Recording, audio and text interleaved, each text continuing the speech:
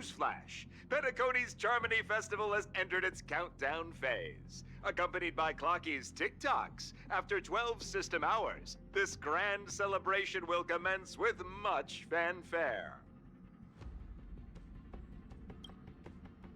I already told you! We can talk things out! I'm sorry, Fluffy. I really have something urgent to attend to, so I had no choice but to resort to asking this favor of you all. Since you already know what you're doing, I'll also have to remind you of its risks. Hey, partner, what's with the hostility? I thought pulling this thing out was just a way of saying hello.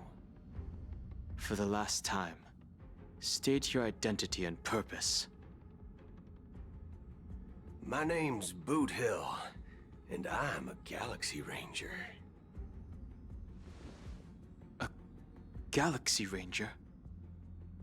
You look like you seen a ghost. Did you think we all went extinct?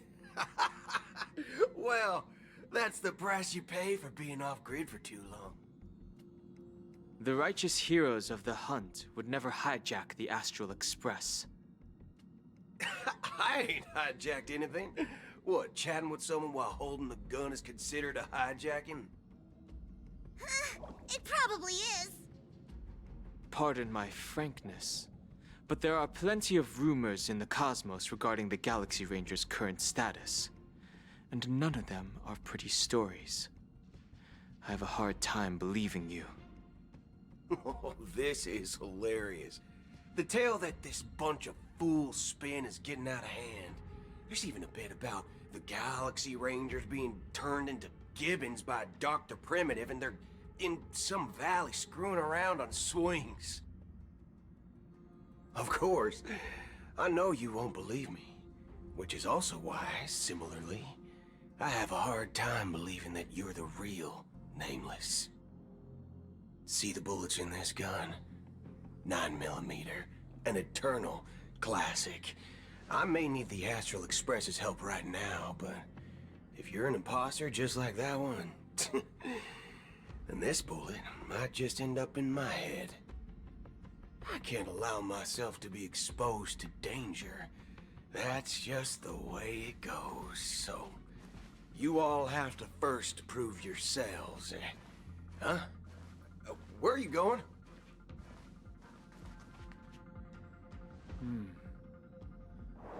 Recognize this? It's a model fudger. The Jade Abacus of Ally and Oath. The CN Joe really gave this to you guys? Model fudger? This is the Jade Abacus gifted to the Express by the Shenzhou Luofu's general, Jing Yuan. Its presence on board serves as the Shenzhou Alliance's official recognition of the Express. Is that enough? Not bad, kiddo. And across these sprawling stars, a gentle squeeze is all it takes to rustle up a whole legion of Cloud Knights. Now, I reckon that'd be one fudging sight to behold. Now it's your turn. Been ages since the Galaxy Rangers had the spotlight shone on them. We ain't equipped with such fancy gadgets. But I've been around the block enough to know the way to handle these types of situations is easy as pie. Alright then. Feel free to toss any questions my way. Let's see if my answers can't turn your trust.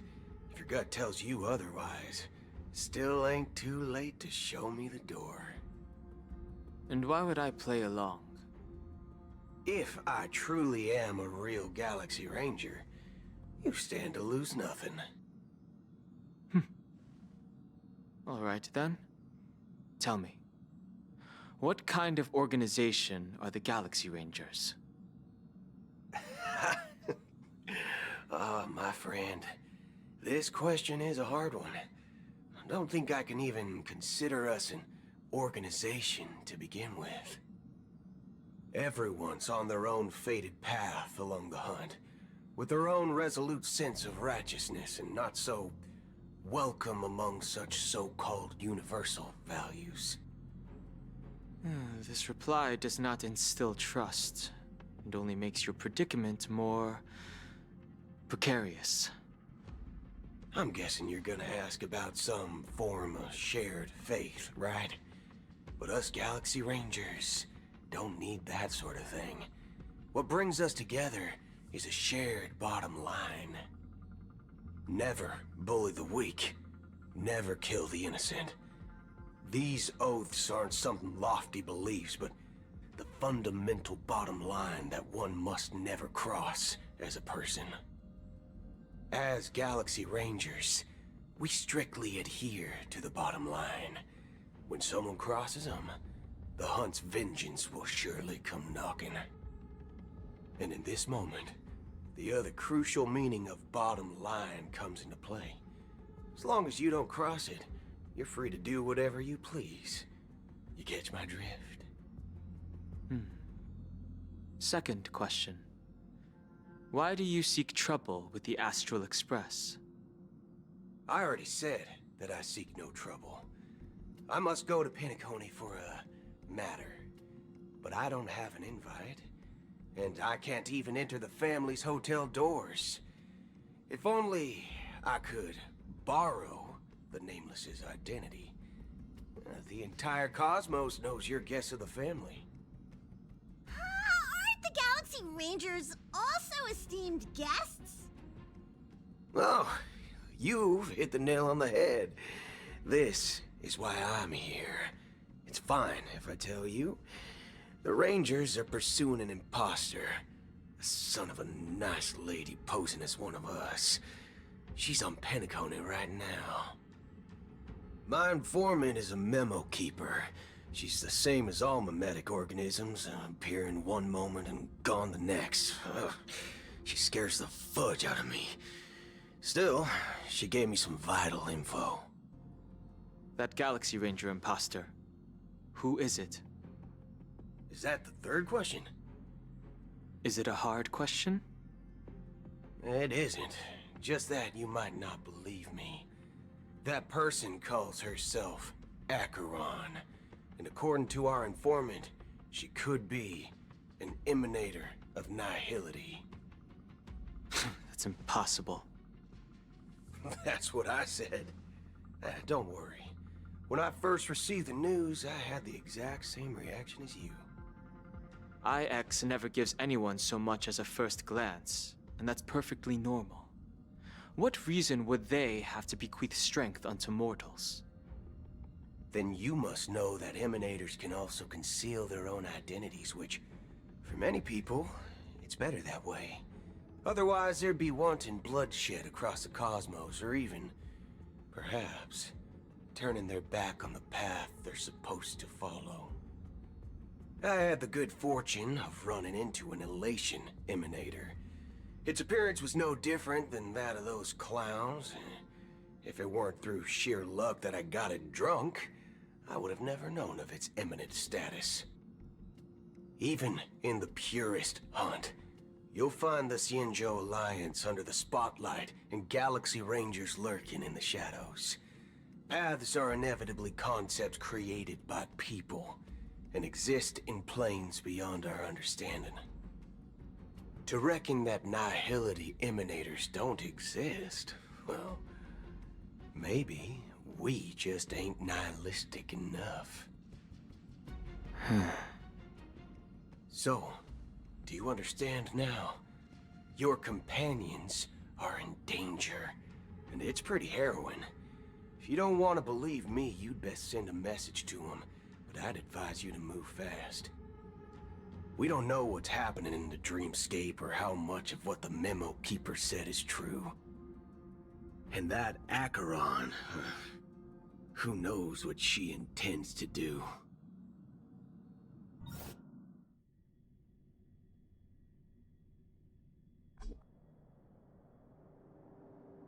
I don't intend to do anything. That's not up to you. Did you know?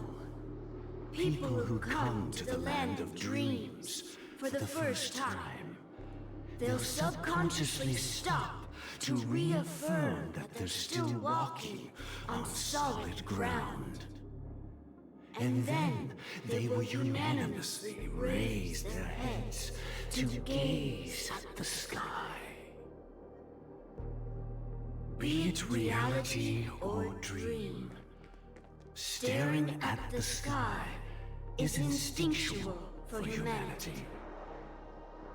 Since the day that the golden hour was completed, it's always been there, watching over every single night of decadence. But now this night sky has been mercilessly severed, dyed with a mist of nihility. And this whole event happened within the course of a single slash of a blade. A single slash of a blade isn't really accurate. It was actually 2 blades, just that the second one was faster. That's not the point. Many guests who weren't supposed to be invited have gathered at this banquet. Even if the harmony is all-embracing, I have no choice but to show some of them the door. For the sake of Penacony and the peace. The planet of festivities has no place for you, a puppet of nihility. Those who live in the shadows do not bear the right to tread the illuminated stage. Speaking of living in the shadows, there's probably not much difference between us. It's only polite to reveal your true self, at least when speaking to others. Penacony's Dream Master.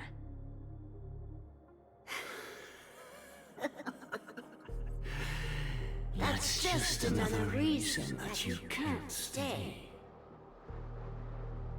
Whether you believe it or not, this is the real me. We are one. Is this the unity that the family espouses? My mortal shell has long since dissipated. The Oak family's 107,336 offspring are now my eyes, ears, and mouths, spreading joy across dreams when required, and in times of essential need, exiling evil from this haven in my stead. From the sound of it, it seems like you're asking me to leave Penacony. I am glad that you're an understanding one.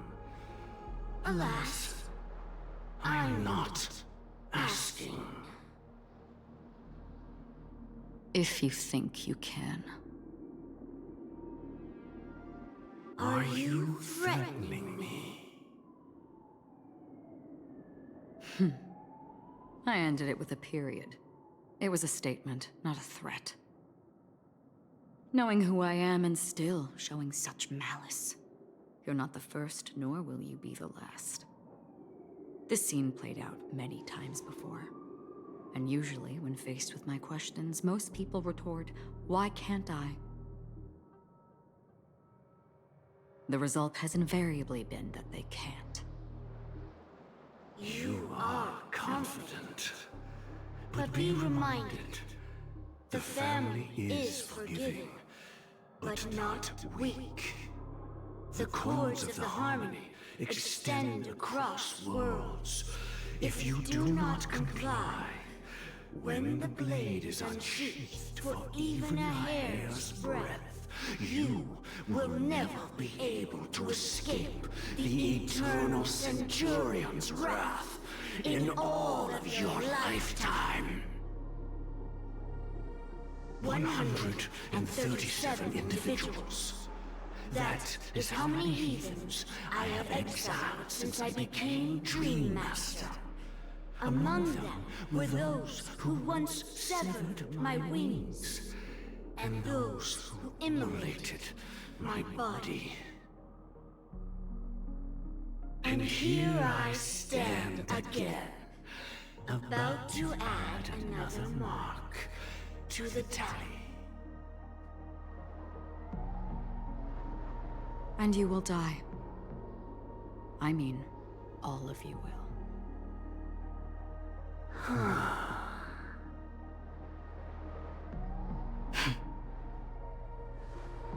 But that won't come to pass. I'll do as you ask. I'll leave. A wise choice. I wasn't aware there was a choice. To you, that surely is the only option. Please bear in mind, you and Penacone are of different worlds. Those born on the far bank cannot seek solace across the river. Leave and never return. The radiance of the planet of festivities is overwhelmingly bright, luring in tricksters, wrongdoers, and criminals. But even the harmony itself will never welcome the self-annihilator of nihility. And even more so, when this self-annihilator heralds the destruction of everything. Your strength is obviously a gift of the sleeping and shapeless, immeasurable and fathomless, like a tributary spawned from the abyss that brings death and sin to all. Acheron, a befitting name. Take it from someone on the other side of your so-called river. You know better than I do that Penacone has already deviated from the harmony. Whatever your intentions may be, I foresee only one outcome. Its future holds nothing but nihility. Just like all the worlds that have drowned in their shadow.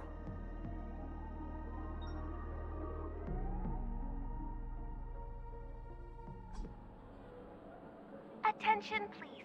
The unusual event that occurred moments ago was due to a technical malfunction at Clock Studios theme park. The family has promptly responded to secure the area, and we're happy to report that there have been no injuries. Oh, I swear that was no movie shoot. So many chips fell from the sky, and I even caught one of them. But it vanished in an instant before my very eyes. Excuse me. Are you talking about the Clock Studios theme park incident? Hmm? Yeah, what about it? Oh, Miss Robin! Am I seeing things right? No need to worry. I apologize for any inconvenience caused to your delightful dream journey. What you just mentioned about the chips really piqued my interest. Would you mind providing more details about the incident? Oh, it was just those chips you normally see everywhere. The green ones? They fell from the sky as if it were raining. And then those chips simply disappeared. It appears to be the Dream Sim tech the Iris family has been developing. Huh? Miss Robin, you mean those chips were all part of a performance? But I really... Shh. This technology hasn't been made public yet. It was originally planned to debut at the Charmony Festival, but it seems it's been leaked. Can you help me keep this secret? The raining chips were supposed to be part of my act. Oh, I see. Then it all makes sense now. I'll do anything to help make the Charmony Festival a success. Thank you. As appreciation, I'd like to give you a token gift. Oh, this button is... Press it at just the right moment in the celebration, and there could be an unexpected treat in store for you. All right. It looks like there are other guests who are also confused. I'll have to excuse myself. Please, enjoy the dreamscape. So many people talking about it. This commotion at the theme park definitely made waves.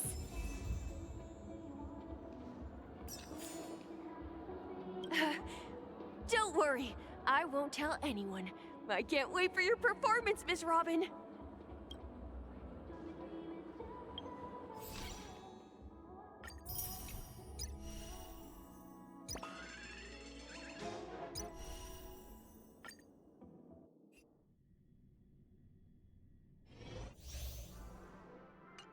Let the show begin.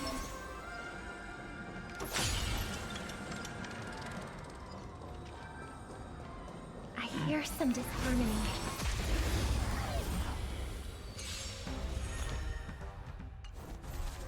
Dangerous thoughts. Harmony in unison.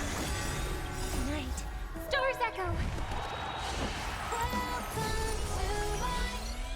Dodge this!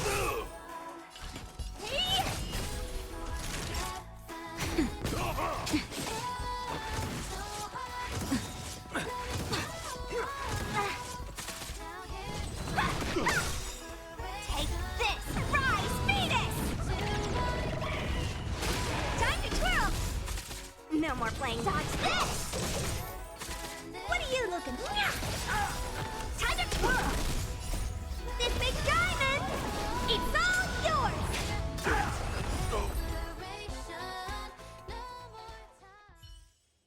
So many people talking about it. This commotion at the theme park definitely made waves.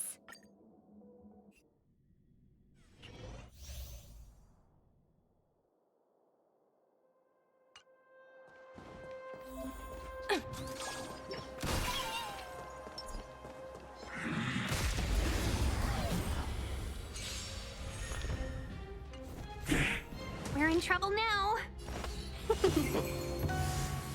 Go Nuppy! The market is unpredictable. Right! Investing in victory means playing the long game!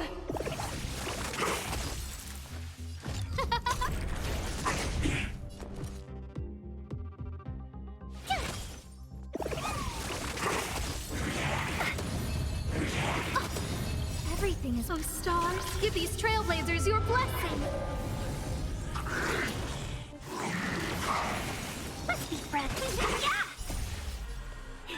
Fight is one! Let the best liquidation! Who invited you? Who will it be? Told ya! Yeah! Easy, Numby!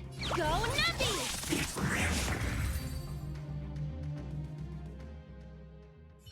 So many people talking about it. This commotion at the...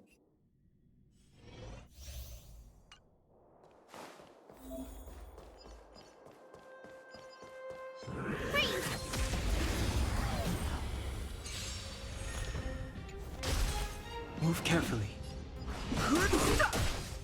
Tough luck running into me!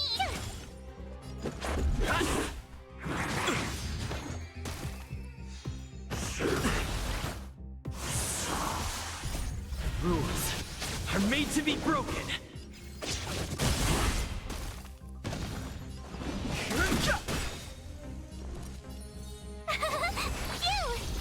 The truth of life The is... sanctuary is but a vision. Break! This is our chance. You can't run! Gotta try hard to watch this awesome move!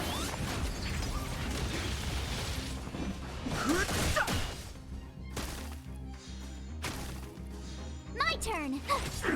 Let's make it quick.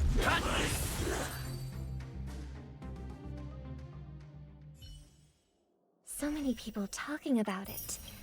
This commotion at the...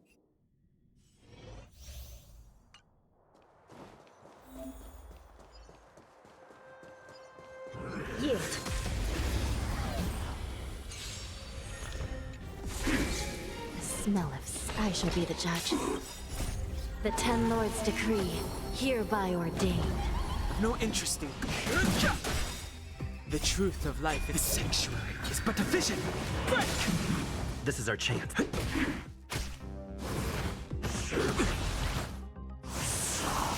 Fighting is... Recount. Let's go. Rules are made to be broken.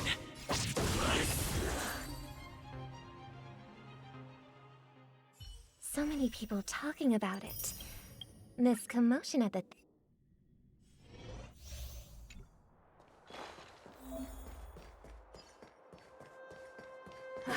Spirit be gone!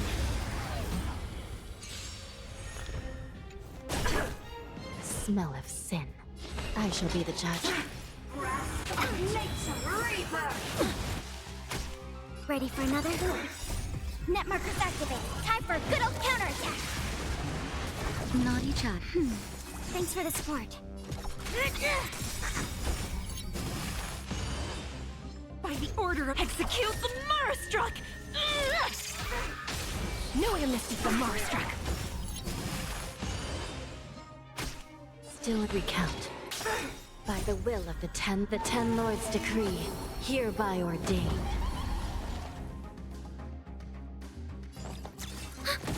Time's nap time. You could have surrendered.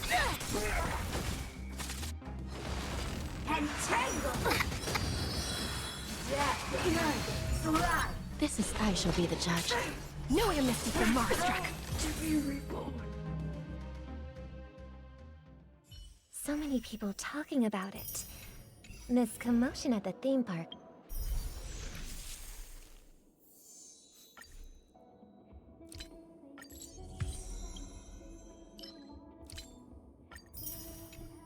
Definitely made weight.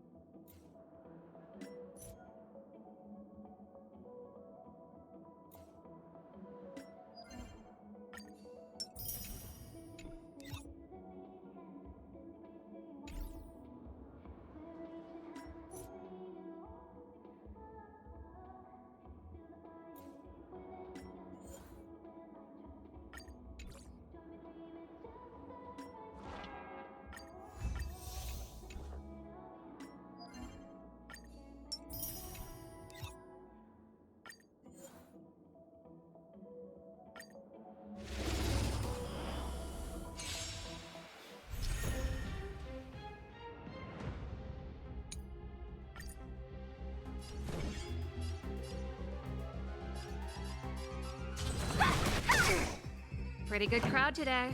Turn it up.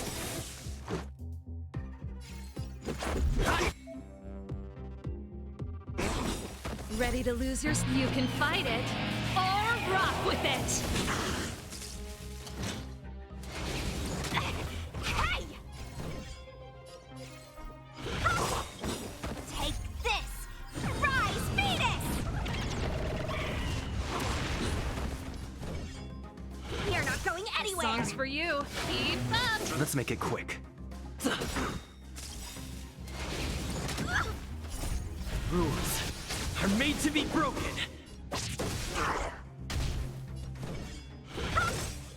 Turn it up! Dodge this! The redemption. Judgment is here.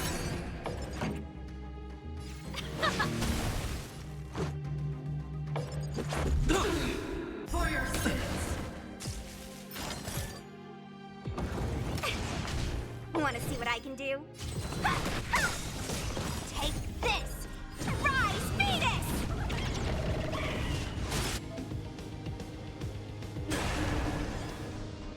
You're not going anywhere!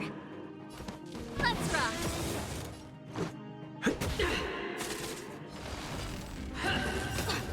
Ready to lose yours? You can fight it or rock with it.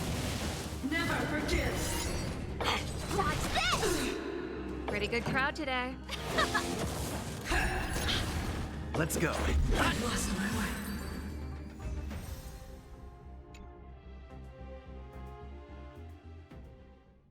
So many people talking about it. This commotion at the theme park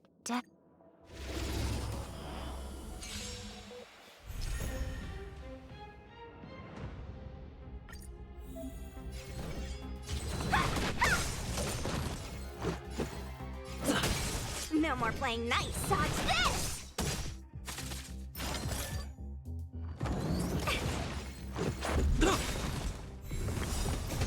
Rules are made to be broken. This is our chance. Just a scratch. Take this! Shed rise, Venus! Wanna see what I dodge this?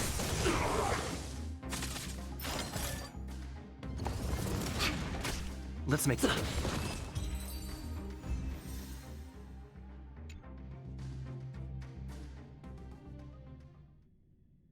So many people talking about it. This commotion at the theme park definitely made waves.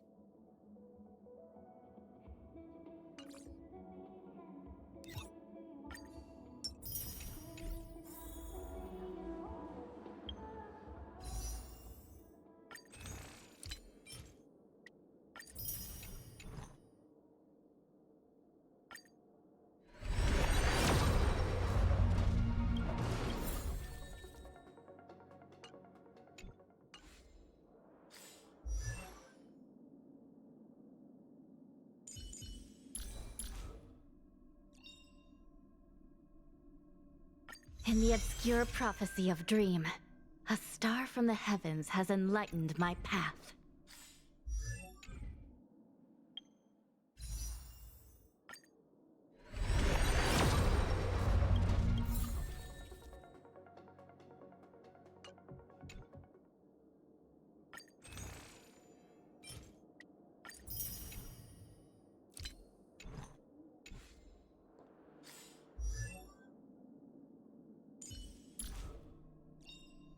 In the obscure prophecy of Dream, a star from the heavens has enlightened my path.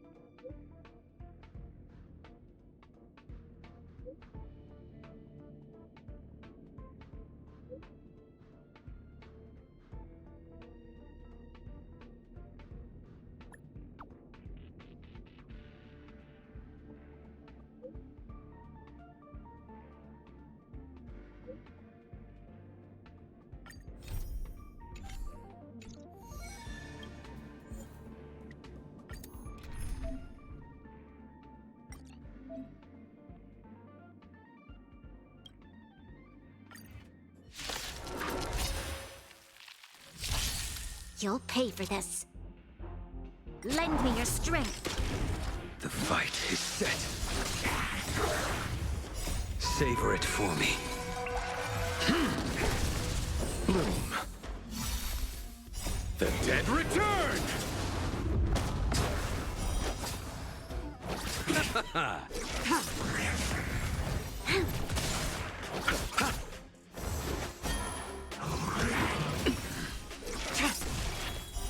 Blade of Moonlight. Failed to stand you. Lend me your strength.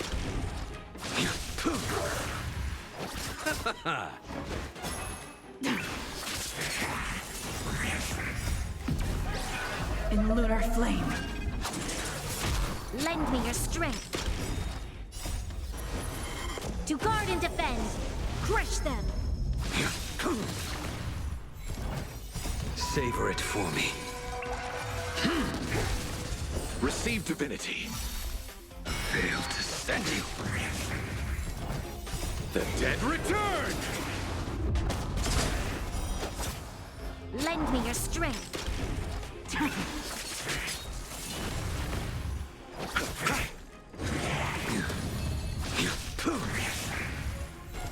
Lend me your strength. Your end approaches. Fail to send you.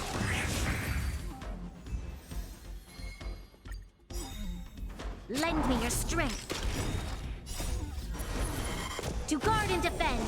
Crush them. Savor it for me. Bloom.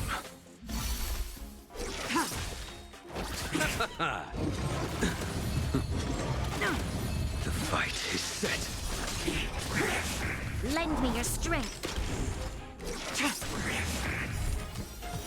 Blade of moonlight. Fail to send you. In lunar flame. Lend me your strength.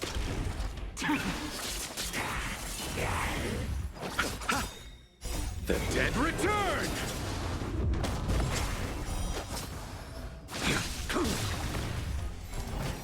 Savor it for me. Lend me your strength. To guard and defend. Crush them. Fail to send you.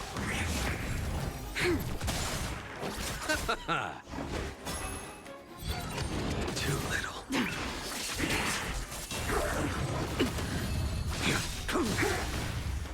Savor it for me. Fail to send you. Lend me your strength. Your end approaches.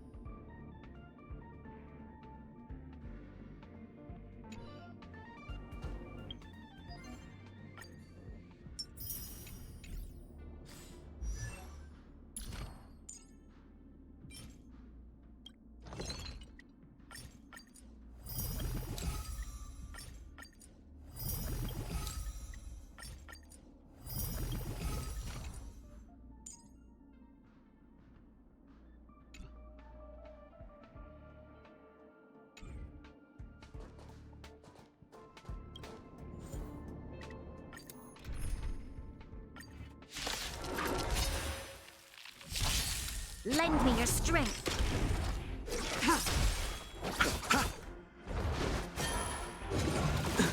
The fight is set. Bloom. Savor it for me.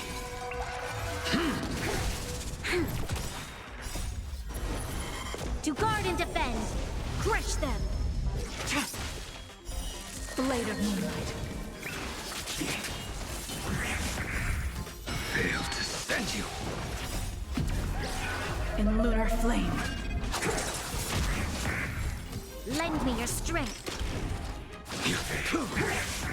Receive divinity. Repay. The dead return!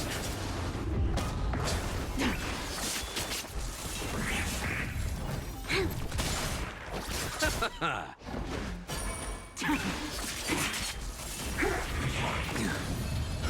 to send you. Savor it for me. Lend me your strength.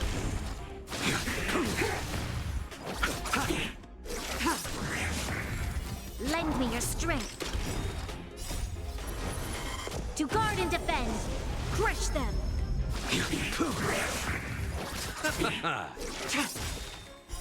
Blade of moonlight. In lunar flame.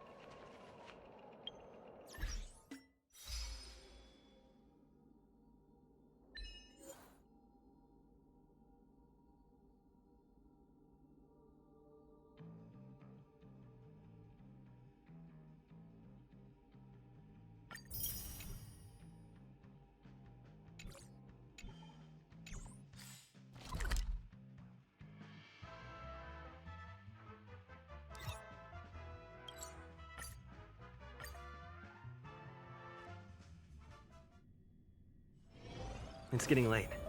Where to now? Like a long face, buddy! Cheer up!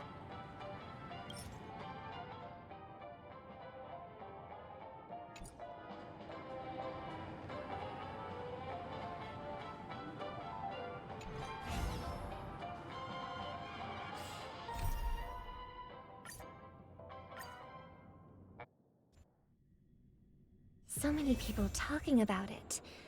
This commotion at the theme park definitely made waves. This damp will affect my joints.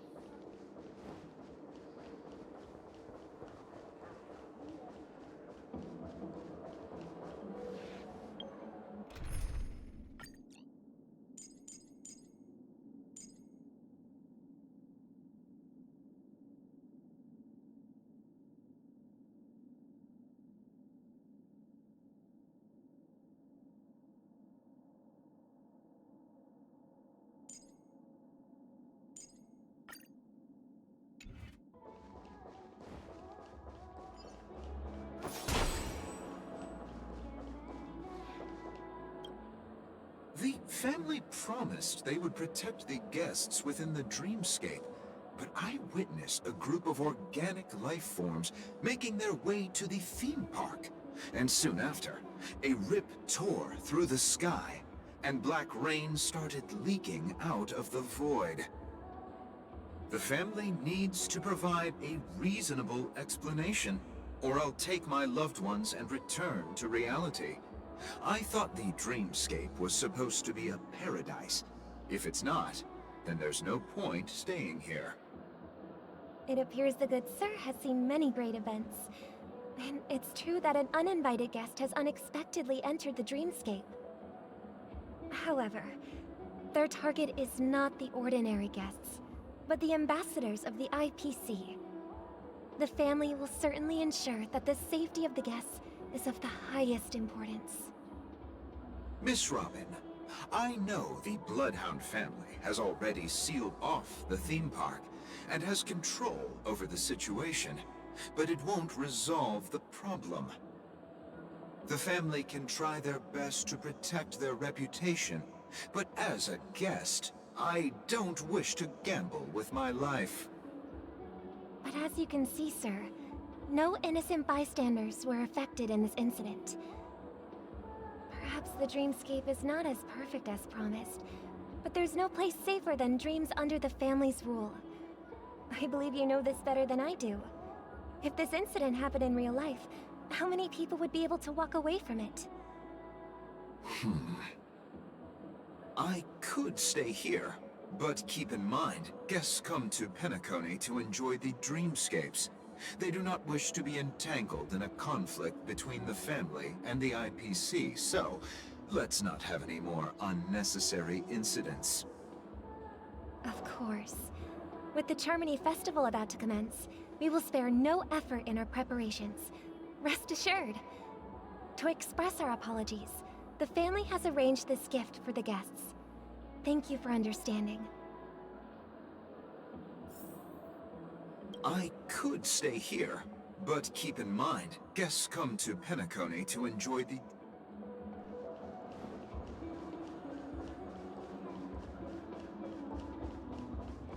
You've had quite a bit to drink. Hello. May I ask what happened here? Nothing to be worried about. There's been a small rehearsal mishap at Clock Studios theme park. Please stay calm. Hey, are you a fool? You don't even recognize Miss Robin? Who do you think you're talking to? I'm sorry. I've just been transferred to the Bloodhound family, and I'm still not too used to working on the streets. I didn't realize it was you. I'm so sorry. Hey, don't sweat it. You guys have a tough job. I know how it is. How's the situation looking? Oh, we've sealed off the theme park. Most guests are used to bizarre phenomena in the dreamscape, and so far, no threats have been detected. We can expect order to be restored soon. Rest assured, Miss Robin will intensify our patrols to ensure that no incidents occur. I trust you guys. But regarding what happened in the theme park, what do you hounds think about it? It's okay. Feel free to speak your mind. Well... Actually, I was there shortly after it happened. Is it true that the IPC's ambassadors came with ill intent? And that Galaxy Ranger who easily cut through the sky? Miss Robin, tell you the truth, everyone's been talking about it. The myriad factions on Penacony have already been causing unease for everyone. Thank you all for your loyalty towards the family. The planet of festivities has indeed run into some trouble. The representative from the IPC, he's trying to regain ownership of Penacony and is prepared for a hostile takeover. Of course, the family did not agree. The result of the failed negotiations is as you see it now. No wonder. So this is the main reason why the IPC staff are banned from entering the Dreamscape. Did they apprehend the troublemaker in the end? Don't worry. Mr. Sunday is currently tracking his whereabouts, and he'll have something to show for it soon. However, given the situation, the IPC surely won't let this go easily. Therefore, we are relying on you hounds to maintain the order and stability of the Dreamscape. Please be assured, Miss Robin, we take our orders seriously. We won't let those IPC cronies get away with this. Thank you for your hard work. If there are any other members who still feel uneasy, please tell them on my behalf that protecting the Dreamscape requires everyone's help. This is a small gift prepared by the Iris family for the guests. There's one for you too. Please, open it at the Charmony Festival for an unexpected surprise. I can't believe I received a gift from Miss Robin. It feels like I'm dreaming. Wait, I am in a dream. If trouble comes knocking on our door, we're not afraid to go to war. Rest assured, the Dreamscape's peace will be protected by the Bloodhound family.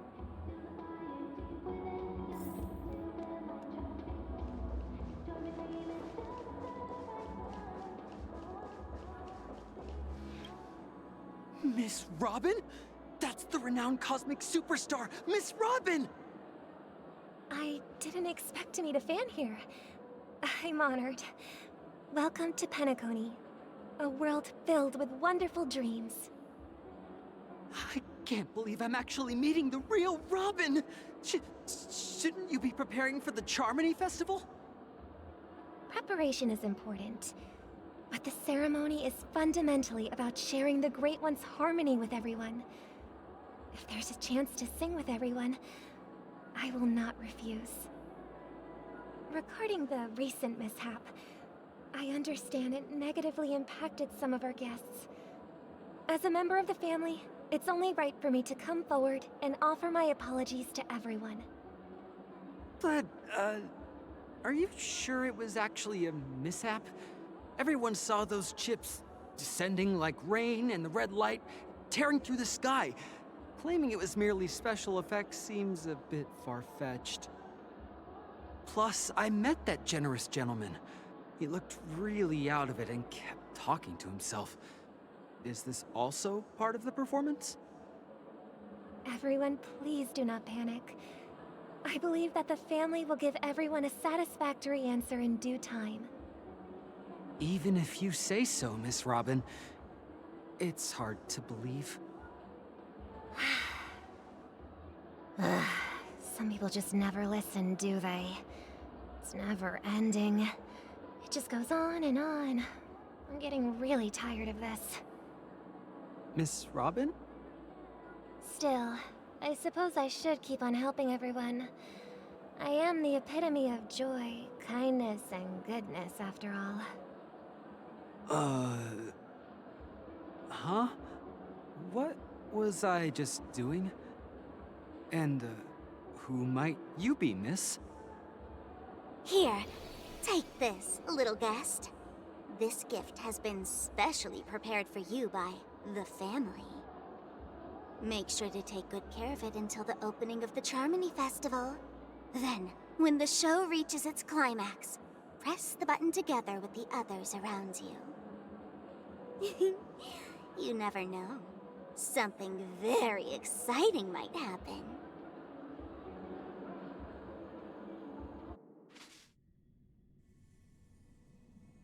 We're back to where it all began. You entered the golden hour from this place. And it is also from here where you will enter the true Penacony. It is a pleasure to journey alongside you once more. But it's time I laid bare the entire truth before you. As you might have heard, I also go by another name. Stellaron Hunter Sam. I know you have many questions. Do you remember when we encountered death in that strange dreamscape? When I was caught by that meme? In that instant before it killed me? I saw the reflection of another dreamscape in its ghastly pupils. So, following the clues in the script, I came up with some theories about the meme. That's why I instructed Silverwolf to issue invitations, drawing everyone to the Dreams Hotel. I intended to call upon death before you arrived, to solve the riddle using more direct means, and then invite you to join. However, contrary to my wishes, I couldn't defy the script. And I didn't get a chance to explain it to you. It is how you see now. I was impaled by the bladed wings of death. The heavy pressure of concentrated memoria miasma exploded in my mind as if it was actually reality. But after the momentary numbness subsided, I found that my body was absolutely unscathed. I was still alive. And it was just as I thought. I had arrived at a place starkly different from this beautiful dream. Beneath the dreamscape of Penacony lies another, more chaotic, more primal memory zone. Its name? Land of the Exiles. And so, then I returned to the hotel in the dreamscape, hoping to tell you of its existence. Yet I could not reveal my own identity. So, I could only divert your party's attention and lure you away from the battlefield. And after all my attempts proved futile, it wasn't until not long ago when a crimson blade of light shattered the high wall of the dream, causing you all to fall far into the abyssal depths of the dreamscape, that I was able to awaken you and your companions one by one. And that's it. That is all that's happened so far. I know it's tough to believe all this without reservations. I just want to say, you are very close to the final answer. Just one more thing needs to be done. And then I can prove it to you. Now, let's leave this place. Please close your eyes. Take a deep breath and visualize the dreamscape's outline in your heart. And remember, you must not open your eyes at all times. 3, 2, 1. Don't be afraid. The one who has come to greet us has arrived.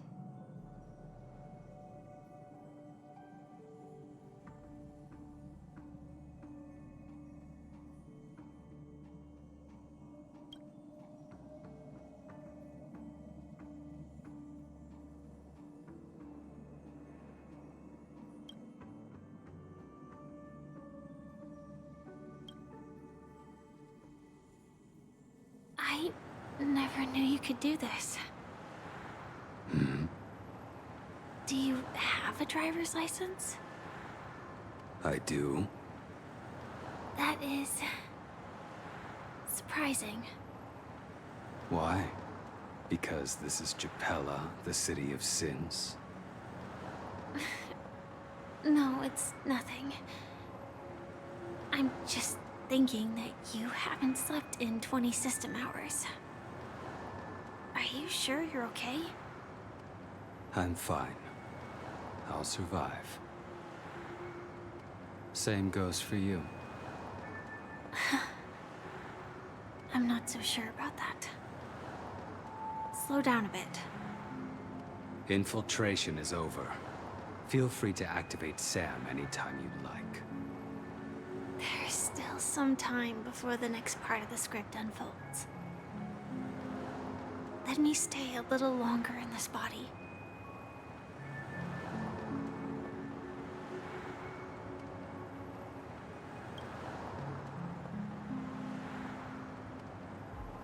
Such a long tunnel. Didn't feel this long when I set off. In half a system hour, it will lead us to Kafka. And then comes the downfall of the Japella Brotherhood. Is that also part of the script? It's in your script too. Sorry. I didn't notice.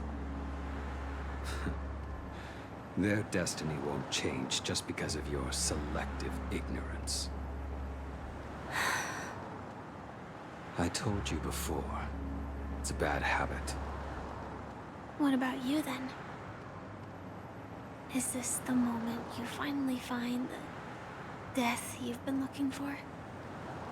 As always, it's a blank slate. It's not on this planet. Why the sudden inquiry? Because I'm currently in a car with a sleep-deprived driver. I just want to get there in one piece. This car has full self-driving capabilities. I'll just put my hand on the steering wheel. Will that do? Hey, don't take everything so seriously. Elio would always say there's only one type of destiny. The inescapable type. He can see the future, and we, likewise, are aware of our predetermined end. But before that moment arrives, we can still choose what we do. We all have this right, don't we? After today, Japella's name will disappear from cosmic history, and the Everflame Mansion will take its place. In the not-too-distant future, you'll receive an invitation. That's your next stop. Land of the Dreams. Penacony. I hope you find whatever you seek there. Be it answers or salvation.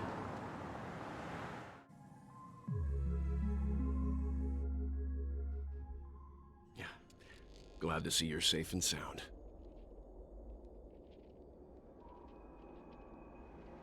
Close your eyes. This is the answer. Isn't it incredible? The monster that we have always known as Death is actually the guardian of the land of the exiles. It abides by a certain rule. Abducting people from their dreams and bringing them here. The question that has been perplexing us, does death really exist in the dreamscape, appears to be a cognitive trap. It was laid by those orchestrating events from the shadows to cover up the truth behind the disappearances and the existence of this fortress known as Dreamflux Reef. Every emergence of that meme is related to the Watchmaker. Since Dreamflux Reef is where it brings its captives, it's likely that many of our long-standing questions will be answered in this place. The atmosphere here is starkly different from the beautiful dream. there are no regulators here like the family. And they all look like they're mildly dazed. But from the whispers of the residents, I've heard a familiar name. Gallagher. It's that man again. Always in the right place at the right time. Though that does save us the trouble of looking for him. Himiko and March have already made a move. Get ready. We're about to set off. The real dreamscape, the land of the exiles. Before we go, should we speak to everyone first?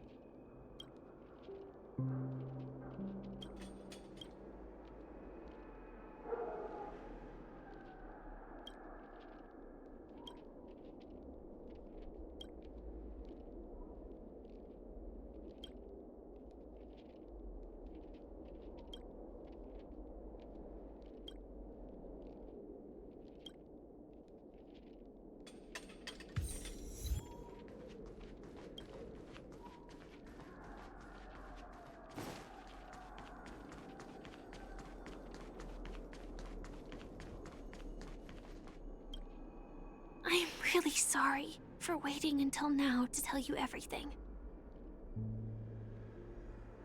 2 reasons. Firstly, the script. In the future that Elio saw, Sam and the Astral Express's confrontation was inevitable. I tried to break the shackles of the prophecy, but this is as far as I could go. That aside, there were also my personal motives. I wished to travel with you as Firefly, and not Sam. Thank you. Elio only gave me one instruction. Allow the Astral Express to pursue the Grand Legacy. It means that the Watchmaker's legacy holds great significance to trailblazing. And to you. Elio's scripts used to revolve and expand around certain specific Stellarons.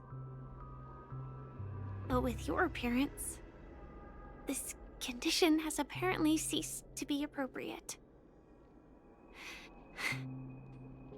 Perhaps he also saw the impossible in the future.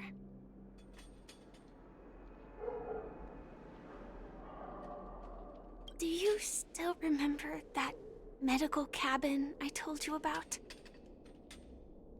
Well, that's Sam. It belongs to the Iron Cavalry of Glamoth's Firmament Frontline. A Firefly Type 4 Tactical Heavy Assault Mech. It is the cradle of my vitality. And the meaning of my birth. And for the longest time it was...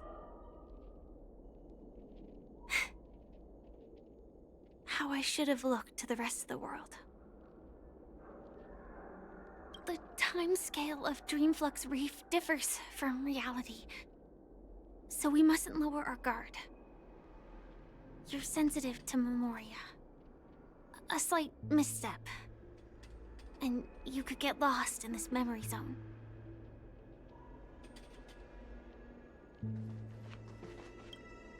Something on your mind? Let's talk about it. No wonder Miss Acheron is so averse to drawing her blade. It's hard to imagine such terrifying power could reside in an ordinary sheath. If it weren't for the fact that Aventurine's power originated from the preservation, the entire dreamscape would have been affected. Don't feel burdened by this. Even without that Stellaron inside you, Aventurine would still have found other methods to accomplish his goal. Let's just believe in Miss Acheron. And given her prowess, I don't think we've got anything to worry about.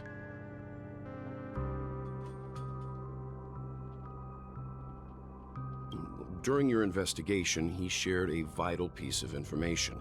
Mikhail, the former watchmaker who collaborated with the family to construct the Penacony we're familiar with today, had a falling out with the family for specific reasons. But this is precisely where the problem lies. You were clearly investigating a murder, so then why, as a security officer, is he changing the subject to talk about his past with the watchmaker? And now, with Firefly mentioning his name again, it's hard not to be suspicious.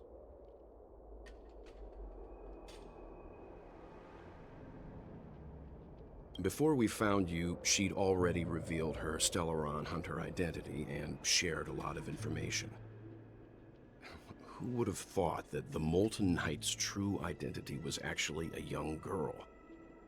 For her, this is a secret that she cannot allow others to know. That being the case, I think we can believe she's willing to cooperate. But she didn't reveal all her secrets. I just can't shake the feeling that her situation is different from that of the typical dreamer. And I hope that doesn't lead to any dangerous predicaments.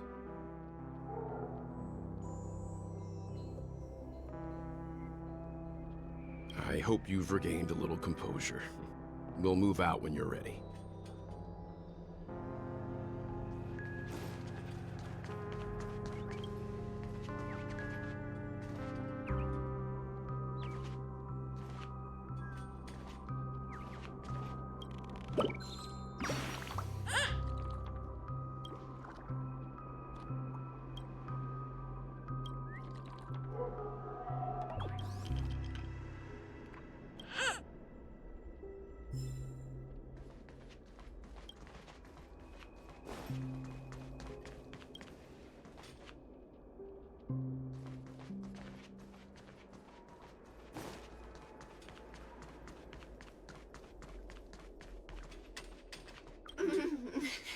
Welcome to heaven. Dreams, true or false, all are ephemeral. Might as well drink more Soul Glad instead.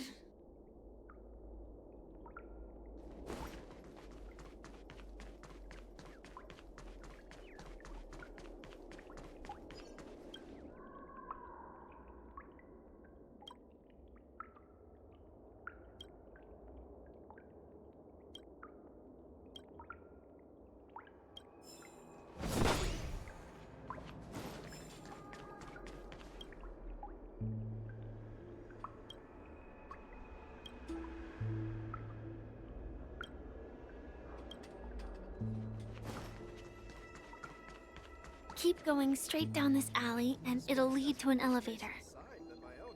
It'll take us to the center of the land of the exiles.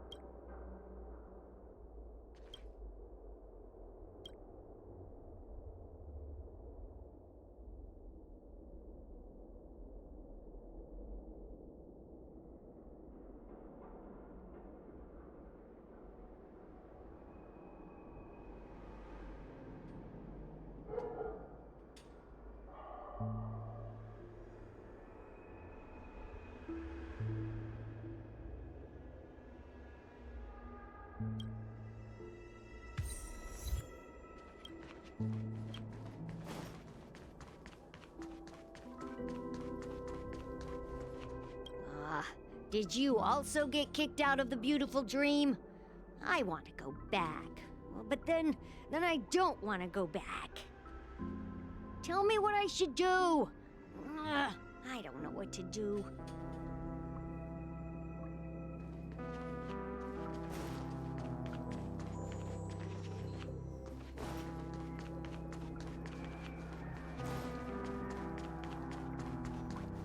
Hi there, friend from a distant land. I hear the Watchmaker's legacy is right here. Let's say we go treasure hunting.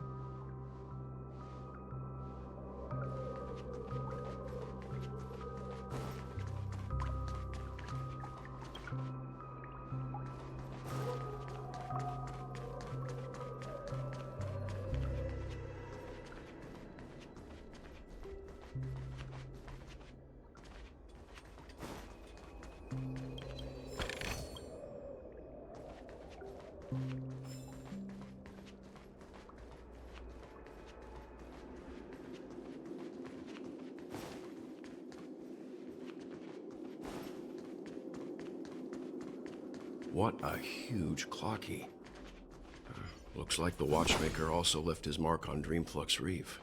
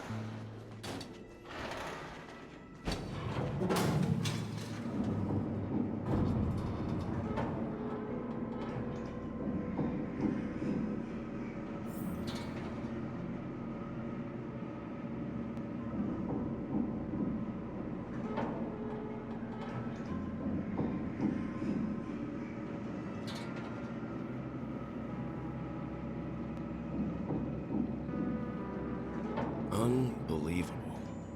To think there's a settlement of this size within the dreamscape. And all beyond the family's reach.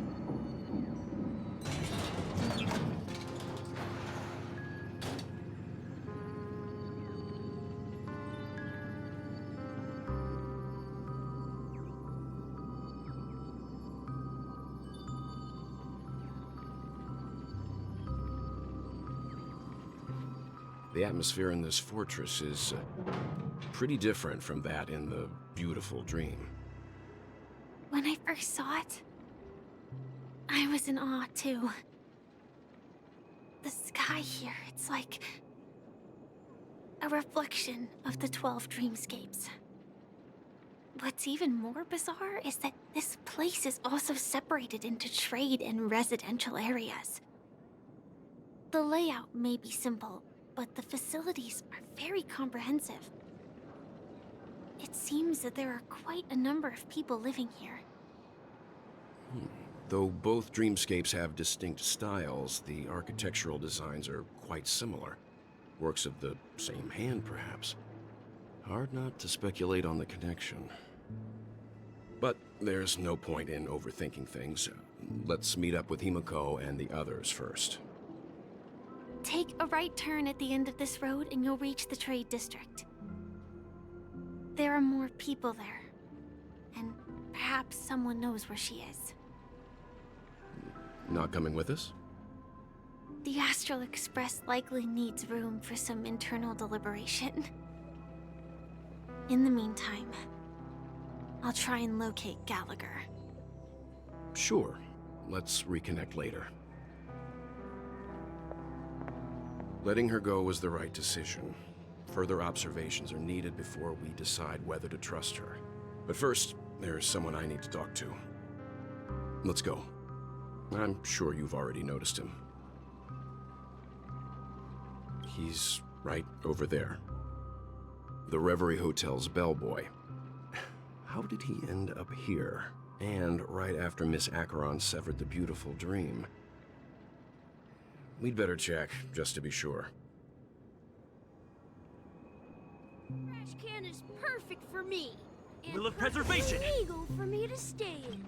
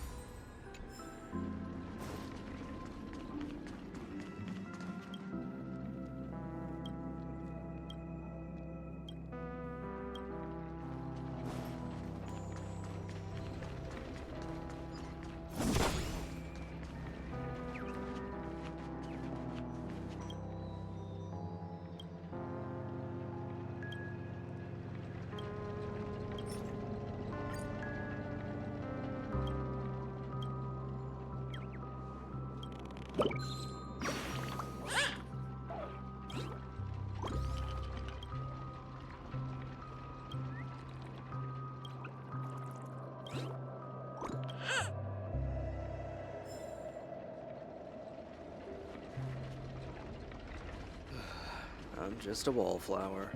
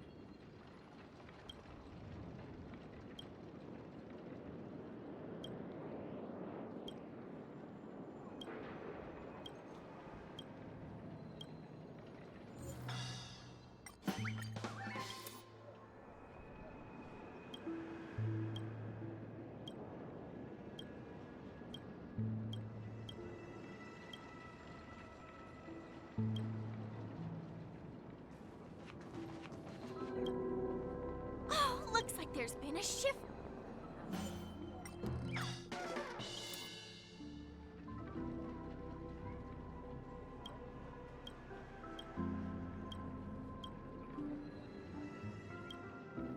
Interested in learning about...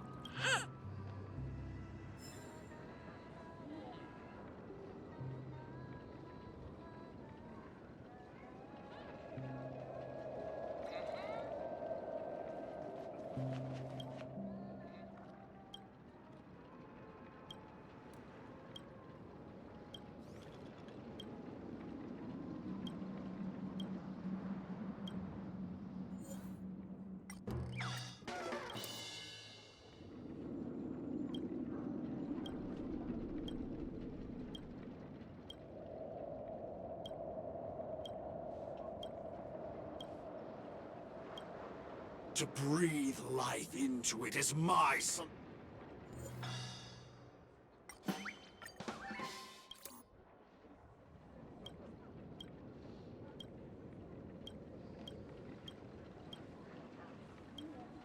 To breathe life into it is...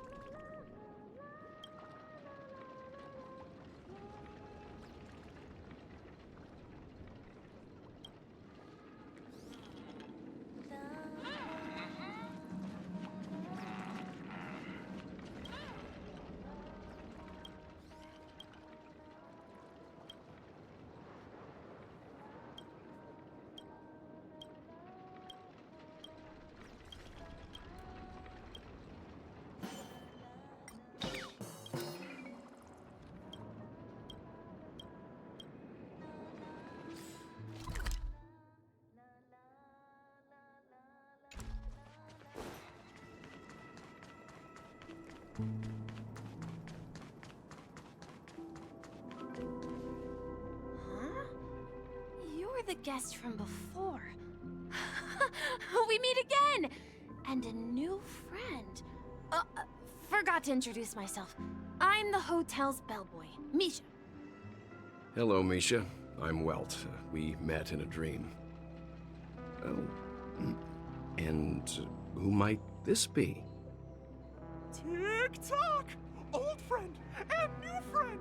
Let's high-five!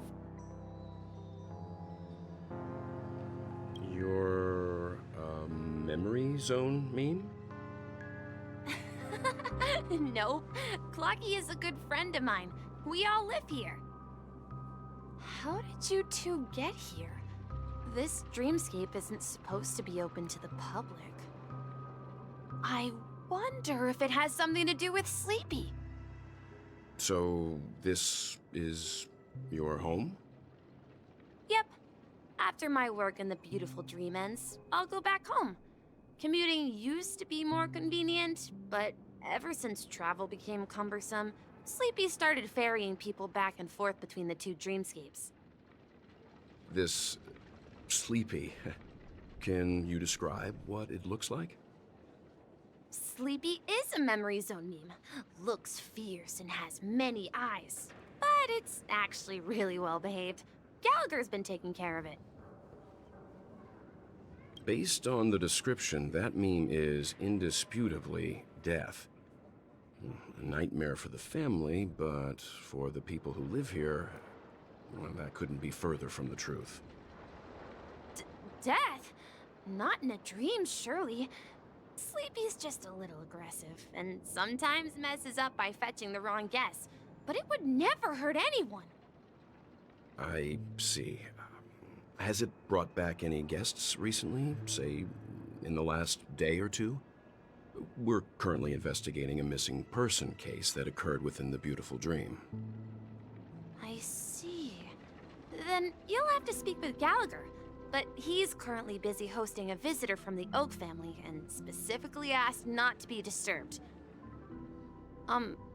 Mr. Yang, the person you're looking for, is it Miss Robin?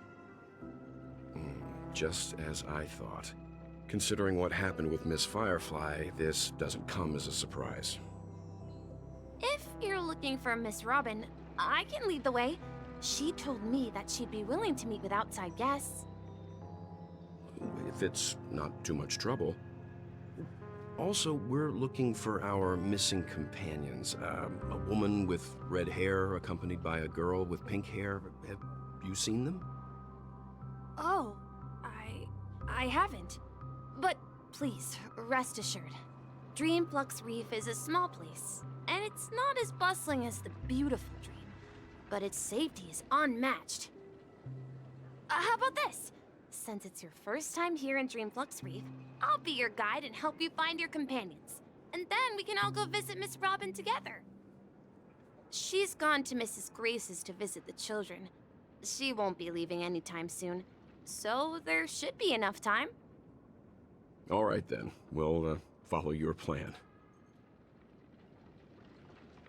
Well, we now know the answer to both murder cases that have caused such commotion in Penacony.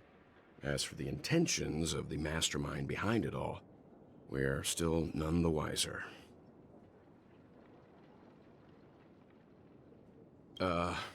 No idea.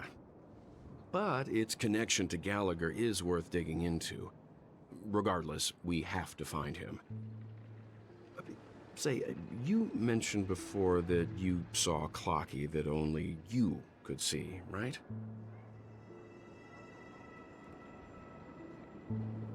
I can't shake off this strange feeling. Am I really still so young at heart? Forget it. It's not important. We'd better just follow Misha.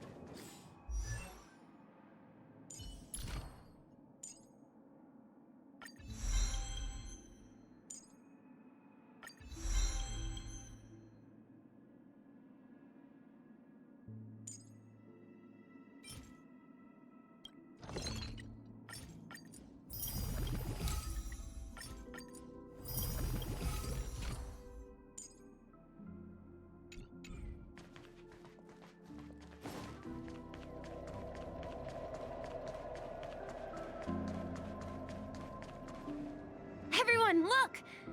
From here, you can see the most spectacular view of Dreamflux Reef. A black hole? No. An accretion disk formed from consolidated memoria? Was Dreamflux Reef built on such unstable memoria? Oh, so Mr. Yang is also versed in memoria dynamics.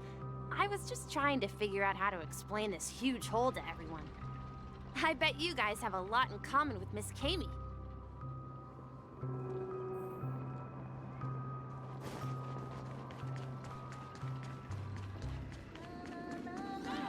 Look!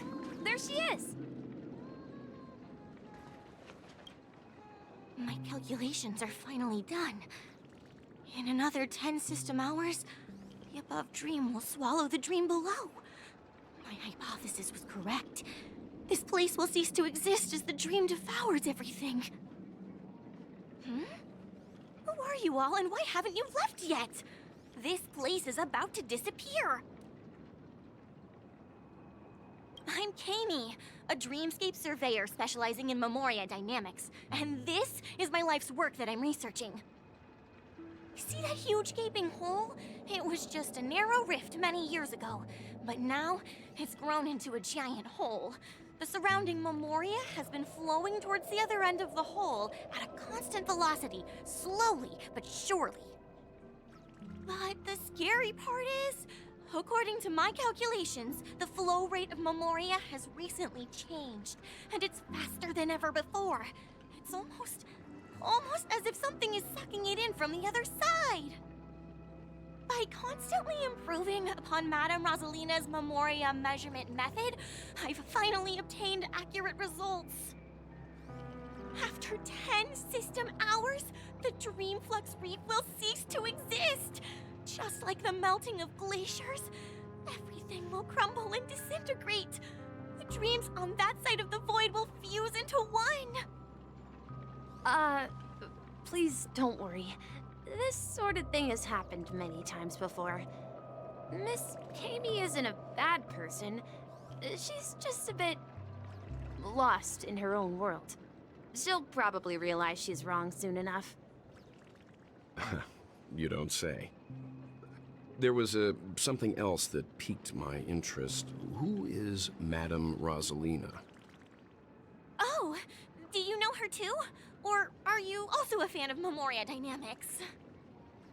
We're very interested in Madame Rosalina's achievements. Could you tell us a little more about them? Why, of course! She's an excellent scholar of memoria dynamics, and the first person to apply memoria rate measurement methodology on interstellar travelers. Regrettably, due to the presence of the Garden of Recollection, ordinary people don't pay much attention to the nature of memoria. She departed this world without much fame, leaving only a few thin journals behind. I came to Penacony to learn more about my idol, and went to great lengths to seek out Dreamflux Reef, all because this is her final resting place. Prodigies always meet their demise prematurely. If only Madame Rosalina had more time, she would have discovered a way to reverse the flow of memoria. I felt it. The source is in the golden hour. There is a certain anomalous presence stirring the currents of the memory zone. I must uncover more concrete proof. I must convince everyone. Does the name Madame Rosalina sound familiar to you? That's right. It seems like she did a great deal of research and calculations in Dreamflux Reef before abruptly passing away. Miss Kami regularly mentions her. I hear Madame Rosalina passed away during the prison war. She could see the Penacony of today. Its people building homes in the memory zone. I bet she'd be really happy. Perhaps. Our destination is the commercial district. That's where the largest crowds gather in Dreamflux Reef. We might be able to find the others there. I felt it. The source is in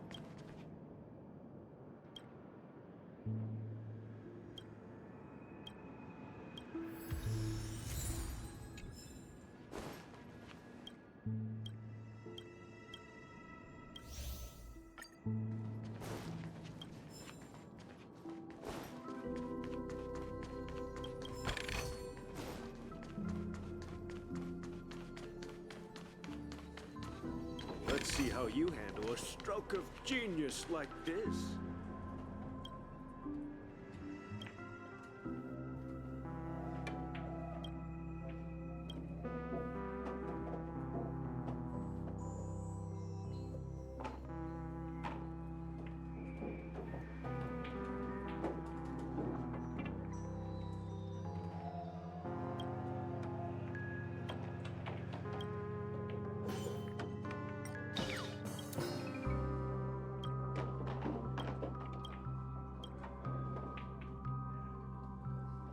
Will of preservation!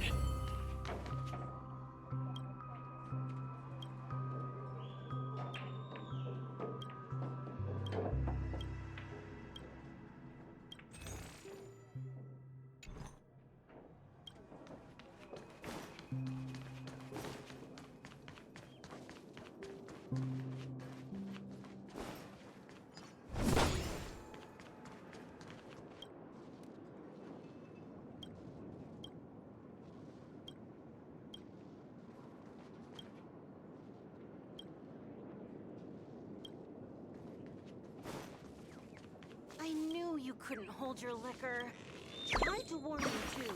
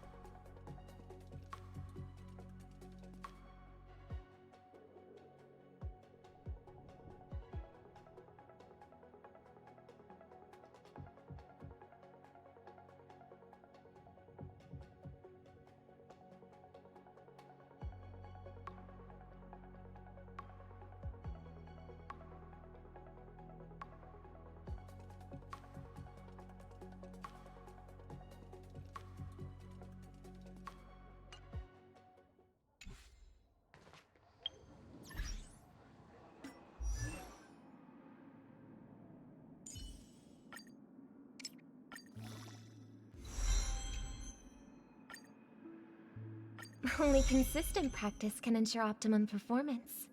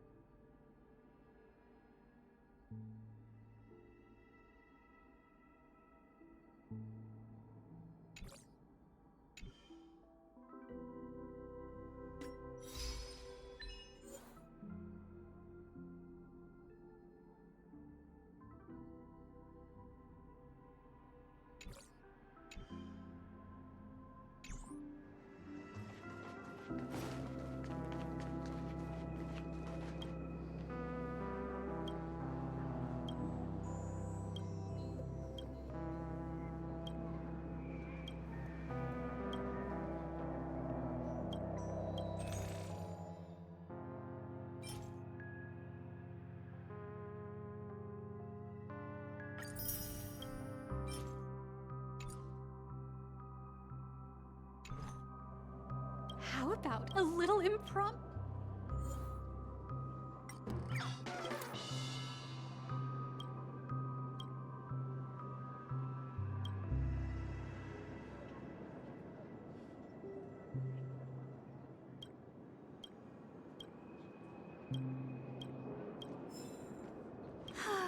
Tell me about...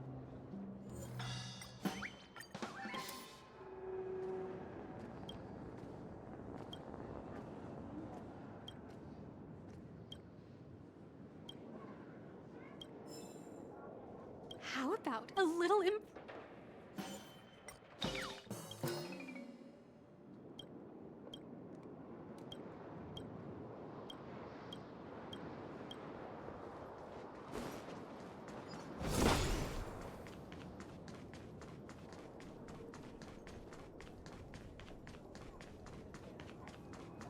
No! This... We're done for!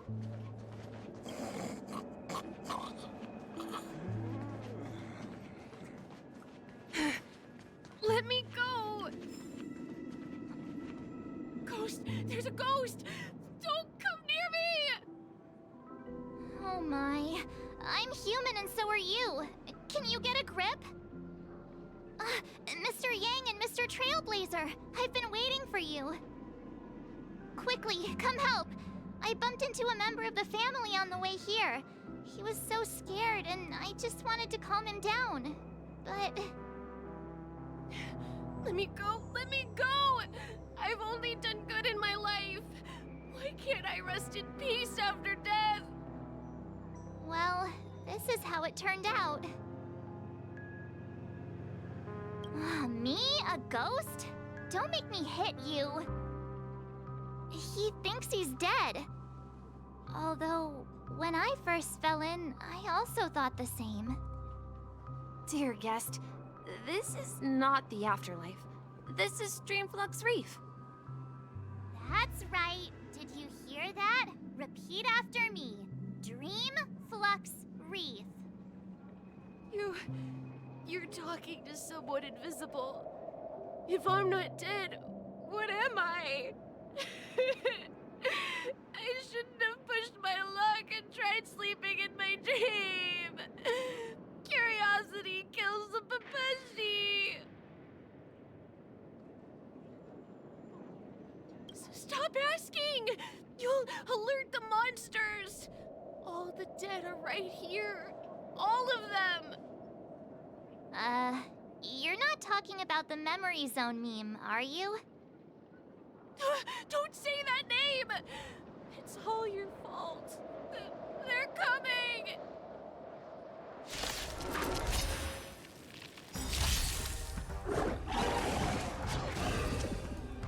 Time for a buzz. My friends, indulge yourselves! Hit! I weep for the departed. It too shall fall.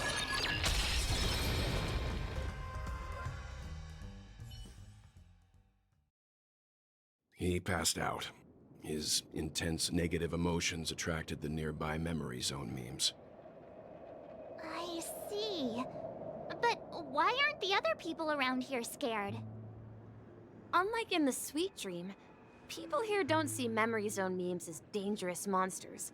And even if they pose a threat, people can easily escape by forcing a wake-up call.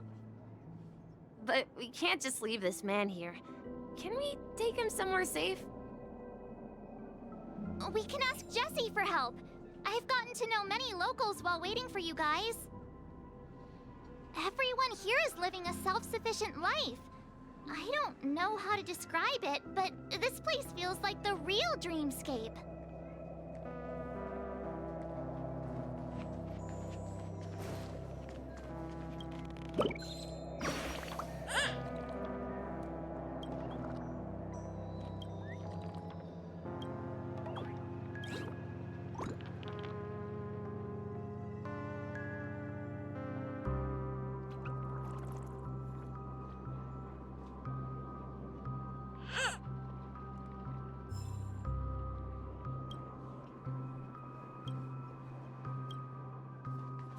So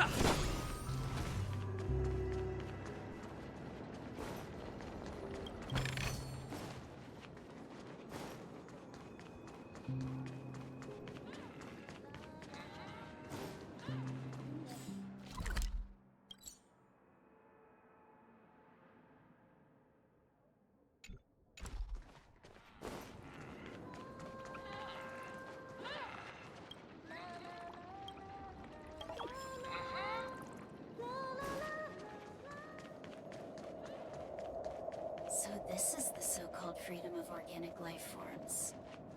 I'm beginning to understand.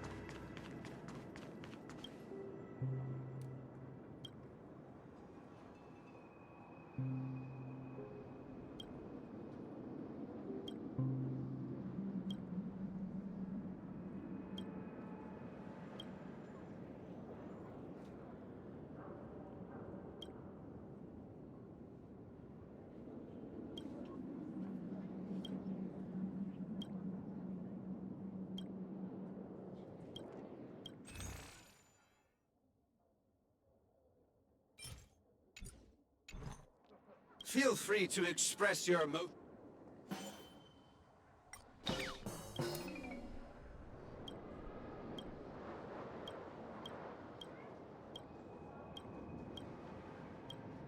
in dreams. In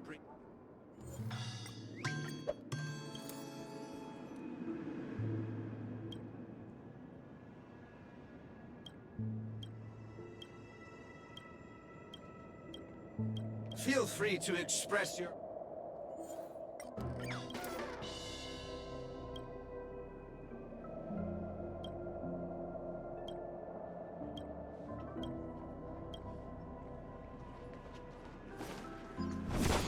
Let's have a toast to dreams.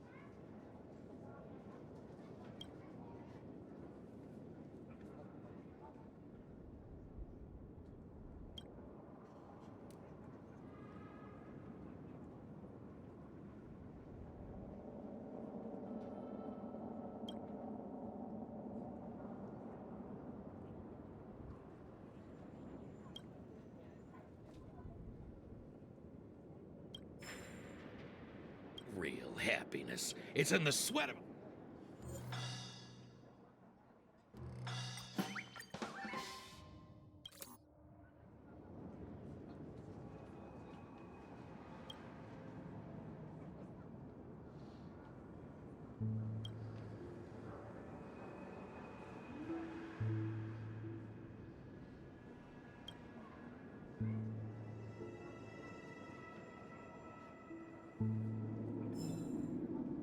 Real happiness, it's in the sweat of a hard day's work, I tell ya.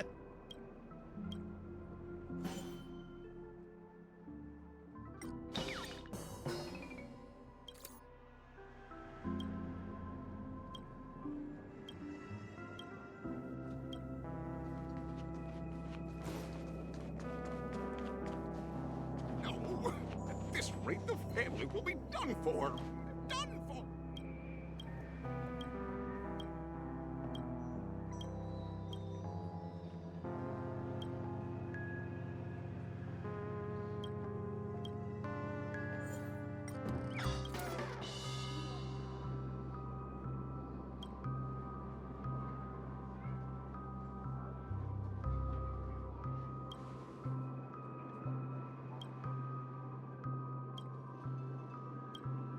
I'm not crazy!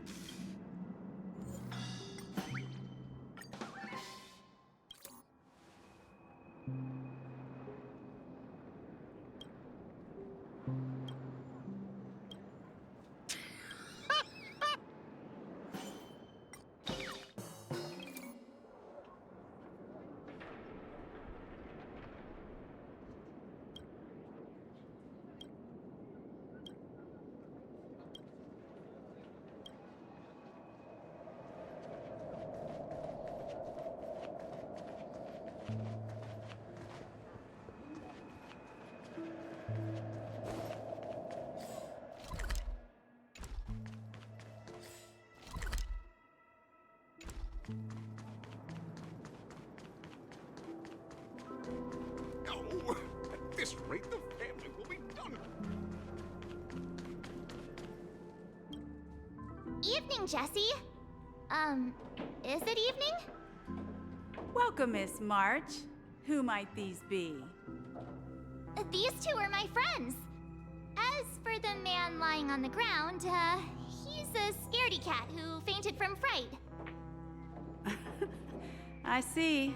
Another poor guy who accidentally ended up here. I'll take care of him. There have been a lot of new faces lately. Things must be tough in the beautiful dream. The few remaining havens of freedom in Asdana will soon face trouble. Do such things often happen here? Not really, but they're becoming more frequent now. Guess it's one of the signs of the Sweet Dreams collapse. This man has had quite the shock. Could you help me find a Halovian lady, March? Her songs can heal mental wounds. A Halovian lady? That must be Robin. She's also here in Dreamflux Reef. Huh? Robin? But I thought she... Oh, right.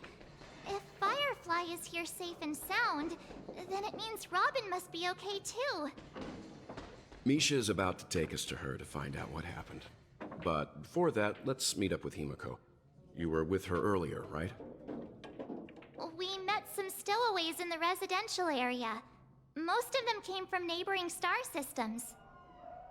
I heard that places like Dreamflux Reef are scattered throughout the memory zone of Asdana, like islands in the ocean. They existed before the family arrived. I also heard that when Dreamflux Reef took shape, it was the center of all dreamscapes in Penacony. If that's true, it's no wonder there are so many similarities between this place and the Sweet Dream. Himiko must be gathering information. Let's hurry up and get going.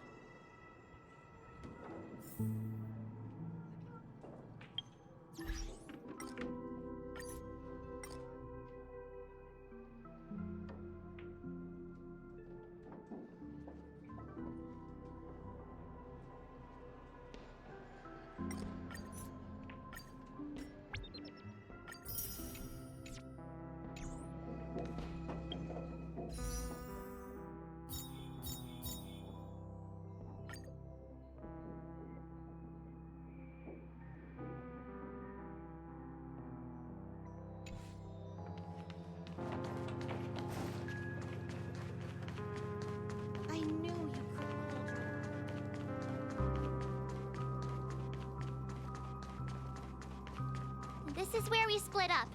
She can't be too far away. So that's how it is. I never imagined we'd gather the remaining details here. To borrow Gallagher's catchphrase, what an unpredictable twist of fate. Himeko, here they are. Ah, perfect timing. Now that everyone's here, I'd like to introduce everyone to Micah, who's partly in charge of the Land of the Exiles. Micah, these are my companions. It's a pleasure to meet the Nameless. You know us? I've been keeping an eye on you since the day you arrived in Penacony. We would have met under more appropriate circumstances if Dreamflux Reef hadn't been isolated from the 12 Dreamscapes. Please, allow me to formally introduce myself. I'm Micah, the Gravekeeper of Dreamflux Reef. Gravekeeper? Life in Dreamflux Reef is pretty liberating. Everyone here mostly keeps to themselves, without meddling in others' affairs. My daily task involves cleaning a few tombstones.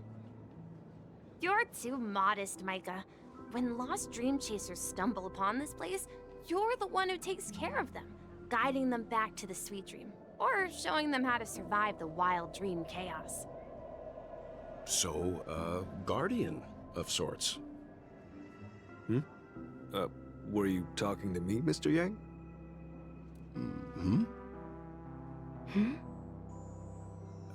On that note, Mr. Mika, which tombstones are you referring to? We didn't come across any graveyard when we arrived. They're actually just symbolic stones. But since you're curious, Mr. Yang, I'll take you there. I have a feeling you might find something of interest there. But before that, you have an important guest joining you. An important guest? Who could it be? This way, please. The roads here in Dreamflux Reef are a bit run down, so watch your step.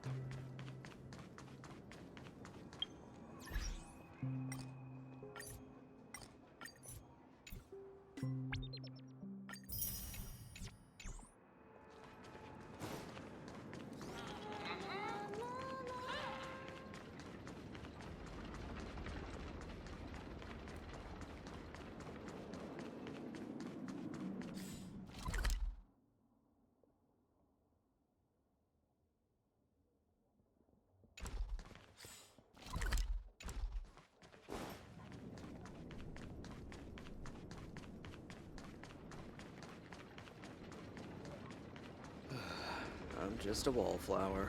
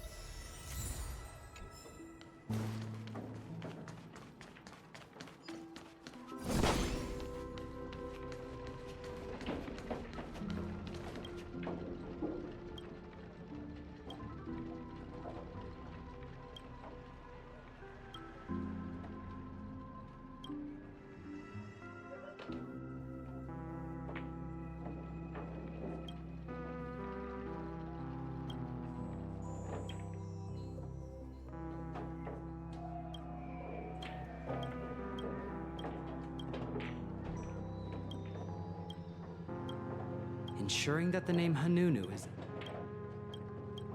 There's something profoundly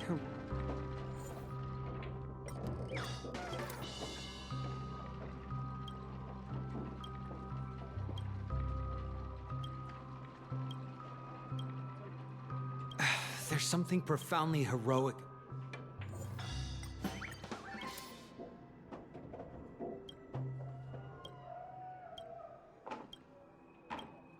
Ensuring that the name Hanunu is...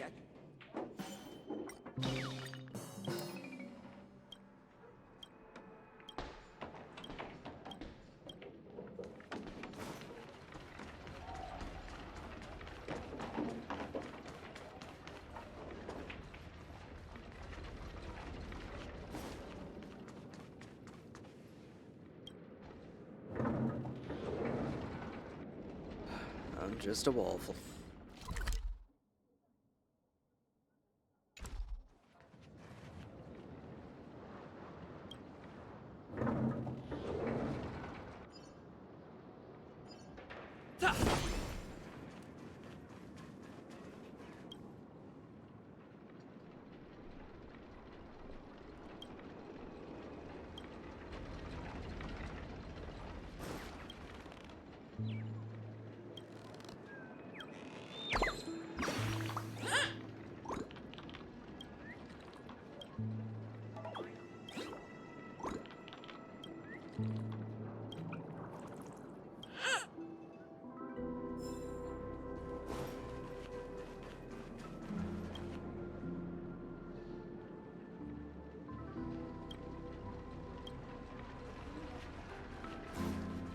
Are you really leaving?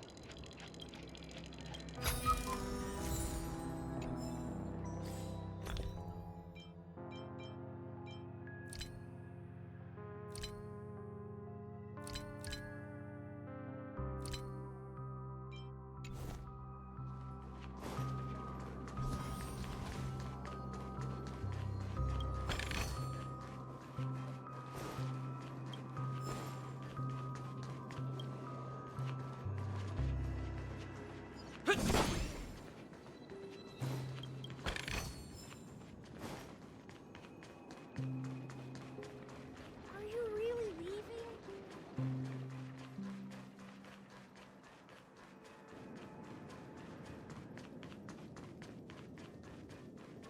There she is.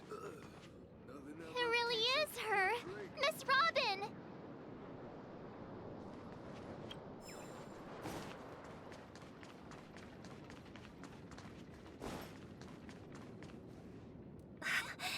Everyone sang so wonderfully. It's not often that I tried this music style, but I've gained some valuable insights from it. Oh, I can't thank you enough, Robin. Well, these kids have made incredible progress in only a few days. It was nothing, Grace. I merely taught them how to sing. It was you who brought hope into their lives. Life must be quite difficult for them in reality, I imagine. That's right. Whenever it's time to say goodbye to these kids, they're reluctant to leave. But I've explored every corner of Dreamflux Reef, talked to everyone I met, and they all told me the same thing. This shattered dream is not worth clinging to. It seems you truly are a child of the Harmony. Emma and Andy are orphans I took under my wing. Carol there, with her blind eyes, used to work at a nutrition center in the outer ring of Penacony. And as for Gary, he's been living with autism since he was a child. They're not old enough to enter the sweet dream managed by the family. If we compare people to birds, these kids are like fledglings with impaired wings. But in this dream, well, they can fly freely. Even if they stumble along the way, well, they're still relying on their own strength. And me, an old lady with no legs. Well, without this dream, I couldn't even walk toward them. I'm glad that you found a new life here in Penacony. It's just... Don't worry, Robin. Dreams have their significance, but they aren't everything. Both the children and I understand this. No matter how long we fly through this dream, we will one day return to reality. But you know what? Emma and Gary aren't plagued by their insecurities anymore. No, and Carol is learning how to cope with her blindness. And Andy is livelier than ever. Well, even I've become more optimistic. You see, in dreams, we learn how to live. Once we return to reality, we learn how to survive. And should our feathers be damaged, then we share our wings with one another. There's no need to covet an illusory sky in dreams, because we have the right and the ability to fly towards a broader horizon. It's a relief to see you safe and sound, Miss Robin. It's nice to see you all again, Astral Express crew. I heard my disappearance caused quite the commotion out there. I'm really sorry about that. Since you're here, can we assume that you're fully aware of the situation in Penacony? Ever since I returned to Penacony, my voice started to change, until it gradually faded away. At first, I thought it was a temporary ailment, perhaps due to having been away too long. I thought maybe it just takes some time for my body to acclimate to the high concentration of Memoria and Asdana. But now it seems the root of the problem goes way beyond me. There are elements around me that don't align with the Harmony. Losing my voice is just one of the signs of the Sweet Dreams collapse. The Sweet Dreams collapse. That memo keeper mentioned the same thing. So it's real. While I was away from Penacony, the boundaries of the 12 dreamscapes kept expanding outward. But whenever I mentioned the anomalies in my dreams, the family heads refused to talk about it. Only my brother was willing to respond. Later, I discovered the secret letters from the IPC ambassador, which further convinced me that there are hidden secrets beneath the surface of Penacony.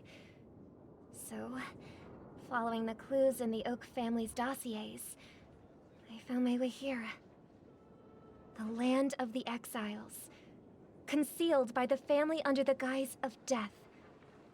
A dream within a dream, where Penacony's past is buried. Hearing you speak, it sounds as if your voice has made somewhat of a recovery. I hate to admit it, but the harmony in this place resonates more broadly than within the Sweet Dream. It's regrettable, but the family has experienced betrayal. The traitor, or traitors, abandoned their original principles and, using the name of harmony, exploited people's weaknesses to turn Penacony into the planet of festivities, trapping everyone in the illusion of the Sweet Dream. This is not the strong defending the weak, but rather the strong exploiting the weak. A world without equality won't ever be favored by the harmony. And naturally, those voices blessed by them have lost the ability to sing. Could there be another force influencing the family's shift in philosophy, Miss Robin? Considering what happened with Acheron, it's difficult to conceive of another entity within the realm of the harmony capable of influencing everyone. Unless a power surpassing that of an emanator is involved. I'd heard about what happened to the Cienjo Alliance, but as far as I'm aware, the family hasn't faced any such external interventions. Who knows? Perhaps I've just been away too long and missed something. Regardless, I cannot accept my home is moving towards the very opposite of what the harmony represents, while still claiming to uphold it. I must uncover the reason why Mikhail cut ties with the family, and who exactly it was who betrayed us all. Do you remember our arrangement, Mr. Micah? Well, here's my answer. I've decided to forgo my role, and never step foot on the Charmony Festival stage again.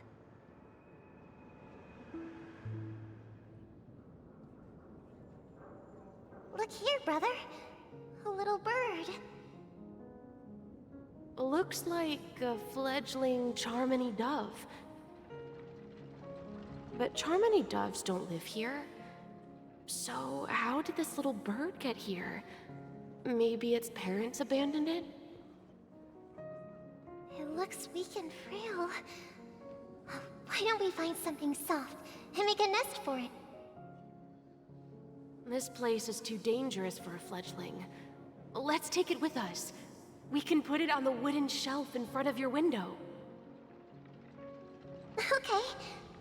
A bird like that must have a beautiful singing voice. But where will it live? I'll ask the family head to build a cage for it. A cage?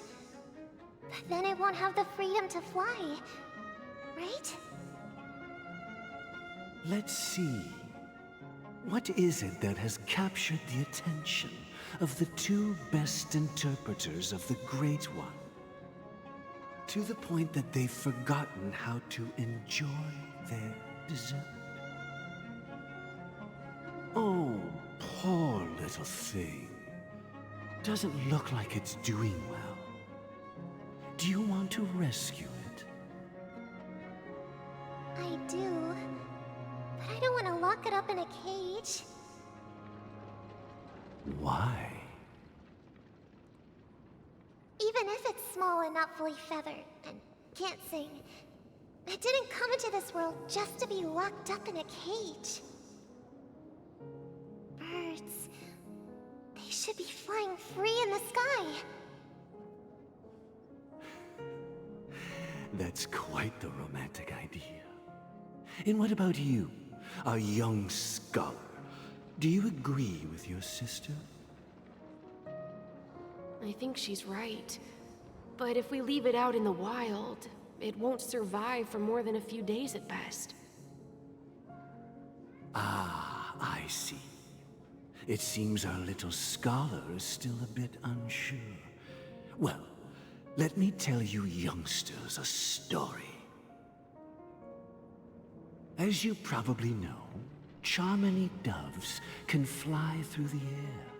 When they fly really high, the friction caused by the flapping of their feathers against the atmosphere creates amazing lights, so that they look like shooting stars. We've seen this spectacle so many times that we think it's just something they can naturally do. But that's not the truth. Their radiant display is the result of countless struggles against nature over generations. Their ancestors were too weak to survive on the ground, so to escape predators, they started seeking new opportunities in the air. After countless attempts by many generations, one of them finally figured out how to fly. It soared into the sky and never looked back at the ground again. So, you mean birds aren't born to fly, but they find a way to do it through their determination, right? Well, that's an idealistic way of putting it. So, what are your thoughts, Sunday? I think people believe birds are meant to fly because they've never seen those birds crashing to their death. That's an interesting perspective. So, have you decided what to do with the bird now? For now, I'll keep it in a cage until it can take care of itself because I want it to live, no matter what. Well said, kids. It seems each of you has found your own answer. Your insights are truly remarkable. And I hope they come true in their own way. We will take good care of it, won't we, brother? Yeah, but Mr. Gopherwood, there's one thing I don't quite understand. And what might that be, my son? What if this little Charmony dove never learns to fly in the end? I mean, if there are fledglings in this world that can never fly throughout their lives, should we let them go back to the sky, only to see them crash to the ground and die? Talking in your sleep, birdie? Time to wake up.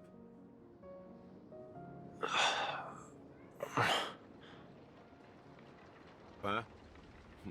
Need a hand? I'm still alive?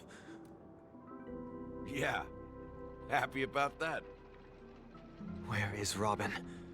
Tell me. Now. I knew that was going to be the first thing you'd ask. Don't worry, your sister is here, safe and sound. She's probably walking around the streets now. If I were you, I'd be more worried about myself. After all, right in front of you is the guy who just stabbed you in the chest with a dagger. If you wanted to kill me, you wouldn't give me the chance to speak. Just tell me your demands, lackey of the Watchmaker. So, you figured out who I am, huh?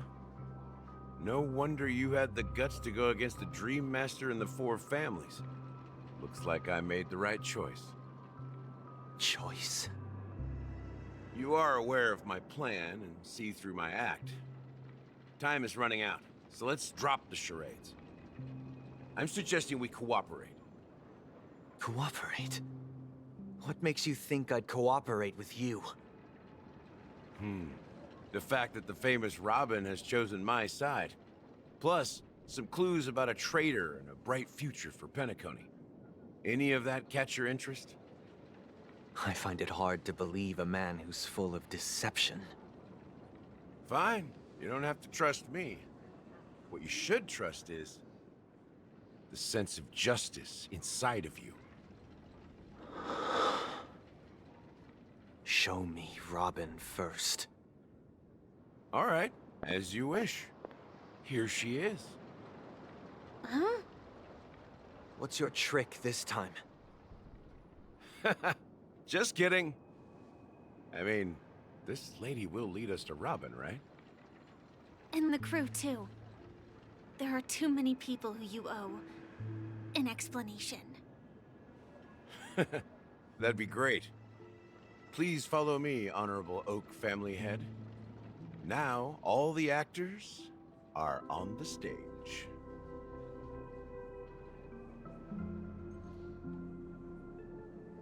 This is the monument I mentioned earlier. The names inscribed on it should be familiar to all of you. Rosalina and Tiernan. When Penacony was known as a frontier prison, it was the Trailblazers who connected it with the stars. They were the heroes who saved Asdana, and their names deserve to be immortalized, not just on this small stone tablet, but in the annals of history for all of time. However, today, the planet of festivities is nothing but sweet dreams. That heavy piece of history is all a distant memory. Just like that prison. If their names are inscribed here, then that means... According to Micah, they died long ago. Rosalina was killed during the War of Independence. She ventured alone into the heart of the star system to investigate the flow of Memoria, but she never returned. Tiernan was a skilled gunslinger, strong and reliable. He led the people through countless battles, but he didn't live long enough to witness the arrival of true peace. In the decade following the war, Penacony faced challenges internal and external. To protect Asdana, Tiernan took up the way of the Trailblaze and led the Lampmoth family to explore beyond the system, only to be surrounded and wiped out by the swarm. Though I had expected as much, the tales of these heroes truly are sorrowful. True to the title of Trailblazer, they spent their lives venturing into the unknown. But what about this tablet? There are no names carved on it. When Dreamflux Reef was created, its owner was still alive. However, he insisted on erecting a monument for himself, saying that it will happen someday. Here we meet again. Everyone from the Astral Express. Robin.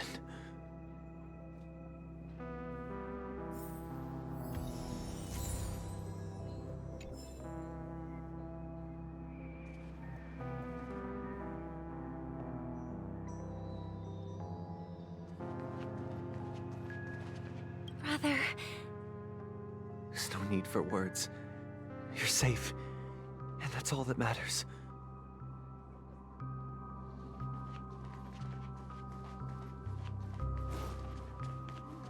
Well, I did my job.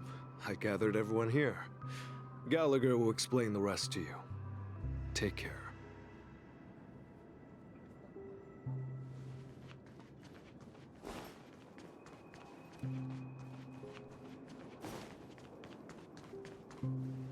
Huh. The atmosphere sure is livened up with all these people in here. I brought Gallagher here. It's time to face the truth. I promised to give the siblings some privacy, so let's talk about our business first. What do you say? That sounds sensible enough. Since you went through the trouble of gathering the family heads, the crew, and the Stellaron hunters, I'm guessing you have something important to say, Mr. Gallagher? Oh? Is it that obvious? The look on your face is practically screaming, I'm the one behind all this. You're right, Mr. Yang. It is indeed time to come clean on everything. The siblings already know what they need to, and they've made their choice. But you, Nameless, arrived a bit late. So it's only fair that I answer your questions. Before we begin, let me reintroduce myself. I'm the founder of Dreamflux Reef, the deputy of the Watchmaker, and the one who sent out that invitation. As Gallagher, the history fictionologist, I humbly extend my greetings to you all. History fictionologist? So what, everything you told us was made up? Well, don't worry. Almost everything I shared was true. Well, except for the part about the family accepting me back. I double-checked with Micah, and everything he said about the family, the Watchmaker, and Mikhail is true. Thank you for your understanding. Now let's get down to business. I'm sure you're all wondering why I went through the trouble of setting up this battle for the legacy, inviting different factions and stirring up a ruckus all over Penacony. Well, it all boils down to something very familiar to all of you. The Stellaron. The Stellaron? But how is that possible? Penacony is a free-flowing interstellar hub. There are no signs of contamination whatsoever. You're totally correct. So, care to take a guess at what that means?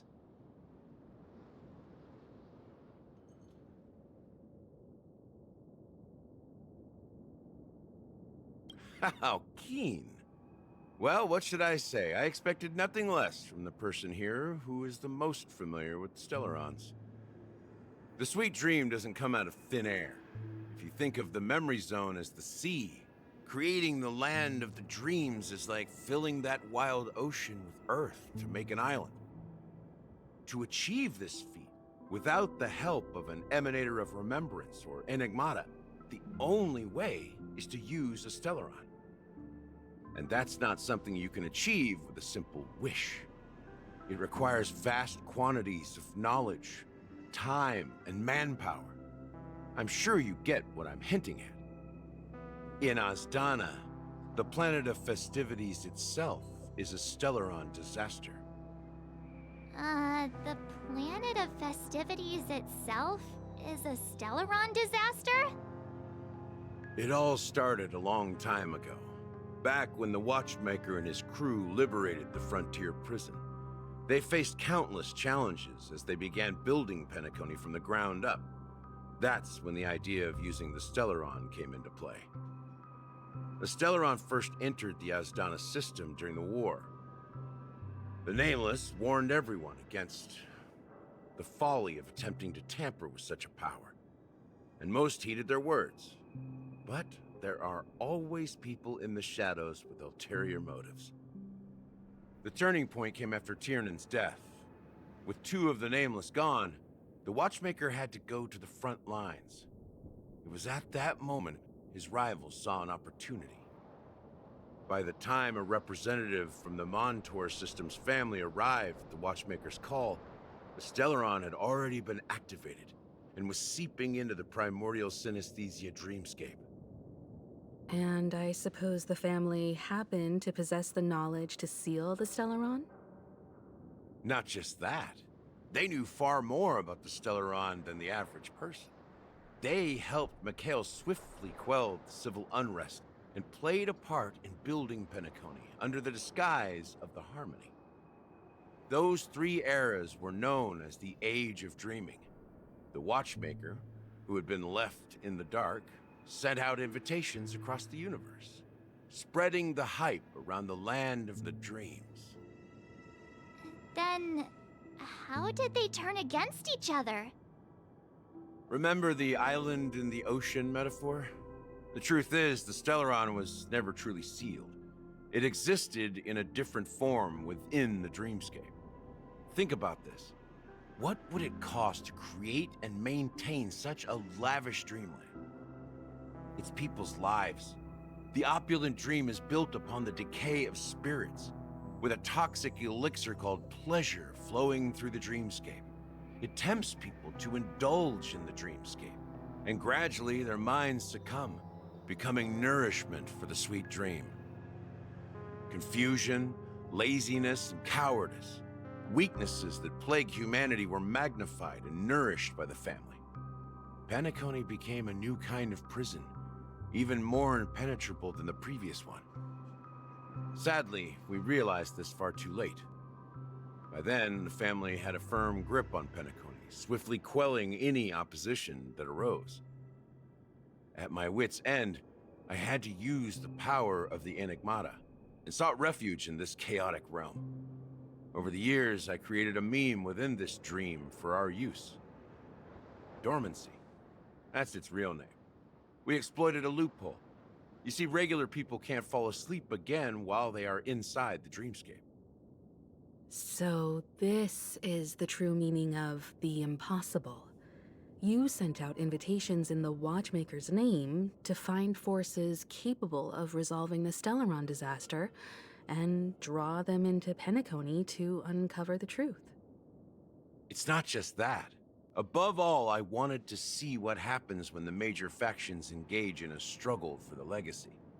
Since this is the Watchmaker's first announcement in decades, the traitor within the family is bound to reveal themselves. So, the legacy is just a facade. If you want to consider the Stellaron as the legacy, I'm totally fine with that. If that's the case, where is the Stellaron now? That's a question for Mr. Wings. The Stellaron is still under the family's control, and as the head of the Oak family, I'm sure he holds all the answers.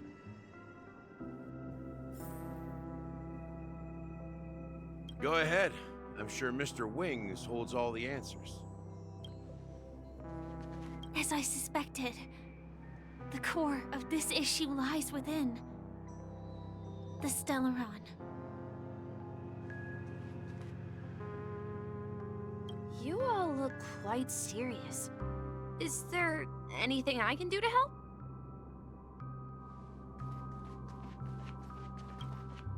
Are you done talking? So, will you tell us where the Stellaron is? It is the Penacony Grand Theater itself. As I suspected, it's the embodiment of the family. The edifice that first materialized within the Sweet Dream. That's what turned Penacony into its current state.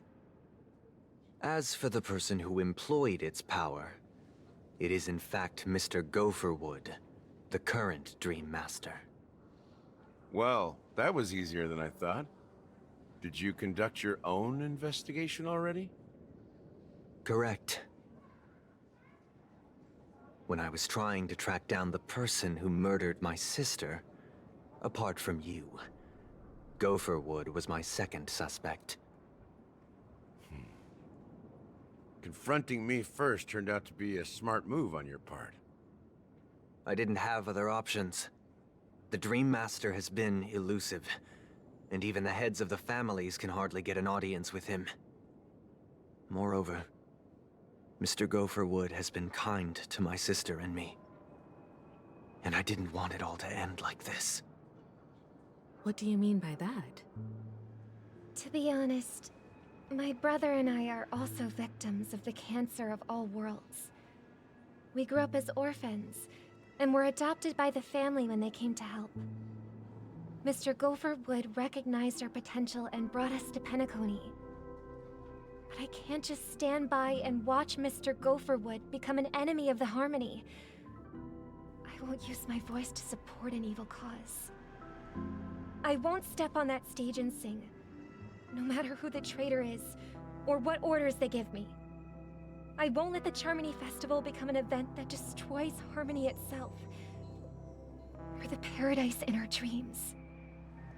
Indeed. For the paradise in our dreams. As the head of the Oak family, I'm responsible for ensuring Penacony's promising future. Robin and I will head into the sweet dream and confront the Dream Master. And if it turns out that the family has truly strayed from the Harmony, I'll fight alongside you. We'll put the Charmony Festival on hold and make sure Mr. Gopherwood pays for his blood debt. The enemies you are about to face aren't like this old dog here, who can barely even bark. Since our interests are aligned, why don't we team up? Maybe, just maybe, we'll have a shot at success. We have always been following in the footsteps of our nameless predecessors, and there's no reason to stop now. Yeah, we Nameless won't back down from a challenge. Isn't that right, Mr. Trailblazer?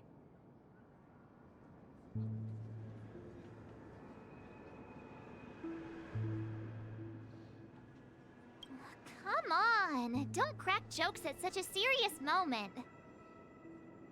Rest assured, sitting on the sidelines isn't in our nature.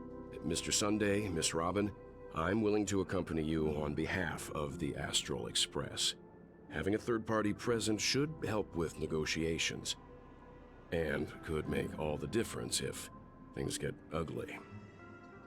Thank you, Mr. Yang. Thank you all very much. The Charmony Festival is about to start, and time is against us. We must hasten. Everyone, let's gather over here. We still need to make some preparations.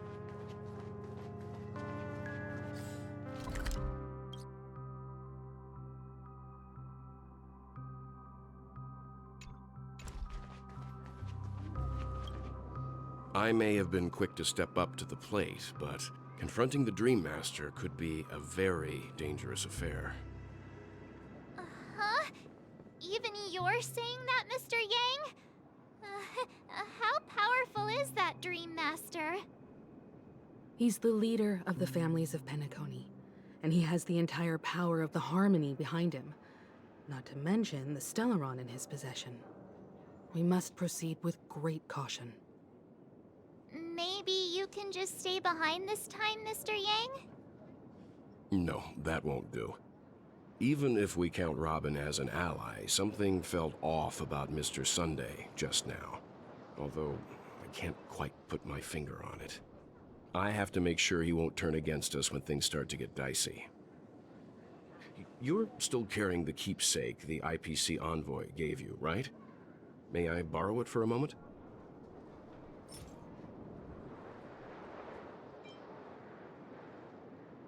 Huh. I knew it.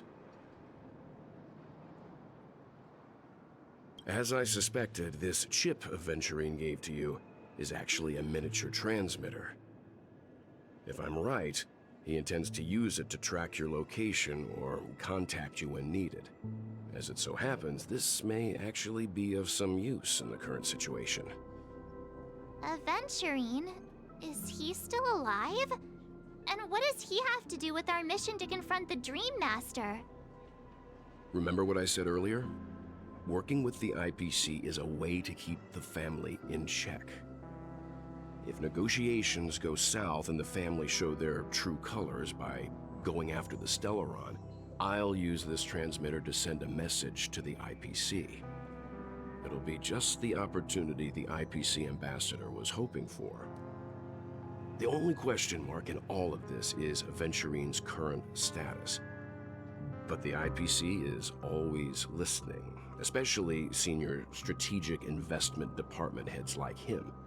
Getting the message across shouldn't be a problem. Good luck to you, Welt. Well, you take care too. If anything goes wrong, don't worry about me. Just make sure to seal the Stellaron. Spoken like a true hero. Even if the Dream Master is innocent, the family's corruption runs deep. I won't make the same mistake Mikhail did. Let's wish him the best of luck. Don't you have something else to tell us, Gallagher? Why would you say so? Before we departed, the conductor asked us to inquire about the 3 nameless in Penacony. We've already collected intel about Rosalina and Tiernan, so the only one left is legwork. If I'm not mistaken, we've already met him somewhere, haven't we? It's not enough to say meet, but the answer is pretty obvious. After all, I've hinted at it in quite an evident way. I've been watching over you ever since I received the reply from the Astral Express, and I've seen the great effort you all put into linking different realms together across the cosmos. And now, after getting this far all in one piece, you have truly proven yourselves. Miss Himiko, were you the one who repaired the Express and got it sailing through the cosmos again? Yes. And you two, young Nameless, you have very interesting life stories and extraordinary skills.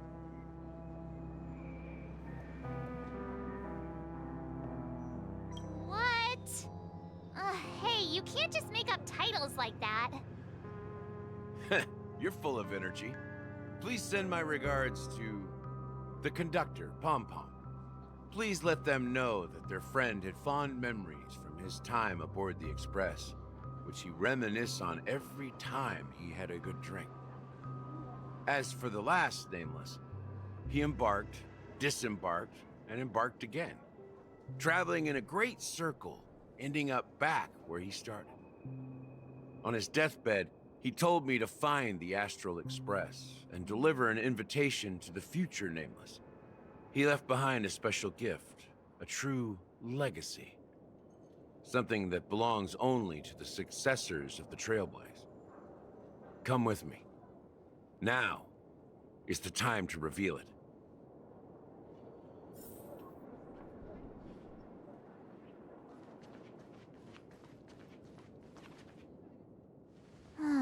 Back here again. Sometimes I feel like you're still alive, old friend.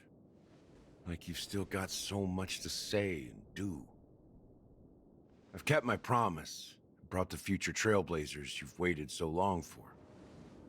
I don't know why you were so obsessed with that train, but I remember your last words. Don't let us down, old man.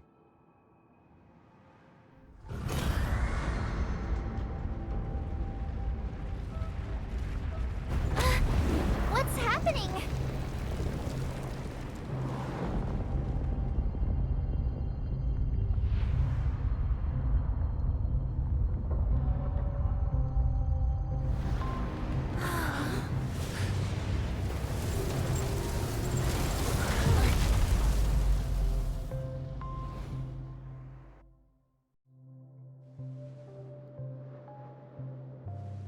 Go ahead. His resting place lies in the garden up ahead. The first and last Nameless of Penacony. Mikhail Char Legward, the Watchmaker.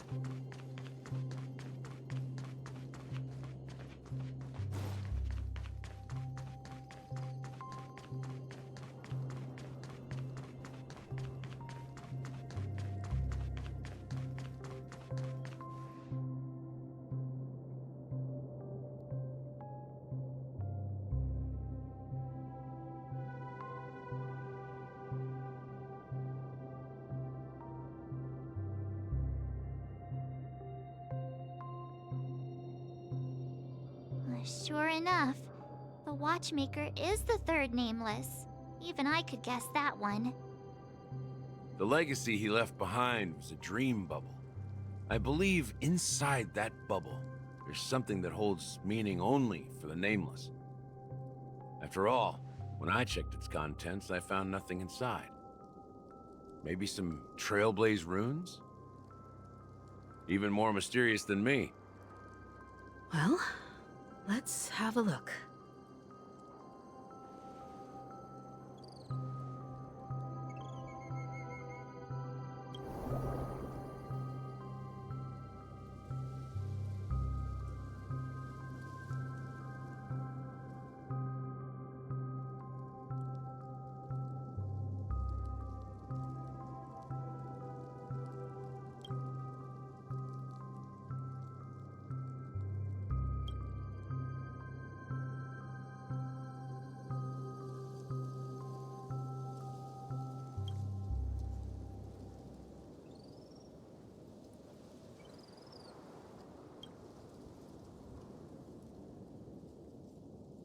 Wait, what's going on?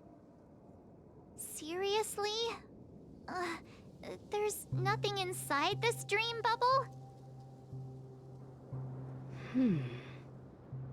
How could a dream bubble be empty? Just as I suspected. That old man always had this strange belief in the Nameless and the Trailblaze, and I never understood where he got that confidence from. Especially since he never managed to get in touch with the Express while he was alive. I could never figure out what was going on in that old man's head. But this empty dream bubble is so typical of him. He was always full of weird fantasies and incomprehensible romanticism. That mischievous old man. Well, I didn't expect him to leave anything concrete behind anyway. Don't think that's the case, Gallagher. I'm sure Mikhail has left us the most precious thing of all. Don't start getting all philosophical on me, all right? Just as Mikhail believes in the nameless of the future, we unconditionally believe in the nameless of the past. How could they leave with regrets for the future when they were ready to dedicate their lives to the land they loved? There must be something contained in this dream bubble. It's just we haven't figured it out yet. You also have faith in the Watchmaker, don't you, Gallagher? Well, I'm a follower of the Enigmata. My philosophy forbids me to have faith in anything. That's why I understand what faith means in the path of Trailblaze.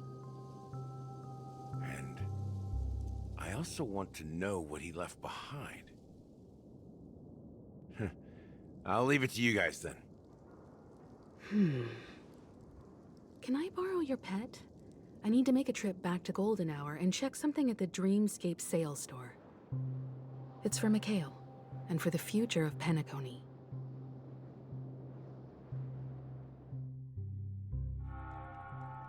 Welcome to the Reverie Hotel. How may I help you? Greetings. We're the Nameless from the Astral Express, and we'd like to check in.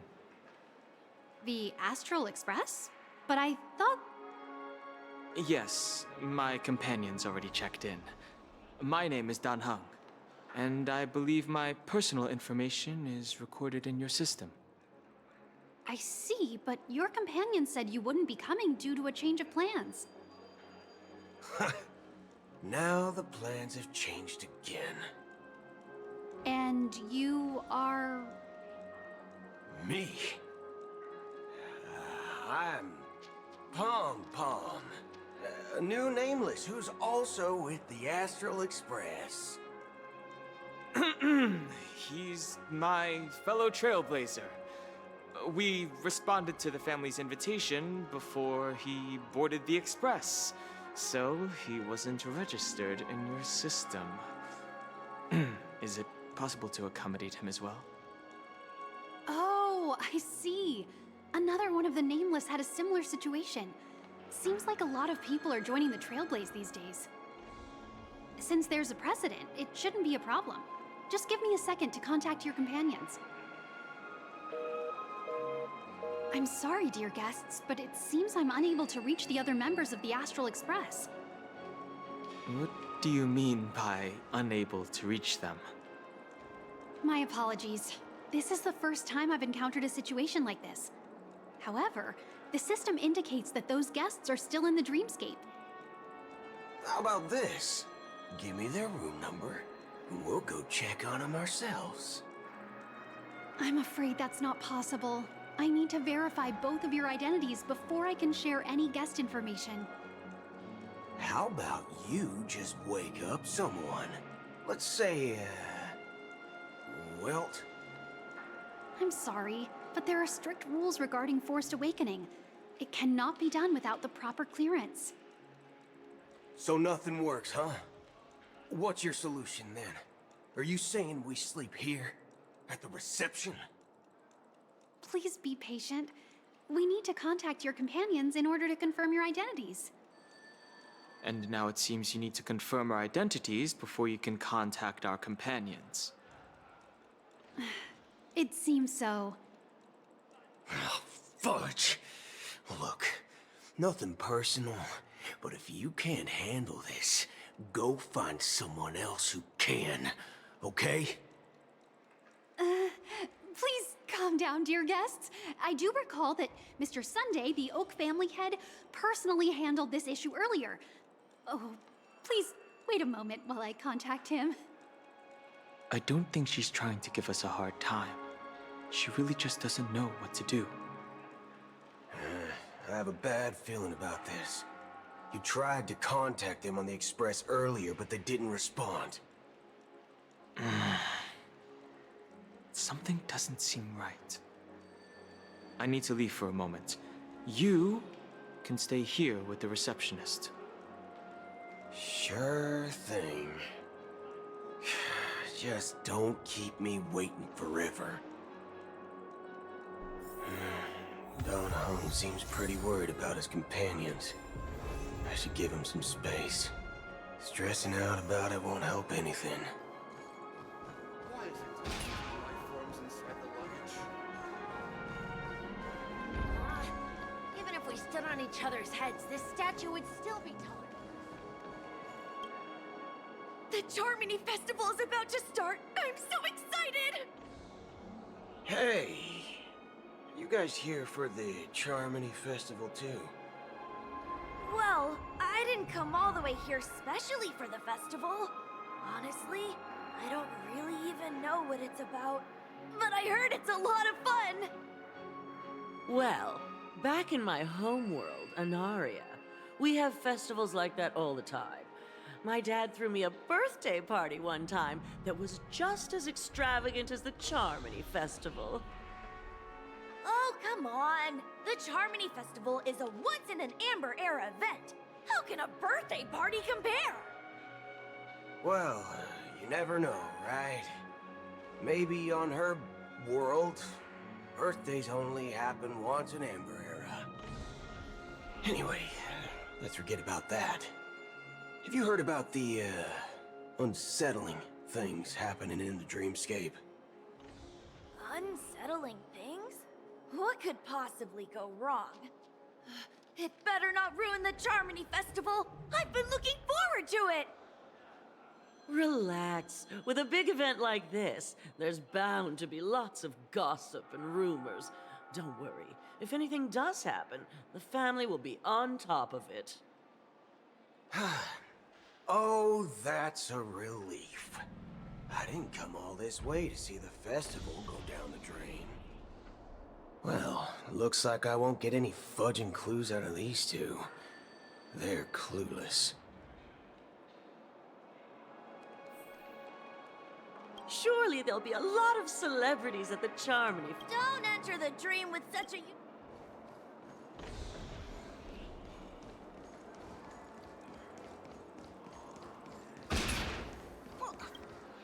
Greetings. I'm Cody of the Bloodhound family, head of security for the hotel. How may I assist you? Hello. So, there's something I wanted to ask about. I've been hearing some unsettling rumors about certain incidents that might affect the Charmony Festival. Do you think there's anything to be worried about? I've traveled all the way from the Hawaii Federation, and I don't want my trip to be ruined. What do you mean? Wait. You haven't heard? I'm not sure where you heard those rumors, but they're completely baseless. I can assure you, as a representative of the Bloodhound family, that everything is going smoothly for the Charmony Festival. At present, all of the families are focused on making sure the festival starts on time. Even the Dream Master himself has arrived. So don't worry, your trip won't be in vain. That's a relief to hear. She doesn't appear to be acting. So, it seems that even the hotel staff are out of the loop. Back already? Hasn't she returned yet? Nope. I'm starting to wonder if sending her to contact Sunday was a good idea. Neither the staff nor the guests seem to know anything about what's happening in the dreamscape, and wherever we go, all we see is people enjoying themselves. Definitely not a good sign. I agree. Another unusual thing is that the Oak family is supposed to be in charge of organizing the council and managing everything inside and outside the dreamscape. However, I walked around the hotel, but didn't meet a single member of the Oak family on such an important day. Well, I'll be forked. If I remember correctly, the head of the Oak family is that Sunday guy, right? We shouldn't linger here too long. Let's go back to the Express for now. Not so fast. Have you ever robbed the IPC, bro? If you run away now, everyone will be chasing after you. Are you suggesting we sit here and do nothing? I wouldn't say do nothing, but let's stay put for now. Even if the family has ulterior motives, they couldn't have anticipated us showing up here. We're the surprise factor for them. They don't want to attract unwanted attention from certain outsiders, so they won't do anything reckless. See? The IPC lackeys are keeping a close eye on this hotel. If I were a family member, I'd find an official excuse and keep the surprise factors here. If we just wait here, that would be like walking into their trap. Of course, we don't need to walk into their trap. I gave a backup plan to the memo keeper. If it turns out we won't be allowed to enter the dreamscape, she'll order a drink for me in the VIP lounge at the hotel. In reality... a secret signal. That's right. Oh, a concrete object can indeed help the memo keeper establish a connection with you. But Boot Hill, if you have more backup plans in the future, I hope you'll let me know in advance. I'm sorry, but it's one of my quirks. I have too many unreliable friends. And if I reveal that I have backup plans, things can go awry. And that would leave all backup plans completely useless. How do we get into the VIP lounge? This is where my street smarts come into play. Stay on credit. You're the lobby manager, right? Yes, I am. How may I assist you? We're the Nameless from the Astral Express. We wanted to check in, but there's something wrong with your system. The lady at the front desk said she would contact the manager, but now she's nowhere to be found. Now, we've been waiting here forever, without any food or water. What the fork, man? Is this how the family treats its guests? Is this your idea of street smarts? Starting an altercation? It's called standing up for your rights. I apologize for the inconvenience. Please wait while we try to contact Mr. Sunday. I'll arrange 2 premium seats in the VIP lounge so you can rest there while you wait. See? Just like that. Just don't call yourself Nameless next time. Wow, this bar's something else. Certainly worthy of the planet of festivities. One pizza. Good evening, gentlemen. Hey, I have an order for a bottle of Hasdana's White Oak. Can you help us find it? Hasdana's White Oak? I think there might be a misunderstanding. We don't serve that here. Oh, no way. Are you sure you're not mistaken? If someone had reserved such a beverage, I would definitely remember it. It sells for hundreds of thousands of credits per bottle, after all. I couldn't afford to cover for such an item if it were broken or lost. That's strange.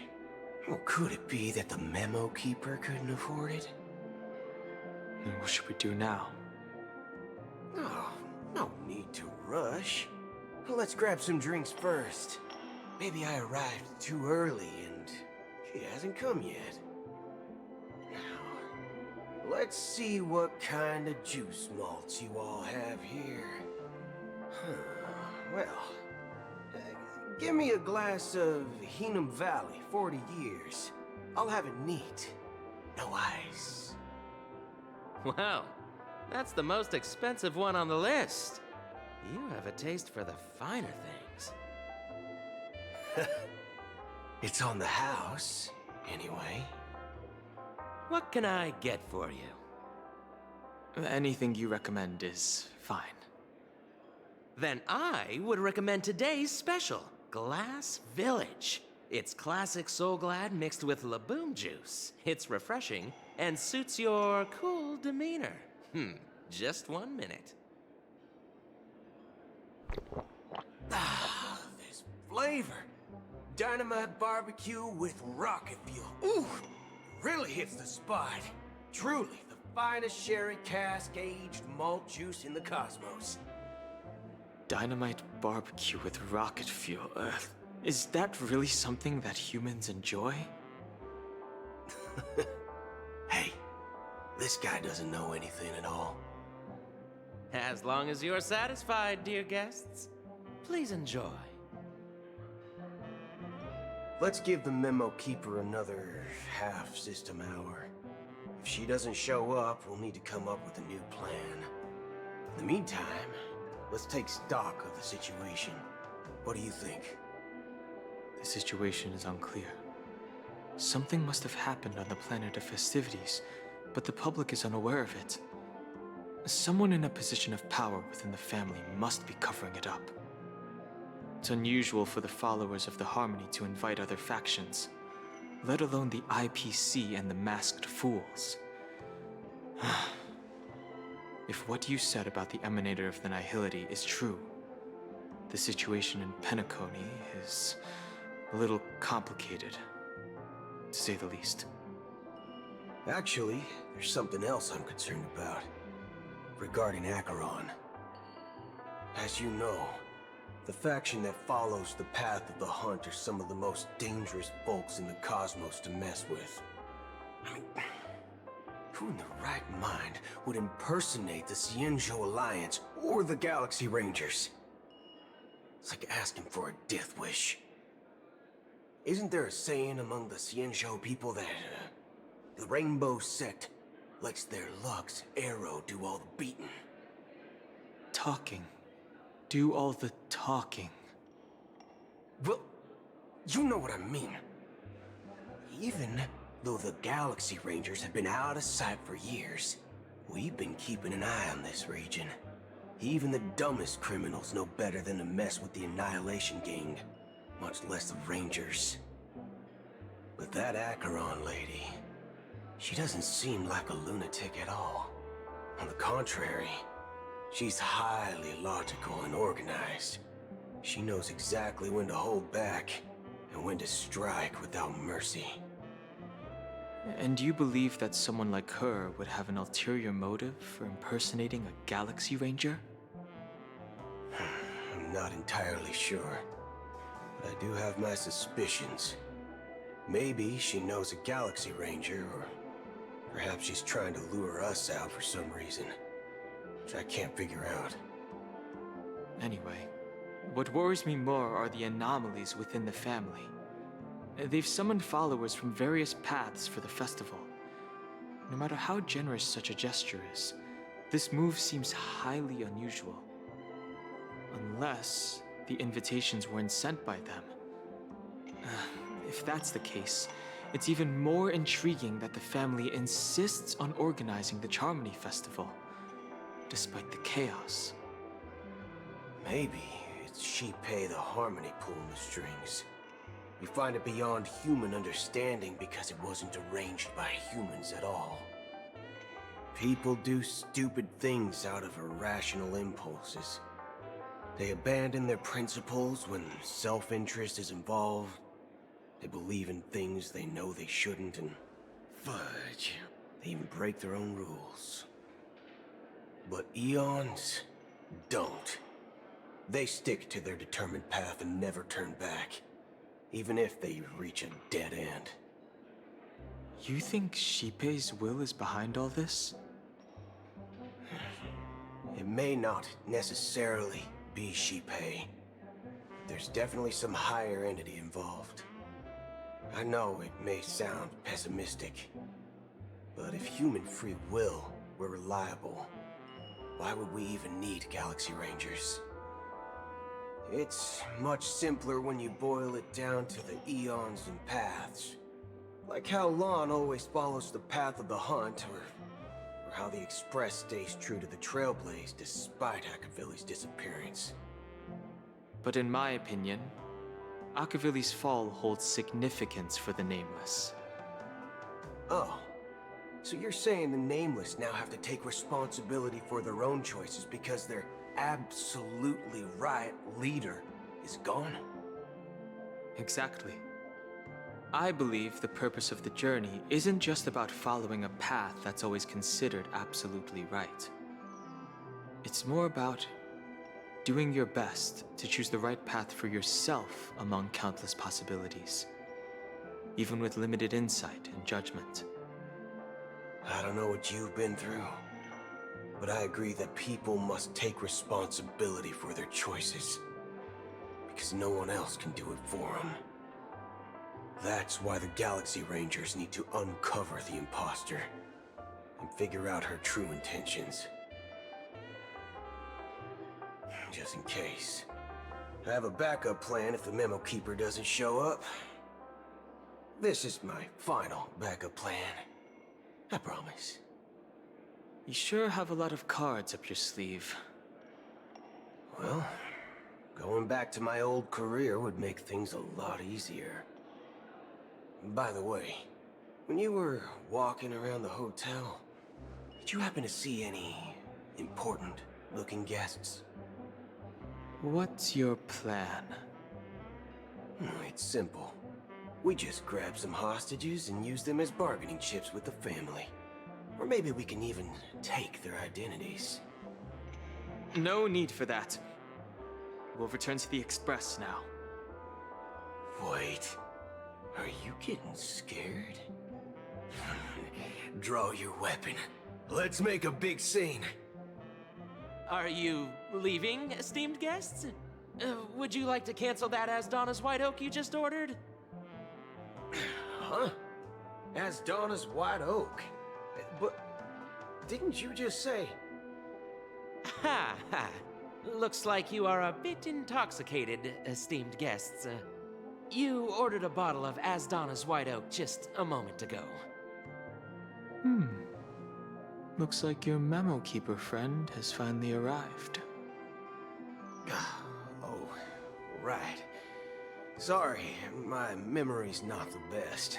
You know, too many modifications and all. Anyway, let me check. Well, fork me. It says Donna's White Oak, all right. And there's a note. I'll be waiting for you on the Astral Express.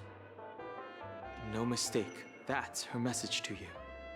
She knew the hotel wasn't safe, so she suggested we find another place. Well, looks like we took a detour, but now it's back to the Astral Express. So, what are we waiting for? Let's go.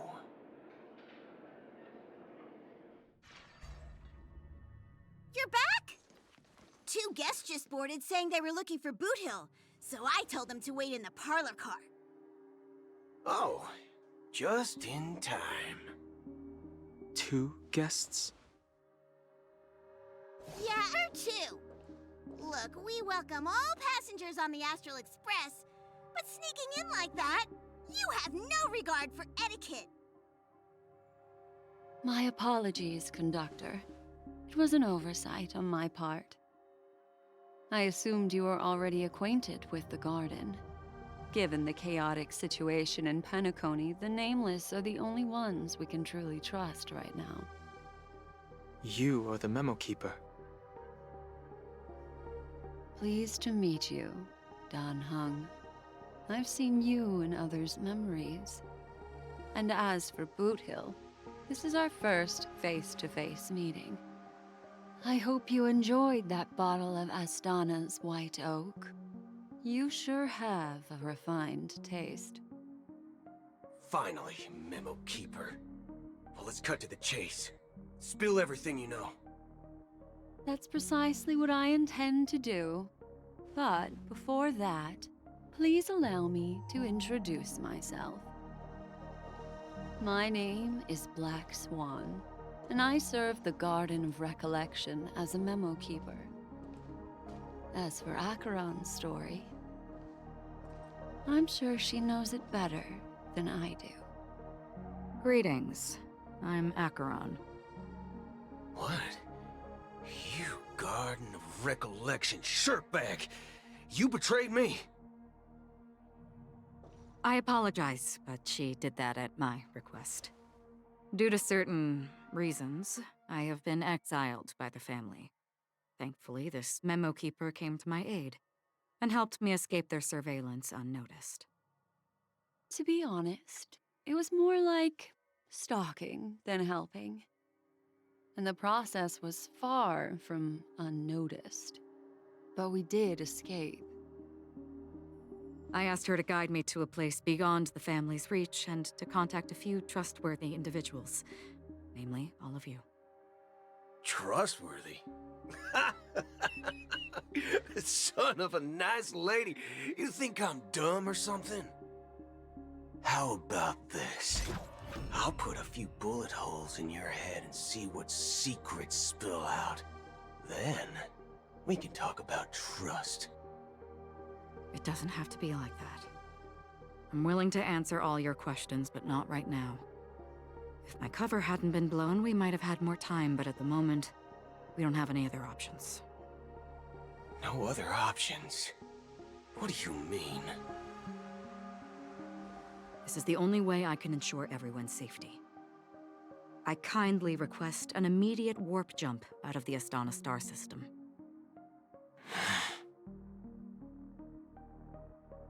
This passenger is requesting... As far as I can tell, she's not a threat, and seems to be telling the truth. I've briefly traveled with your companions and know their whereabouts, Dan Heng. Please rest assured, your nameless companions are safe, but they need our help. As for Boot Hill, you may have guessed. I've been waiting for you. Galaxy Rangers are known for their elusive nature and limited contact with each other, so this was the only way I could reach out to you. Only by doing this can I find a true Galaxy Ranger and fulfill a long-standing promise.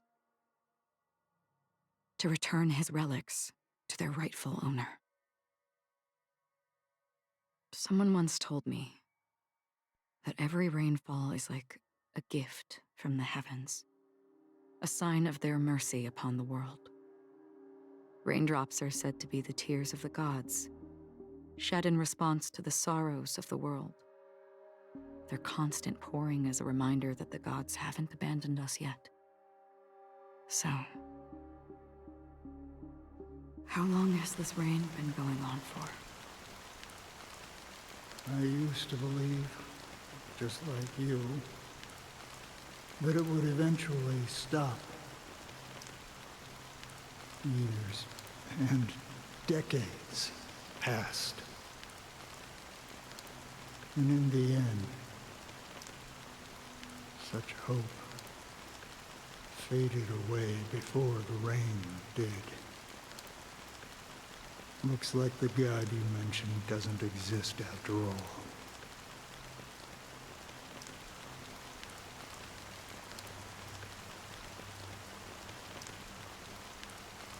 Well,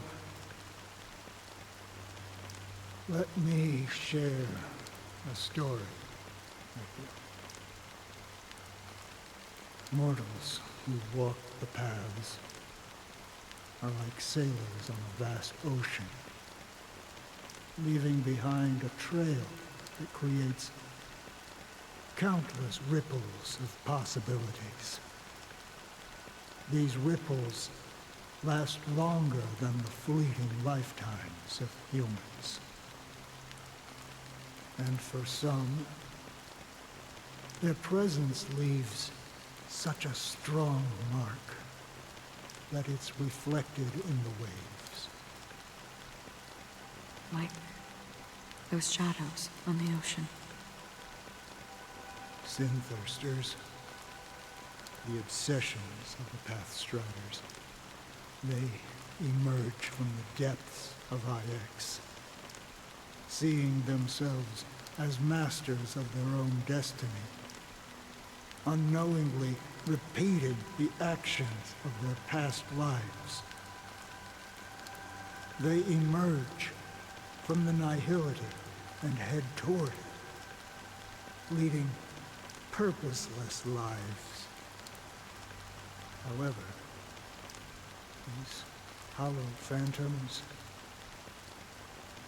they were once my dear companions. A group of Galaxy Rangers. Are you watching over them? Watching over them? No. I'm guiding them toward transcendence. It was a brutal war. A crusade that shook the universe.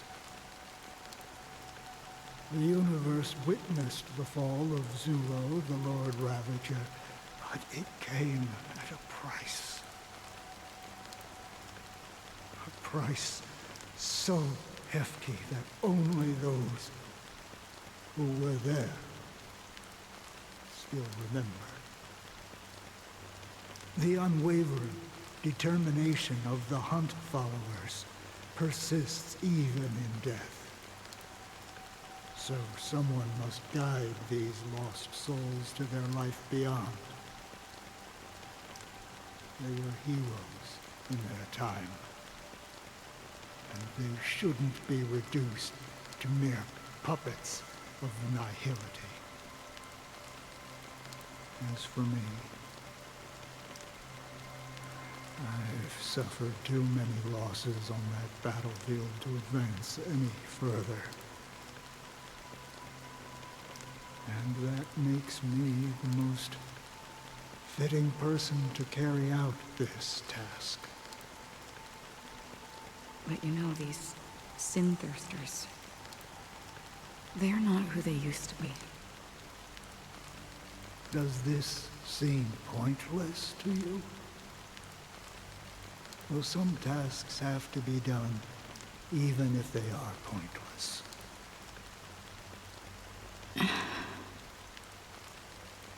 I can help you.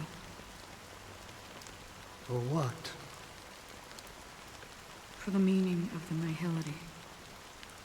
That's what I've been seeking. I see. After all, this realm is off limits to ordinary souls, right? Thank you, stranger. I wish that you find what you seek. Before we part ways, I have one more question. It is true that their actions and even their entire lives may seem pointless from our perspective. But if, and it's just an if this is what the departed ones expected, should we try to change it? A good question. And a profound one. I don't know the answer. What I do know is that one day, I too will pass away. And when I bid farewell to this world, someone will stand at my grave and place a bouquet of flowers on it.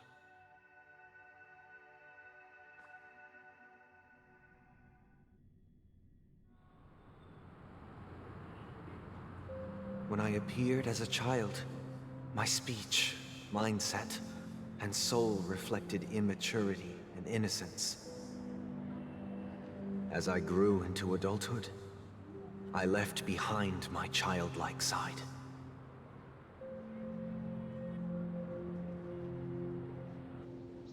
I humbly request your blessings, esteemed advocate of Shipe. Come to me, my kinship. I have sought their presence with us. As you wish. I have faithfully served the Alfalfa family for nearly a decade, promoting the path of the harmony to the best of my ability. However, I made a mistake yesterday. While I was preparing dinner for the family head, I accidentally dropped a prepared dish on the floor. Out of laziness, I lied and claimed that everything was ready. Although the head has dismissed me as punishment, it has been tough to sleep with the guilt still gnawing at me, as I worried that the seeds of evilness may have taken root in my soul. So, I confess to you now, to seek atonement for my sins. Do you sincerely repent and vow to change your ways? Yes. Have you examined your soul and confessed all your sins? Oh, yes. Are you willing to accept the process of atonement?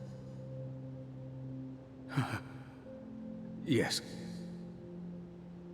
Very well. Show your dedication and goodwill to the family, and you shall be reinstated among them. Now, please, leave in peace. Oh, praise Shipe.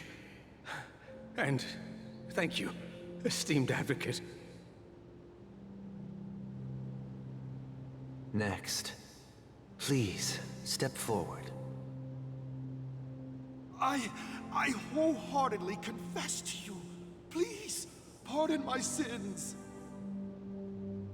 Rest assured, I have implored their presence to be with us. As long as you are sincere, absolution will be granted. Oh, great. You know, I arrived in Penacony as a stowaway. I sold everything to get a ticket.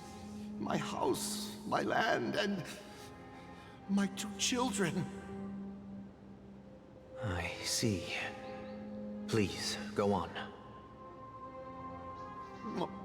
My children were starving, and I hoped they'd have a chance at survival if they became slaves here. If I can strike it rich here, I'll lift them out of that situation and give them the life they deserve. But the Bloodhound family got wind of it. They're on my tail, hunting me down. I thought I could bring my kids here. It was all my fault.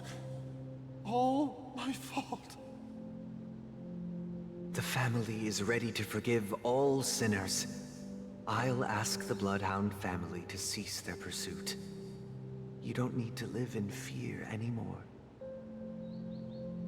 Oh, thank you. Thank you. I'll work my hardest to redeem my children and make them part of the family. Praise the harmony! Next, please step forward. Hey! Long time no see, Mr. Sunday. The most esteemed individual in Penacony, and the next leader of the Oak family, right? I have sought their presence with us. Let us proceed. Sure. Let's just get this over with. I have sinned. Please forgive me. I wasted half a pizza at breakfast, and a bottle of Soul Glad. That's it. Nothing more. When we wrap this up, I've got a robo-ball game to catch, you know?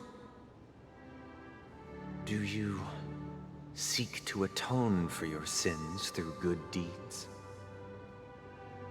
My sins? Starting to sound like a saint, huh? Well, let me tell you something. Neither the family nor you have the right to judge me.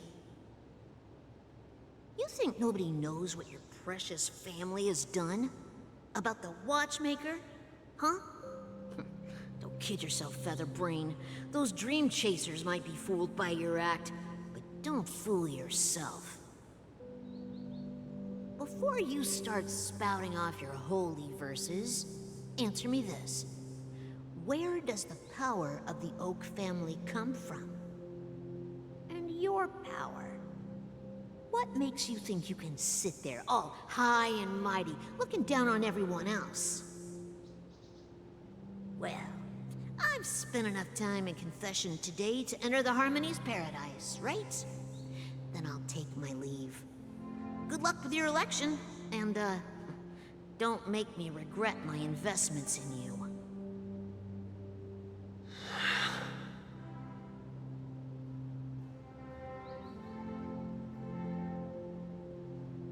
Oh, revered triple-faced soul, hear my doubts.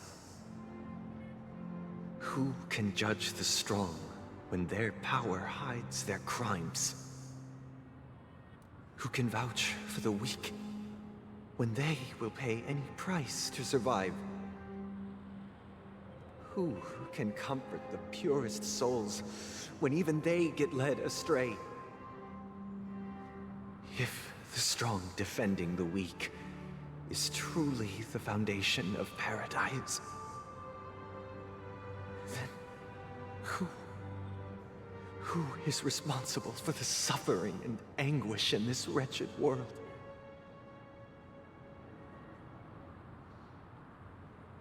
Brother?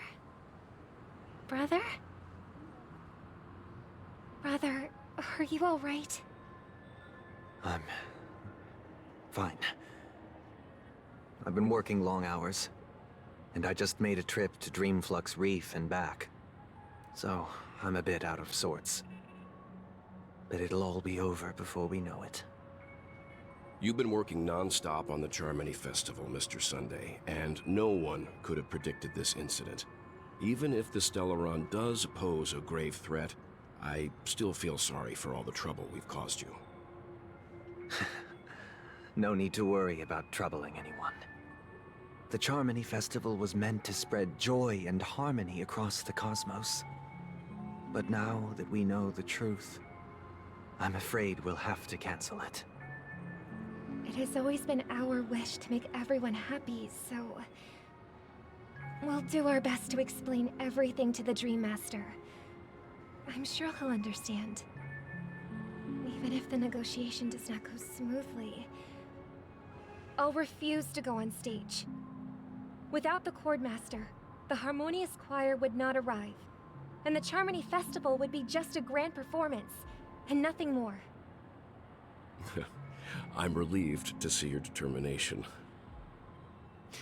You know, since arriving in Penacony, we haven't had any contact with this Dream Master himself.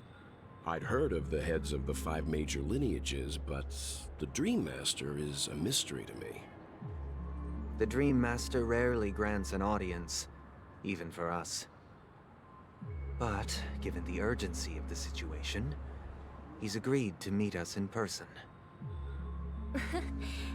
Perhaps you'll be the first guest to meet the Dream Master in years, Mr. Yang. Let's hope we can reach a consensus that satisfies everyone. Indeed. Let us hope so. It's about time. We'll have to get ready for the meeting. I apologize for any inconvenience caused by the urgency. Don't worry. I'll be waiting here. Dear, it's Mr. Sunday! Hey, come over here! Looks like someone needs help. Let's go check it out. Thank you for everything you've done. I'll be waiting here.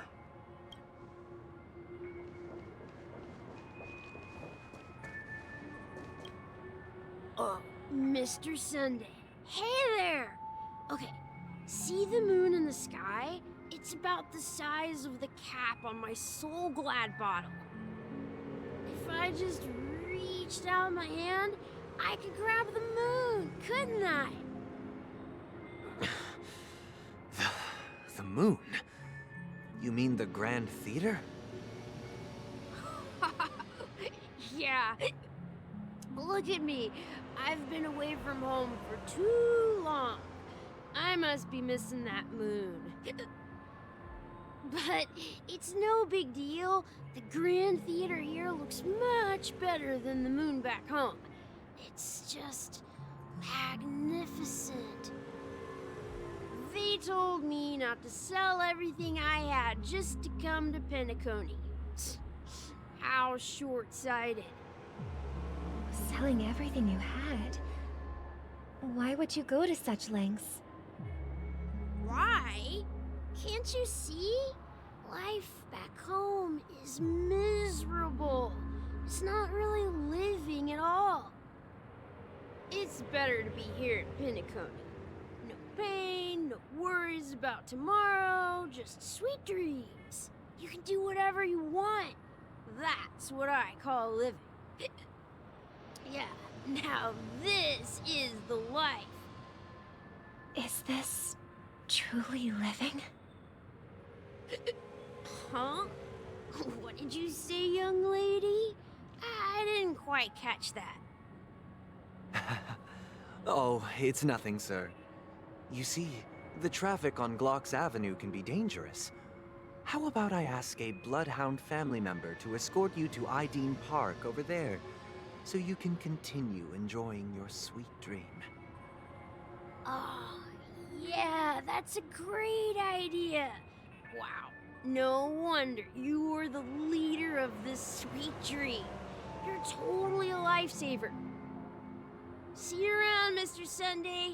And it was nice chatting with you.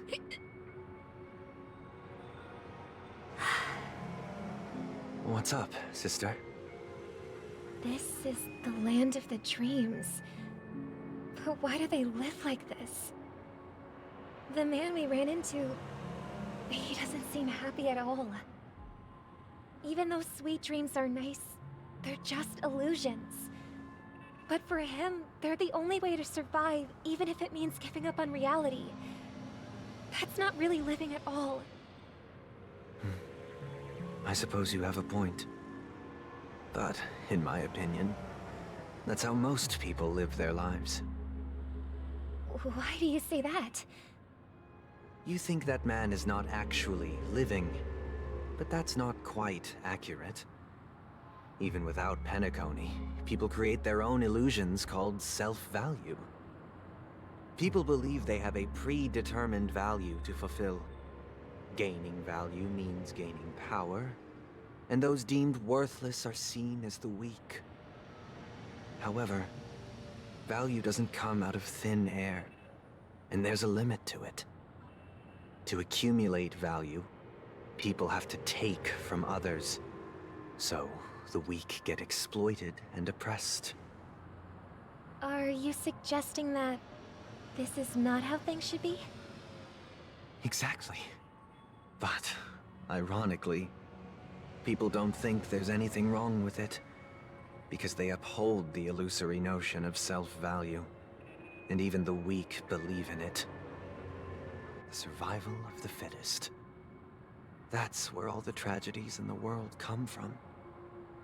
People come to the sweet dream in Penacony to escape from that reality and find solace. No tragedies exist here, only happiness, although in its nascent form.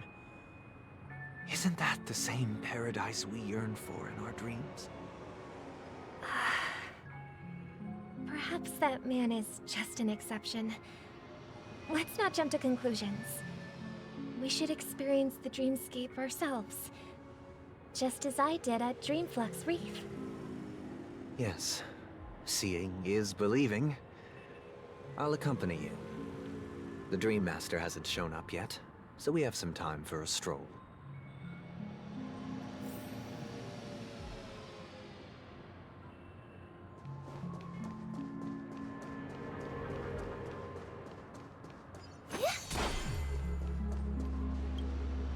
Glad to meet you again, Robin. How are the preparations for the Charmony Festival coming along? We're all so excited about it.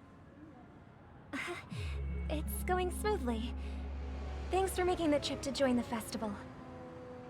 You're too kind, Robin. It's a pleasure to have guests from all over the universe celebrating day and night. I can't stand being lonely or bored, so this jubilant dreamscape is perfect for me. But if this went on forever, would it get boring too? Nah, not at all. Who would get tired of having so much fun? Every day, you get to wear fancy clothes, explore all sorts of dream bubbles, indulge in delicious food without gaining weight, and you never get old or sick. As long as you can afford a room, this place is the ultimate paradise. But you know that only a few things can be brought back from the dreamscape to reality, right? That's exactly why I don't plan on bringing anything back. Just enjoying the dream itself is good enough for me. I mean, I'm not one of those long-living species. I only have around 60 or 70 years in this lifetime, and there's so much to worry about. Being happy here is pure bliss. Only in this sweet dream can I truly feel like I'm in control of my life and fate. Who would want to go back to reality after experiencing this bliss? I see. I genuinely wish you all the happiness in the world. And I wish you a fantastic performance, Robin! I'm off to the Blue Hour for the ball. See you later.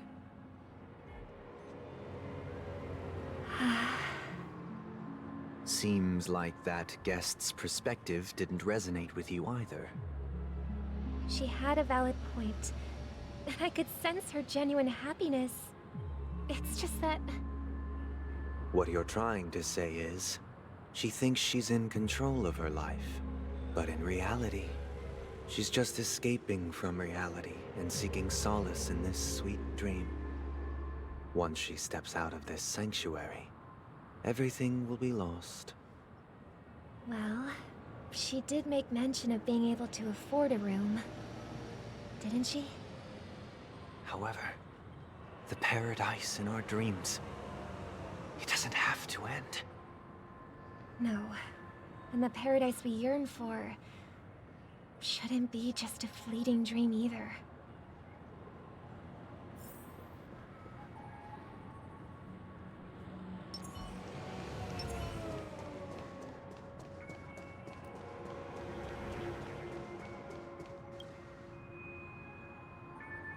The scenery in this dreamscape is truly breathtaking, isn't it?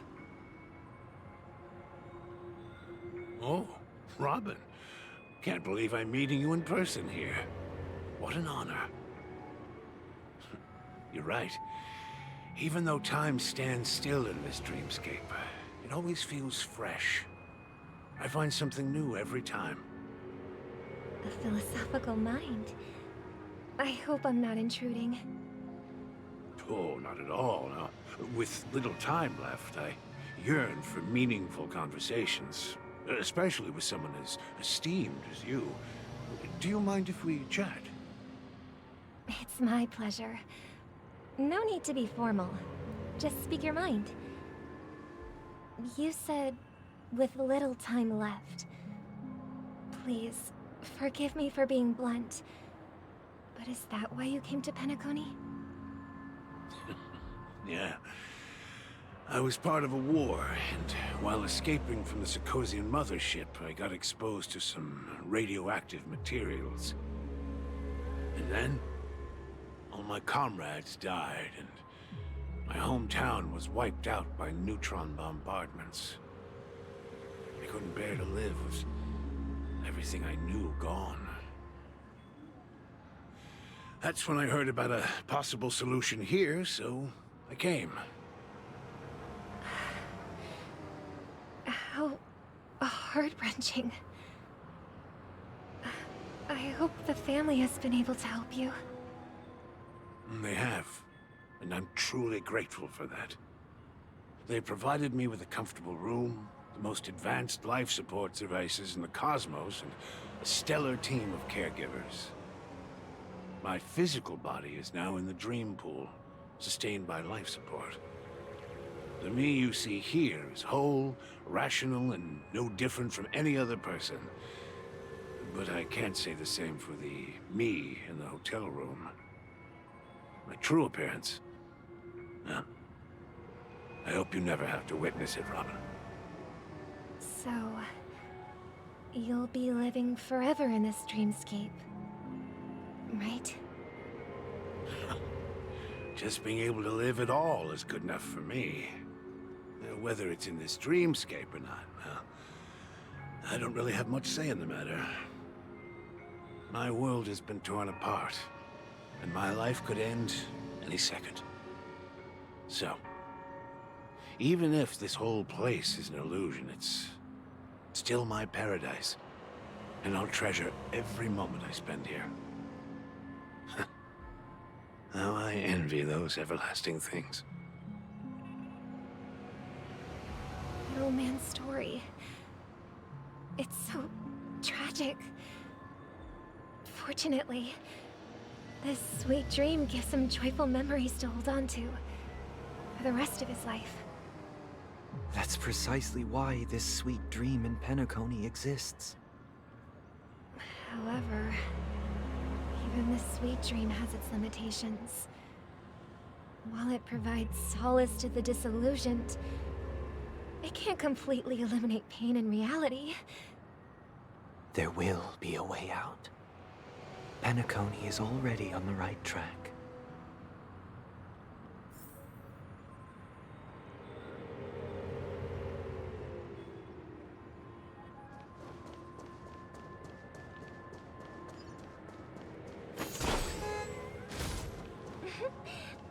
we have here? A lovely young lady. Wait, is that me? Brother, what a surprise to see you again. Show yourself. Your trick won't work on us. I've heard that a skilled mass fool received an invitation too. That must be you, right? Did you enjoy yourself? Barely. The people here are way too gullible. A little bait is all it takes for them to bite. And they run away at the slightest hint of danger. In other words, they're naive and cowardly. Now that you've had your fill, it'd be wise to leave before it's too late. The music of the harmony doesn't tolerate discord. What? Now that you have the real Robin, I'm useless? Oh, how disheartening.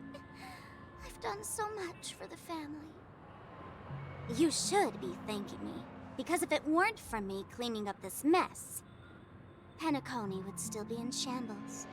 Don't you think? That was a personal request from the head of the Iris family, and it has nothing to do with us. Step aside and stop causing trouble for the Charmony Festival. The Charmony Festival?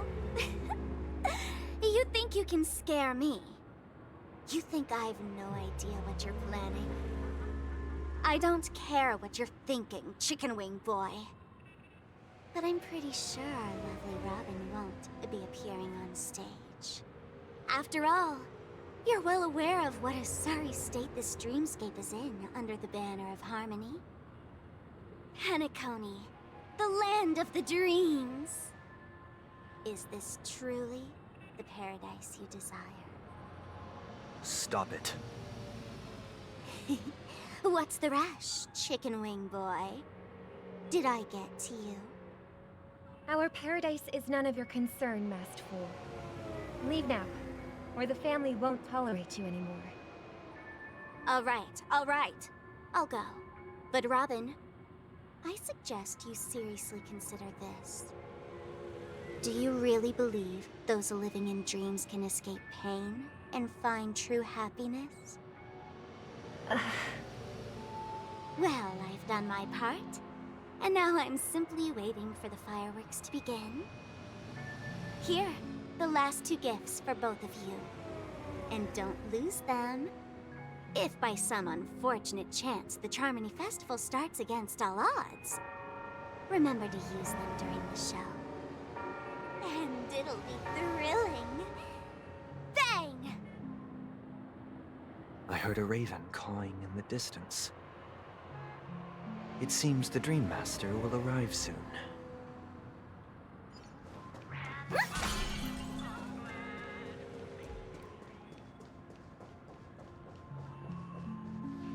Let's wait here for the Dream Master to arrive. Okay. By the way, brother, I heard you no longer have a sweet tooth. Back when we were kids, you used to steal my desserts. Seems like a lot has changed during my absence. What exactly happened? Well, someone has to stay awake even in this sweet dream. But that someone doesn't have to be you, or anyone in particular. You're carrying too much on your shoulders, brother. The paradise in our dreams. It shouldn't be like this. Penacony is nothing more than a dream. It can't erase the worries and pain of reality, or bring true happiness. It only offers an escape from reality. Nothing more. Remember the old man we met earlier?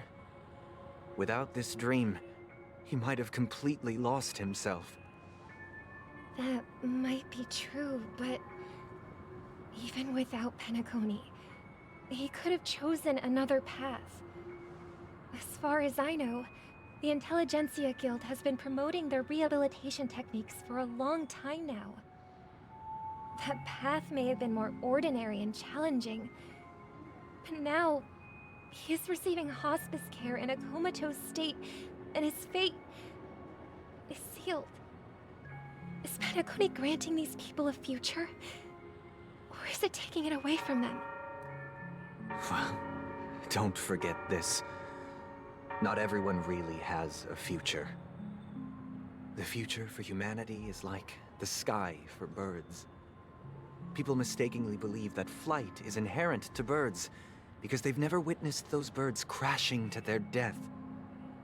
Do you remember how we took in that little Charmony dove when we were young? Yeah. We took care of it. Provided food and water, groomed its feathers. And later, when I decided to leave Penacony, I opened the cage and set it free. Well, I didn't mention what happened to it in my letters because I didn't want to upset you.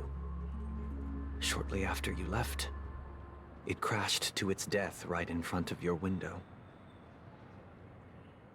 I had surmised as much. I knew you wouldn't have avoided mentioning the bird for no reason.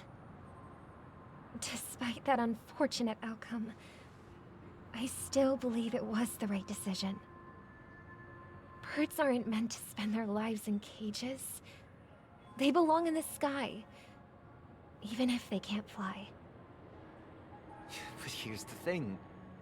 If there are birds in this world that can never fly, can we really assert that they belong in the sky? Are you implying that the same goes for humans too? Let's take the Astral Express as an example. The Nameless made tremendous efforts to bridge worlds, gaining fame across the universe. However, only a few extraordinary individuals can endure such a perilous journey. That's because the pursuit of the Trailblaze exceeds the capabilities of ordinary humans. Otherwise, why would this path be filled with broken rails, an abandoned express, and even a fallen Eon?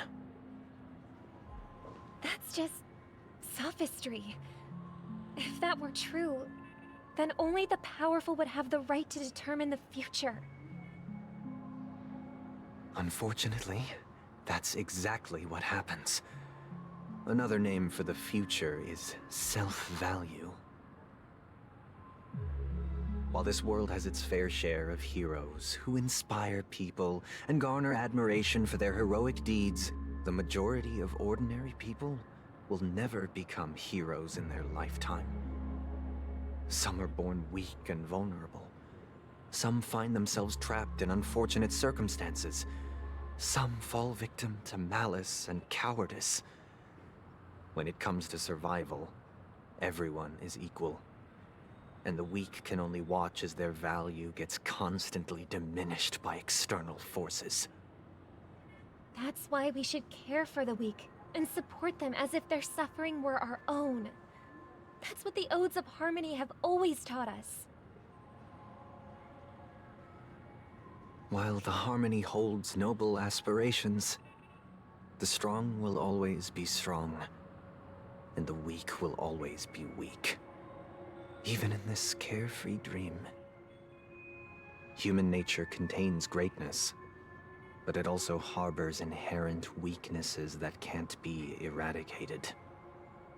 In the end, if people can't even secure their own survival, they won't care about the illusory future of equality. As long as the law of survival of the fittest prevails, there will always be fledglings crashing to their death. But if people don't live for the future, do they merely exist for survival? If even you, my brother, don't believe that the Harmony will save the weak, then which Eon can make our dreams come true?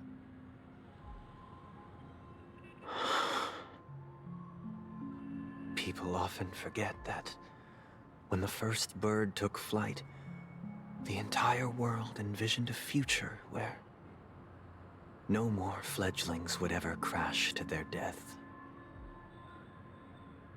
Are you reading, sister? What are you reading? Mr. Gopherwood gave me a picture book. It's about the story of the harmonic strings. If I could become a chord master, I'd like to summon Dominicus, the harmonious choir. I want to sing with everyone and spread our wishes so that all can feel happiness and joy. I see. Then I would summon the harmonious choir too. Don't you have a wish of your own, brother? Of course I do. It's just that it includes your wish and everyone else's. I long for a true paradise where everyone can find peace. Then, let's build a stage there and invite everyone to our performance so that both our wishes come true through the power of the harmonious choir. It's a deal then. Yeah, it's a deal. But how can I become a chord master?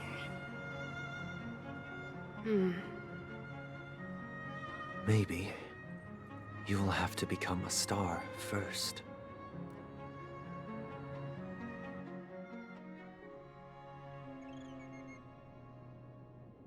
You're back sooner than I thought. Any results? Yes. And now, it's up to us to forge ahead. Since he's already carried out his last wish, my final mission is complete. But pardon me if I sound curt. It's good to have determination. The path Mikhail left for you is not an easy one to tread. Why else would he have chosen to sleep in solitude, staking everything on some nameless in the future? But you have the numbers, and in numbers comes strength. So that might just delay your inevitable a little more. Got any more encouraging words? As I see it, relying on Welt's negotiations alone is far from enough. Regardless of whether the other party will be compliant, negotiating simply allows us to meet them as equals and won't grant us an upper hand. Penacony is our rival's home turf, and we already have very few chips left to play with. Rather than idly sit around while the family's got us blocked off, an offensive approach might be a wiser course of action. We're more familiar with the Stellaron's properties than most, and since it's the key to stabilizing the sweet dream, it's vital to the family's interests. By attacking their core interests, they're bound to retaliate hastily. And as the saying goes, haste makes waste. That's right. As long as we pose a threat to the Stellaron, either with words or otherwise, we have a chance at gaining the upper hand. But the problem is, on the eve of the Charmony Festival opening, how exactly are we going to get close to the theater? Family security will be airtight, and if we brute force it, even if we succeed, it's too risky. So, no one's gonna say anything? Then I'll raise my hand. I know the answer to this question.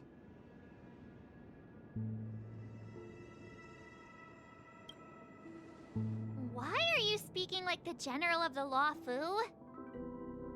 So, I heard that before the Charmony Festival begins, there'll be a pageant to kick off the festival. It's called the Soul Glad TM Festivity Auditions, or something, and it's going to be held in the moment of scorched sand. As long as we clinch the top spot, we'll be able to attain the title of Festive Superstar, and be able to personally bask in the graces of Miss Robin. Not that that's important. What's crucial is that we can enter the Grand Theater before the audience arrives. So, how do we go about participating in these festivity auditions? I've already procured special invite tickets from Miss Robin's fan club. To tell you the truth, I had been preparing to join the auditions all along. But now it looks like even if I scrape through, I probably still won't have the chance to shake Miss Robin's hand. So they're still running this thing, huh?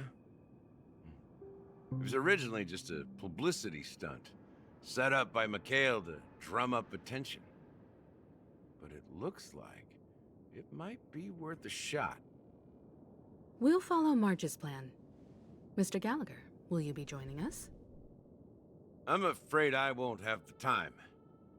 As a virtual character, I've already completed my final mission. Whether Penacony can awaken from this dream is all down to you. Should we ever cross paths again? I'd love for you to visit the Express. All right. I'll have to add to that databank of yours you've got on the Express. And Miss Firefly, we thank you for all your support. We're faced with a formidable enemy. As long as the Astral Express and Stellaron Hunter's objectives are aligned, we're willing to cooperate with you. We've already come this far together. I'd like to join you for the rest of your journey on Penacony. I'm pleased that we can finally fight shoulder to shoulder. I couldn't ask for a better ending. This is also the spirit of the Trailblaze. Now, everyone, let's prepare to move out.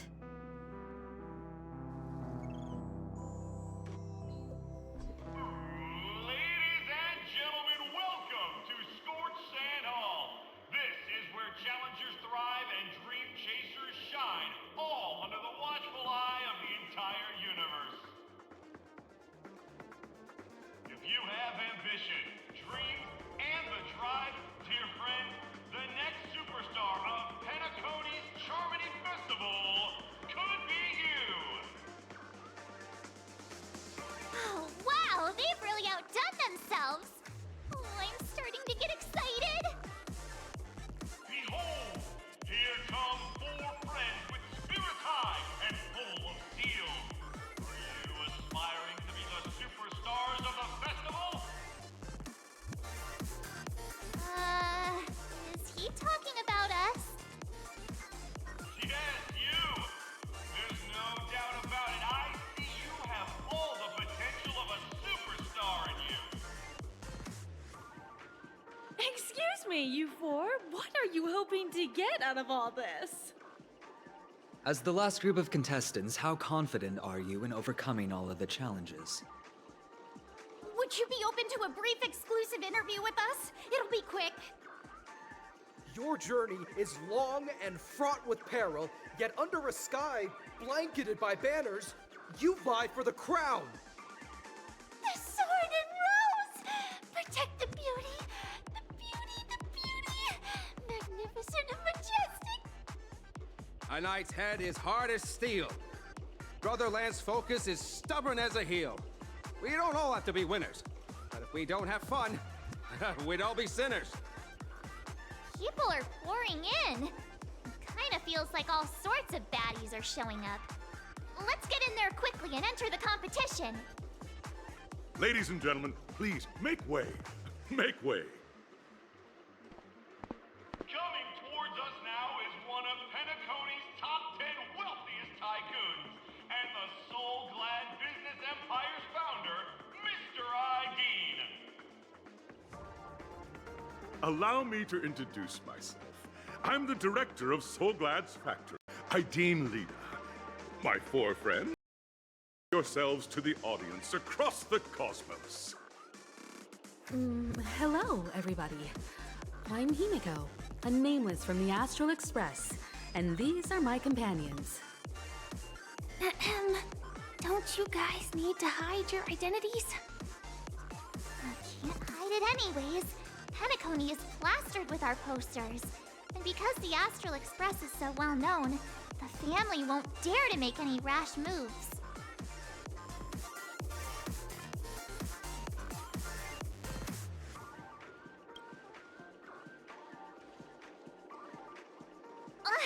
Don't expose my net handle to everyone! Hello, everyone! I'm March 7th. I'm an ordinary girl who loves adventure.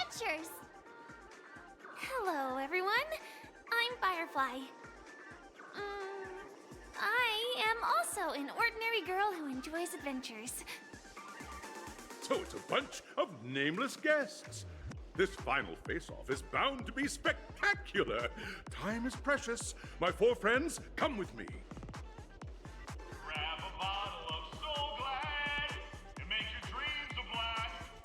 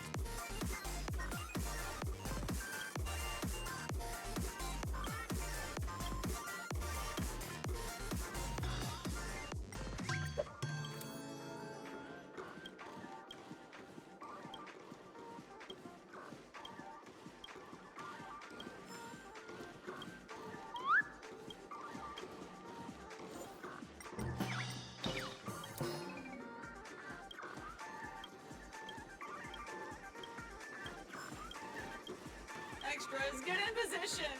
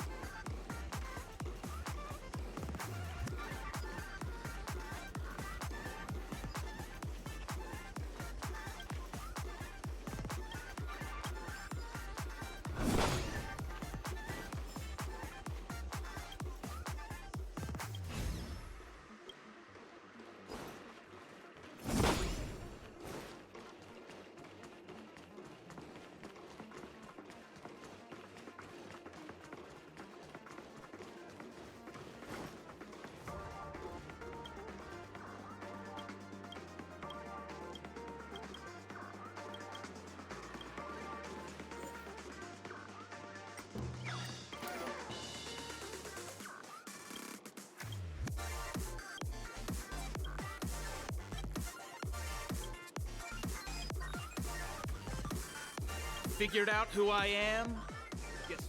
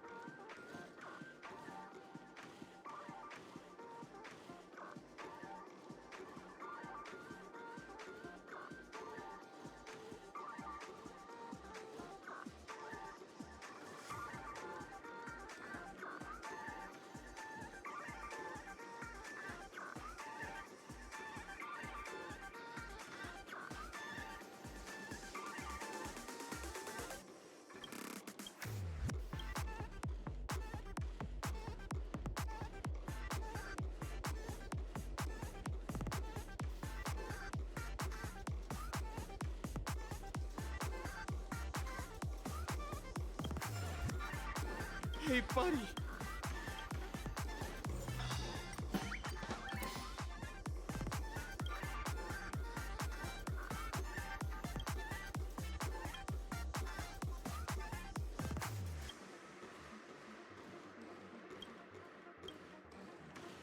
This place is buzzing.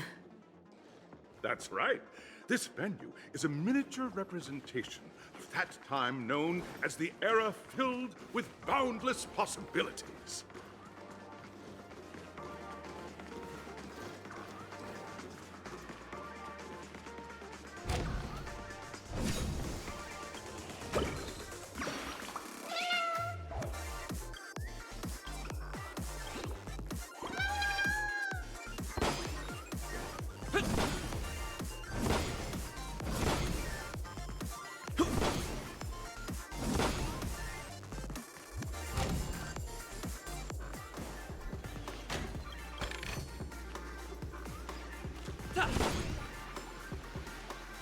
Grab a bottle of Soul Glad and make your dreams a blast. Nameless, your arrival reminds me of the grand occasion when Penacony was first established. I was still a young, bright-eyed lad back then, lured here by the watchmaker's ads, full of zeal and ready to make my first fortune in life. Once, during a particularly grueling day, I passed out and was resuscitated by a drink from Mr. Sousa. That sweet taste has since been etched in my mind, and that was what drove me to create the Soul Glad that we all know and love today. The dream-chasing era was truly a wondrous time. Oh, I miss those days, and the watchmaker. Scorched Sand Hall is my homage to that time of boundless possibilities. I wholeheartedly hope you make it to the finish and emerge as the next superstars of Penacony. Now then, is there anything you'd like to say before the competition officially begins?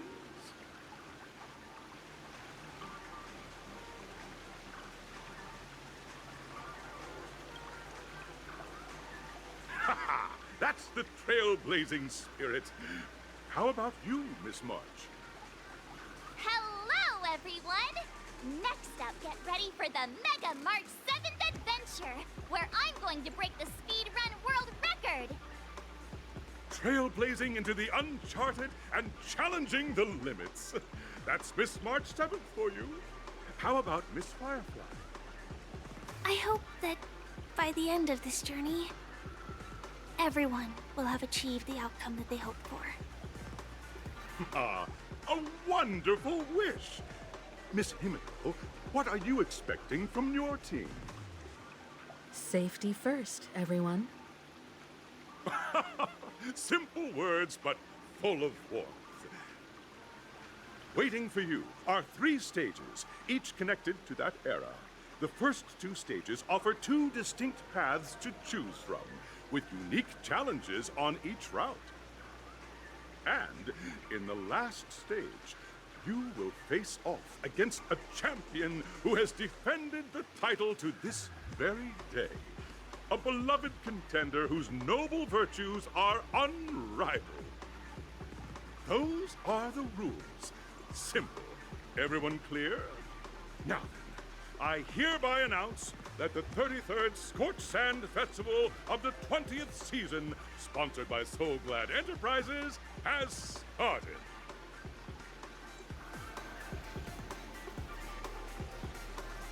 Everyone, as the Charmony Festival is drawing closer, we must reach the end as quickly as possible. Factoring in efficiency and safety, splitting up into 2 groups is the best choice. March and I haven't known Miss Firefly for too long and aren't overly familiar with her. It'd probably be better if the 2 of you paired up. Fine by me.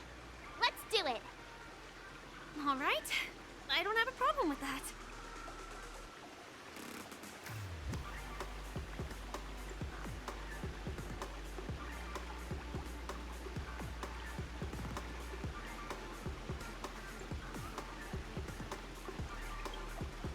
We'll split into the assigned groups then.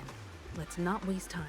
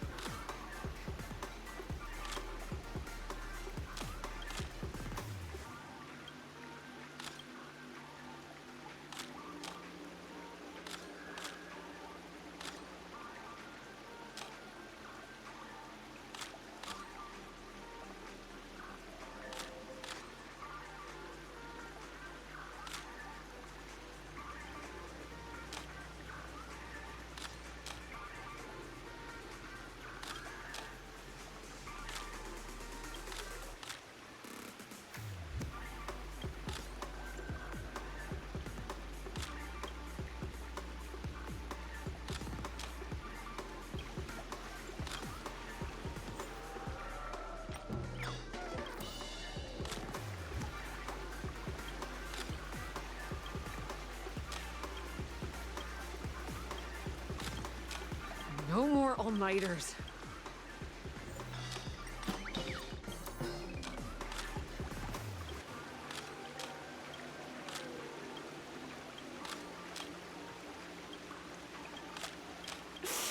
No more all-nighters.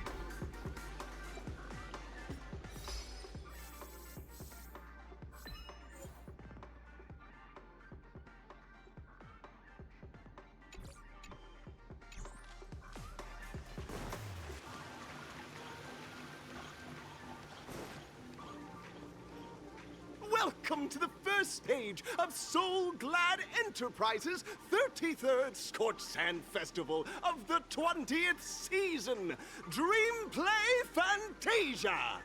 In this stage, you can choose between two challenges, the School of Acting or School of Action.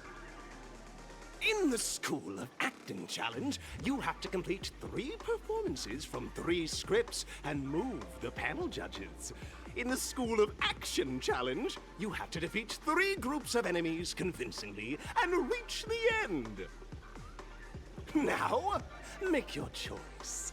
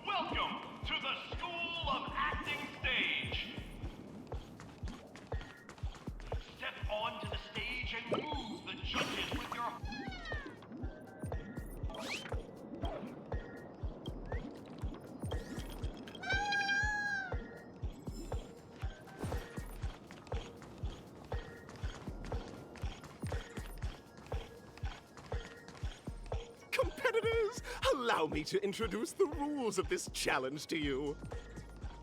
There are 3 stages up ahead. On each, you will find an outline of a script. These 3 scripts were written by the legendary filmmaker, The Watchmaker, and depict various stories from Penacony's era of pioneering. Your task is to bring those moments to life, find the right words, and act convincingly to make the judges feel the script's intended emotions. Oh, I wish you a successful performance. Also, a bit of trivia. The record score for this stage is held by a participant with fiery red hair.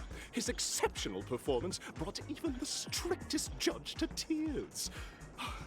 It's like he wasn't even acting at all. We are running out of time, so let's get this over with quickly.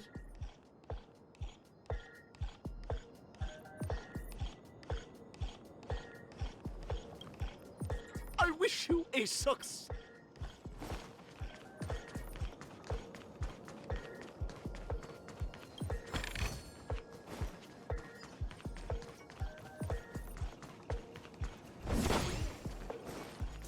Will of preservation!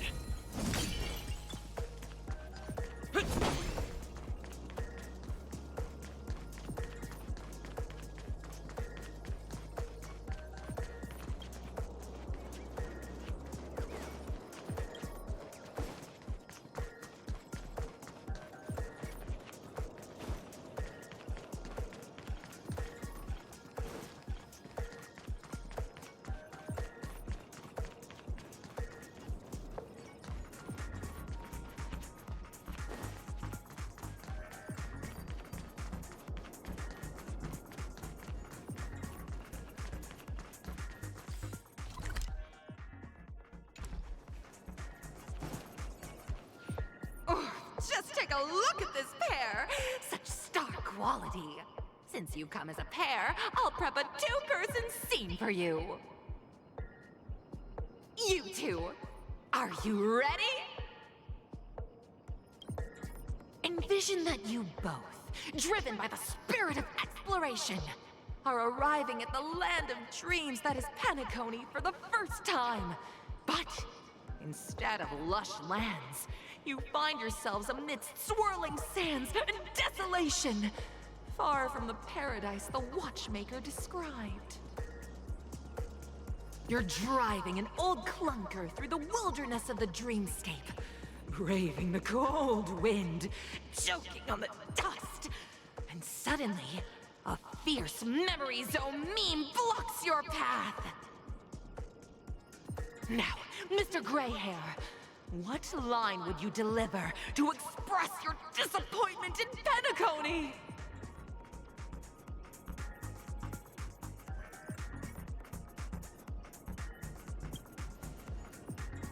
Very good! Now, though you're disappointed, your screen partner is conversely very enthusiastic. Now, young lady, you will say... This is great! I love living on the wild side! Very good! Very intense! And then we cut to the story's next scene. You find a job mending the rails, but the days are long, and your endurance can't keep up, and you finally collapse in the endless expanse of desert! Suddenly, sweet rain falls from the sky, wetting your lips and rousing your spirits! Now, Mr. Greyhair, what line will best express your surprise at this moment?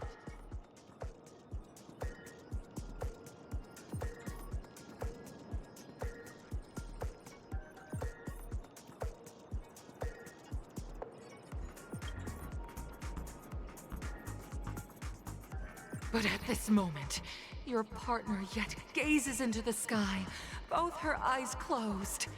The raindrops fall, blurring her vision, and she tragically says... Perhaps we were never meant to succeed. Right? Fantastic! Both of you have an incredibly solid foundation in dialogue delivery. However, lines aren't everything in a performance. Please continue this story on the second stage. Up next, you'll be challenged with a body language test. I hope these tests won't take too long.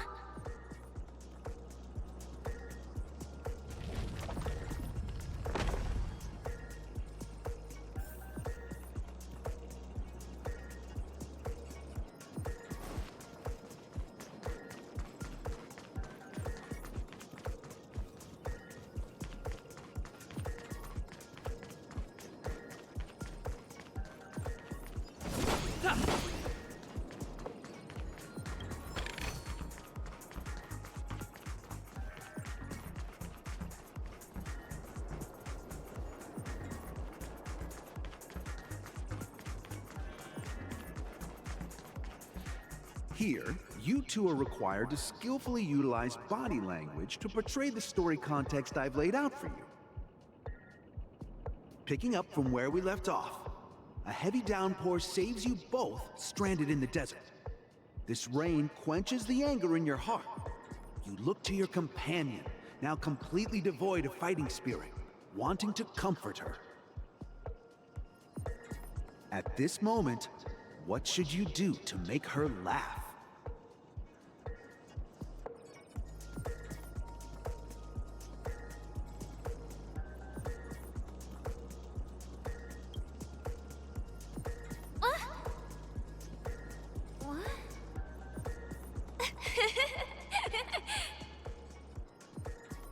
Right answer! Your companion sees you rolling about in the sand and thinks about the arduous obstacles along this journey. She can't help but let loose a laugh, rekindling hope in her heart. And so this girl...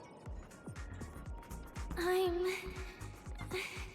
gonna get back on my feet and keep moving forward. A tug at the heartstrings! The story continues to develop. The heavy rain leads you both to sense a business opportunity, so you start venturing into the umbrella industry. But just as the business begins to pick up, competitors start flooding the market with low-priced goods, squeezing your market share. You have no choice. The goods you stockpiled at high prices have to be sold at a loss. This is a pretty self-destructive move, which drives your business to the brink of bankruptcy. At this moment, what would you, who refuses to admit defeat, decide to do?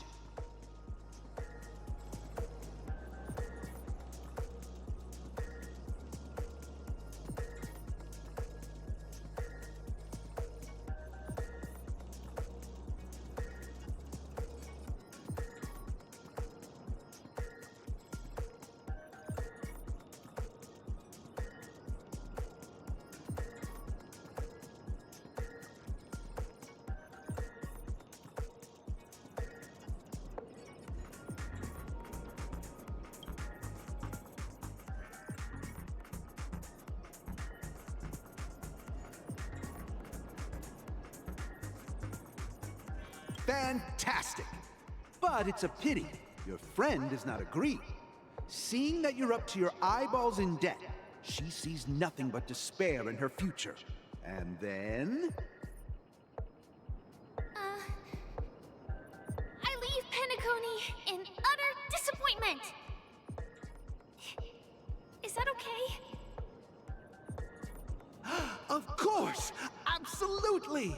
I was this close to tears! Both of you possess exceptional acting talent!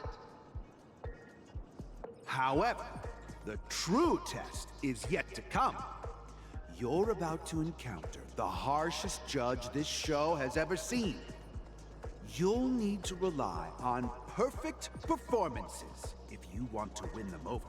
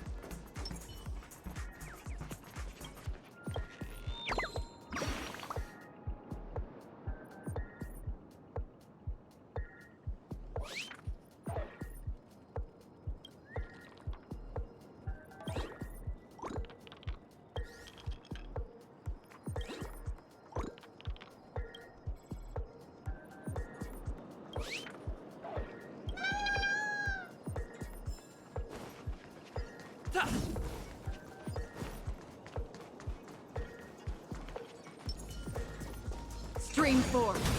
Gleam of old blade.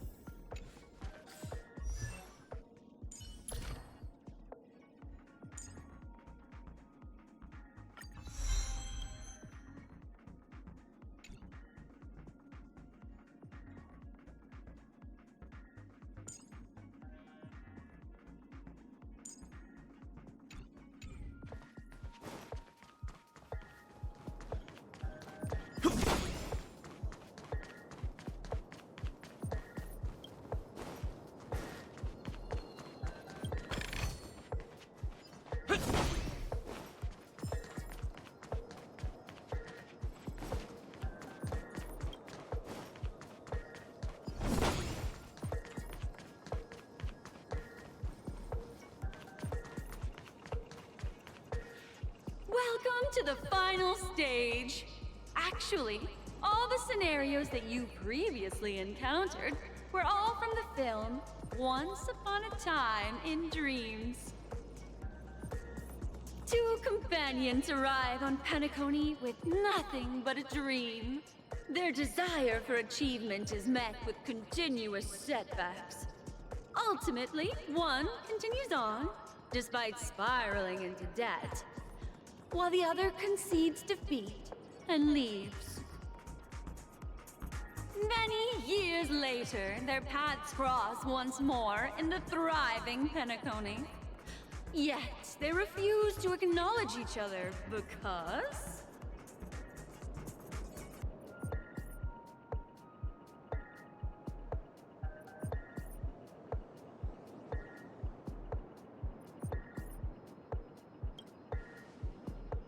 Against the backdrop of a revitalized Penacony, the joy of reunion mixes with the sorrow of past separation, the awkwardness of being strangers, and the shyness of a long-awaited encounter, all converging at this very moment.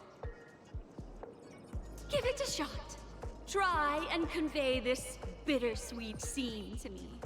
Bring it to life with precise and emotive acting. Is this ever going to end? I know! Why don't you try that clockwork thing you used before?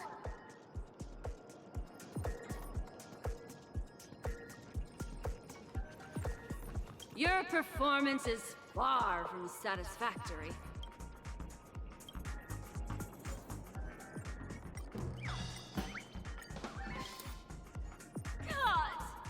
I never imagined that such a sad scene could be portrayed by you two in such a joyful and heartwarming way. Two people sharing a long, cherished friendship, as if time and status meant nothing to them. Huh? But we haven't even done anything! Is his imagination running wild again? Brilliant! Your portrayal outdoes the original. It's simply beautiful.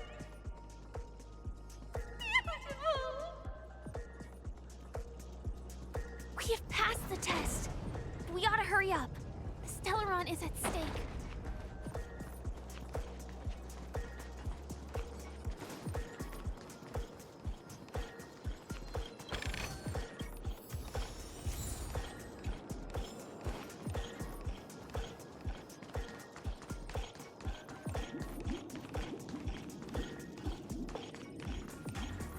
Congrats to both of you for clearing the stage, but more importantly, are you having fun? Fun is more important than success. Look at the time! You finished much faster than that red-haired contestant did. That red-haired contestant. Who is that exactly? You'll find out eventually, but only if you clear the next test first. Welcome to the second stage of the 33rd Scorched Sand Festival in the 20th season, sponsored by Soul Glad Enterprises. Gunfire time! You have the option to choose gunfire and undergo Brother Hanu's trial, or time, where you'll face Clucky's trial. And now, make your choice!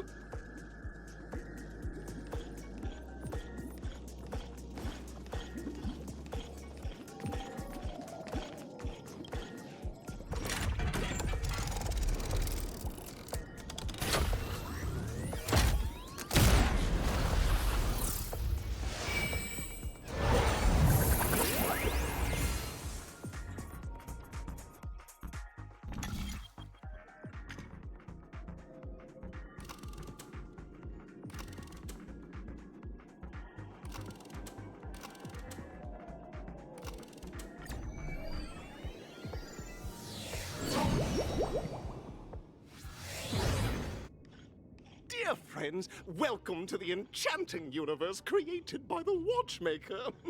Awaiting you is the morally dubious yet ever-charming character from the animated Clocky series, Hanu! It is said that these cartoon characters were inspired by the Watchmaker's own experiences. According to research by Clocky scholars, the original Hanu of reality shared a deep friendship with the Watchmaker, akin to comrades in arms. Enter into the world of Honu via the TV by the entrance and partake in an enchanting and suspenseful story with him. Good luck in there! If it's a gunfire trial, we should be able to settle this with a fight, right? I hope this won't waste too much of our time.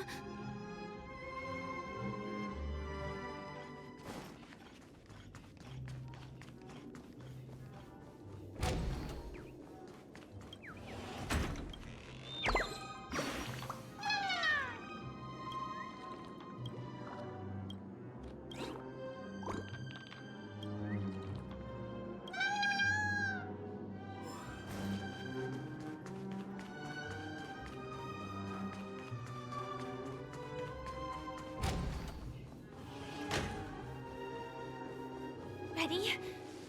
1, 2, 3.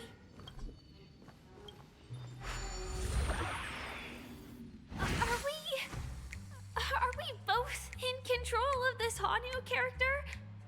Very good! Looks like you've got the hang of it! In this Hanu's Adventure episode, Boss Stone has gathered his battleships for an assault on Dreamville. Old Buzzfly, Cousin Wolf, and Bombhead are all raring to go. The brave Hanu must thwart their advance and protect his home. Alas, Hanu presently is ill-equipped to fend off the malevolent mischief makers, which is why he is preparing to seek out the Puzzle Gentleman's aid. Go forth and speak to him.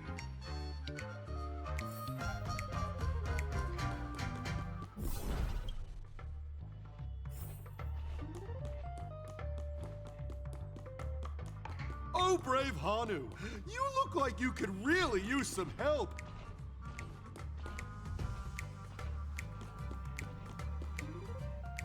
Long time no see, Hanu. You look pretty stressed out.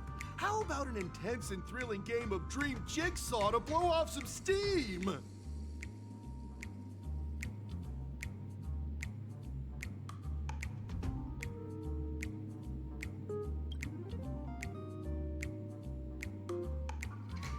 Oh my! Are you telling me that Boss Stone has rallied the villains to seize Dreamville? What a dreadful twist of fate! Listen closely, Hanu. I'm aware you're in need of a suitable weapon. And I also know there's one just upstairs. But you know what? You'll have to play an exhilarating round of Dream Jigsaw first. No Jigsaw, no moving forward.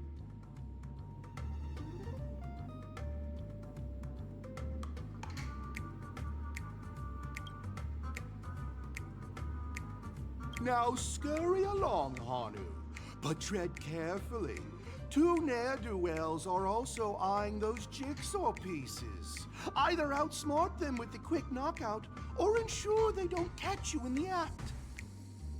I can't wait to see you finish the Dream Jigsaw. Best of luck, Hanu. Let's stay alert and make sure those monsters don't spot us.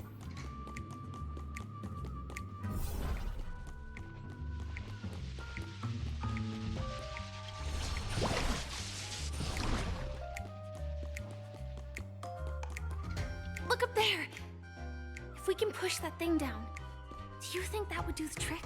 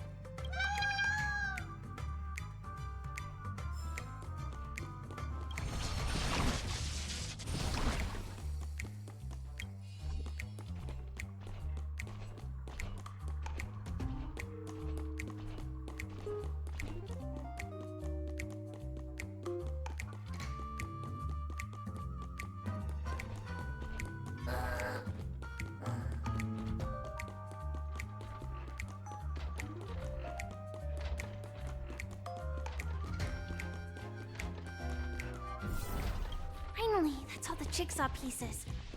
Let's hurry back.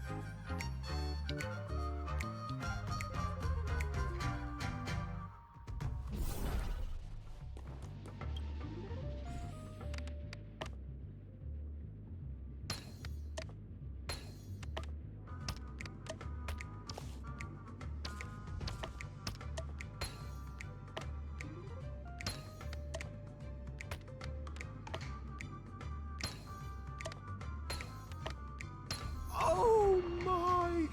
The exquisite sensation of perfect alignment!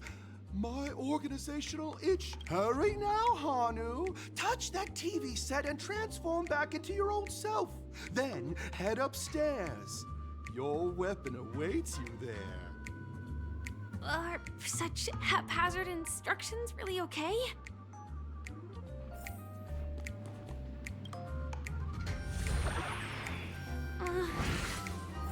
Disconnecting from that thing so suddenly has left me feeling slightly disoriented.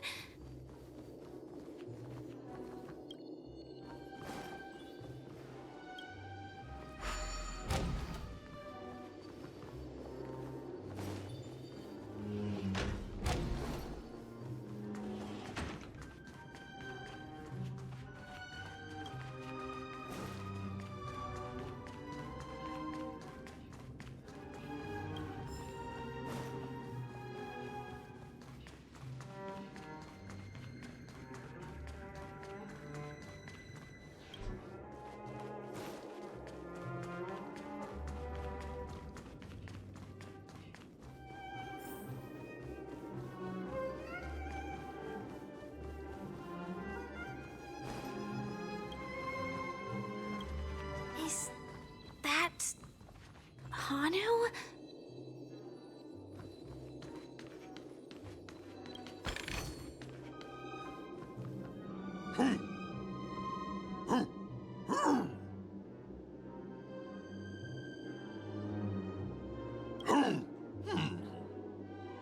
What exactly is he talking about? Tick-tock! It's time for me to make an appearance! Clocky? I can also see him. Is this character part of the show? In Dreamville, Clocky is everywhere and can do anything! Like right now! I can be your translator! Tick-tock!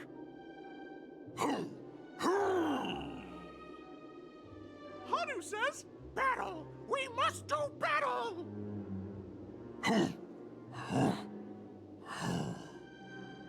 The enemy is at our doorstep, and we have no path of retreat for the future of Dreamville! Touch that suspicious-looking TV right now! So they just jumped inside that TV. Sheesh. Logic in this plot and dialogue is really being pushed to its limits.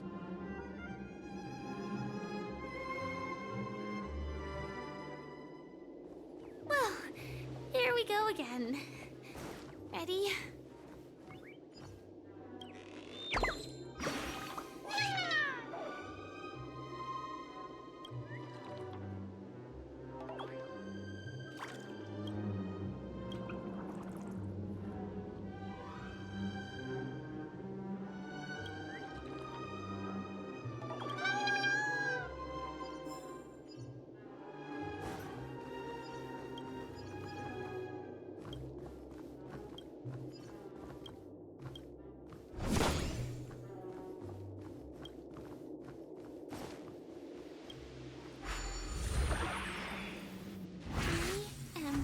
Gradually getting used to this. Huh. Who knows? I might even be able to perform some high-level moves with Hanu. Oh? Did someone say high-level movies just now?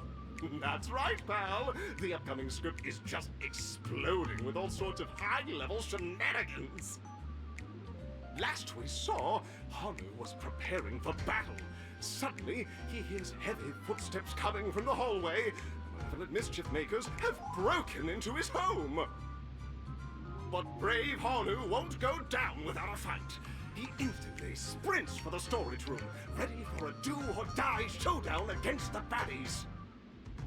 But we still don't have any weapons in hand.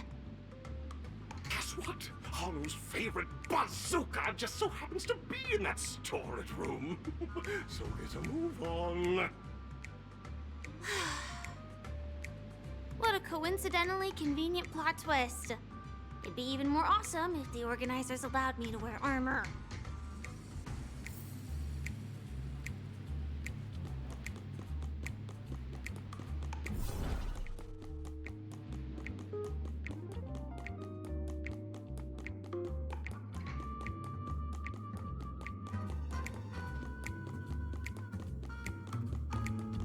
The storage room. It's behind the shelves, right?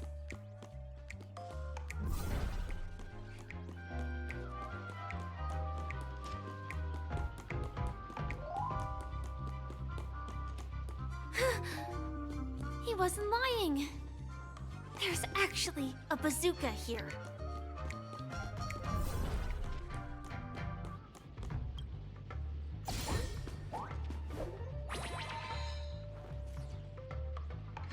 Now we should have a way of dealing with those baddies. This thing feels just like the Soaring Locust too.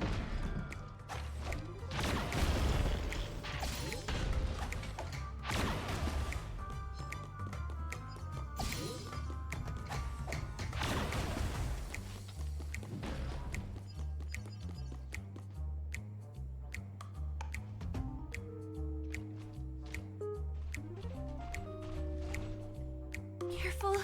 It looks like we've got more company. Get ready to fire!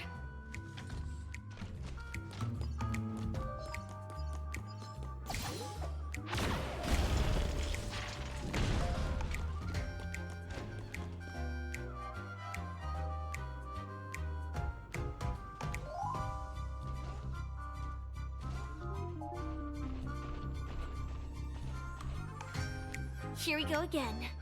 But no big deal. We're pretty handy with this bazooka now.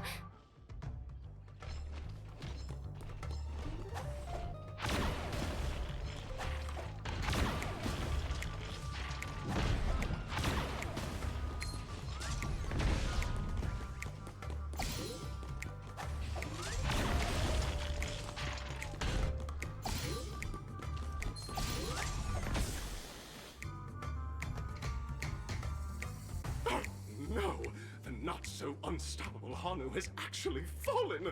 Quickly, return to the battlefield and seek revenge against the bad guys! Here we go again. But no big deal. We're pretty handy with this bazooka now.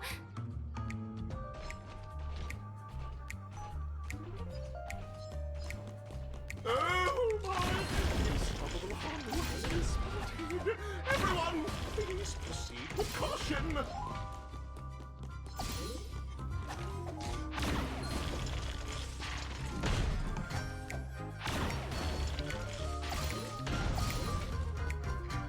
That should be all of them, right? Oh my! Hanu is on a streak! Everyone! The stage is complete! Quickly! Head through the TV to the next stage!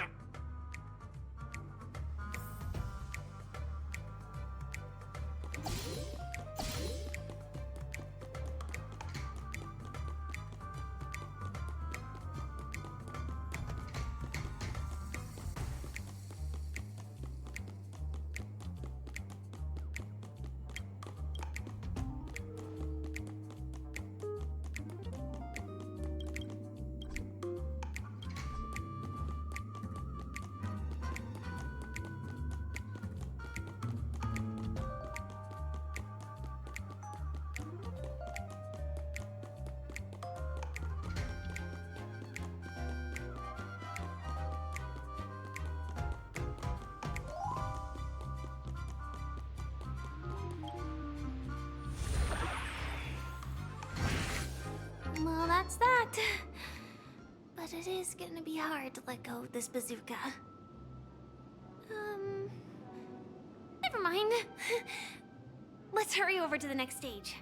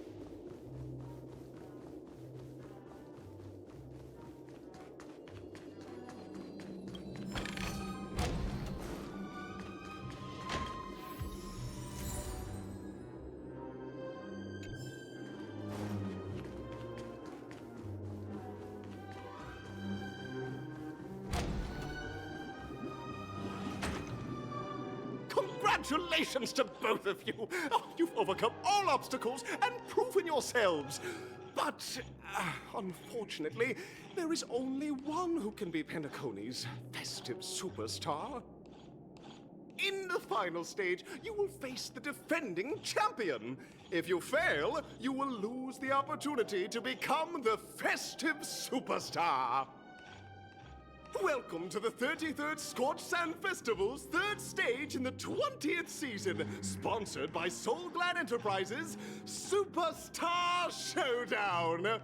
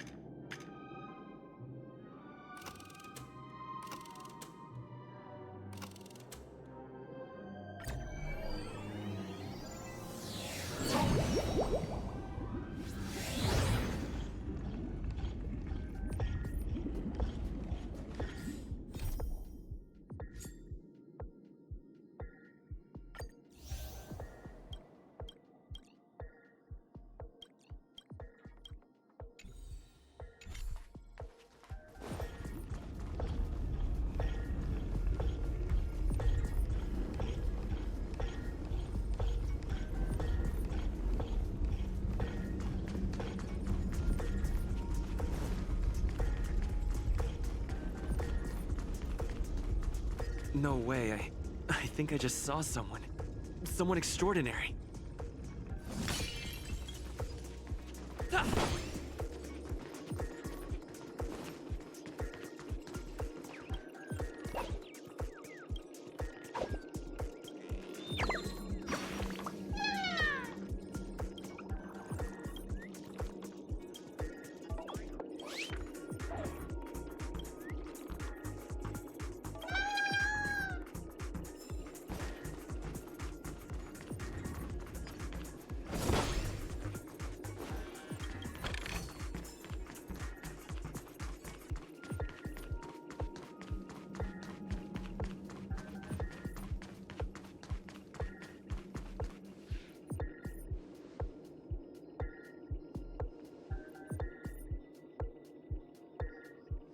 Are you a Knight of Beauty?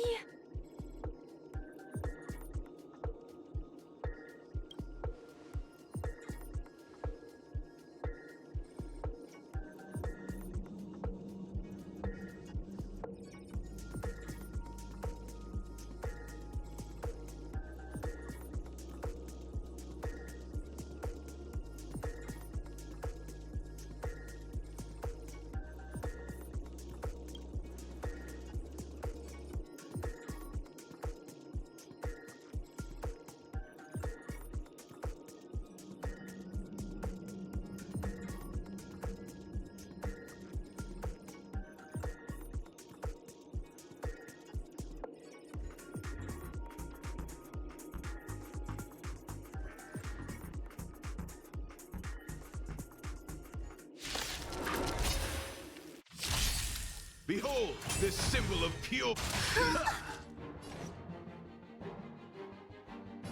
Time for a buzz. This is double speed. Rise to the challenge. Lance at the ready. Lance ablaze. Lance! Forward! On the still waters of oblivion, I weep for the departed.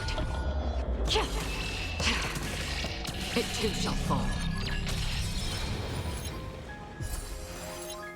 Confess! How familiar. Put forth all your might! Not a scratch. Rise to the challenge. Nice, like my friends. Indulge yourselves! Rise to the challenge. Pledged on How loyalty. familiar. Destined for oblivion. Time for a buzz.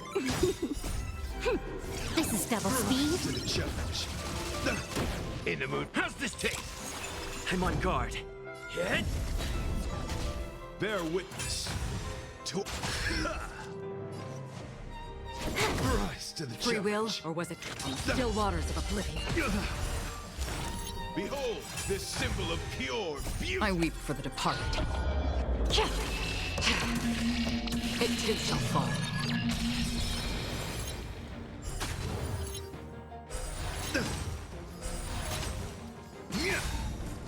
Lance ablaze. Lance! Forward!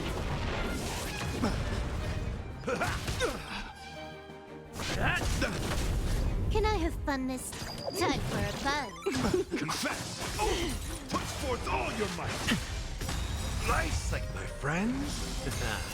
Indulge yourselves! This combat need. This is double speed. That's half the work. Destined for oblivion. Lance at the ready.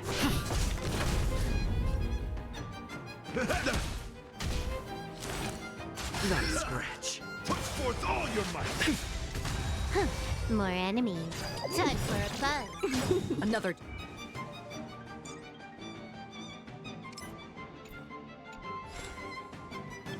I weep for the departed. It too shall fall.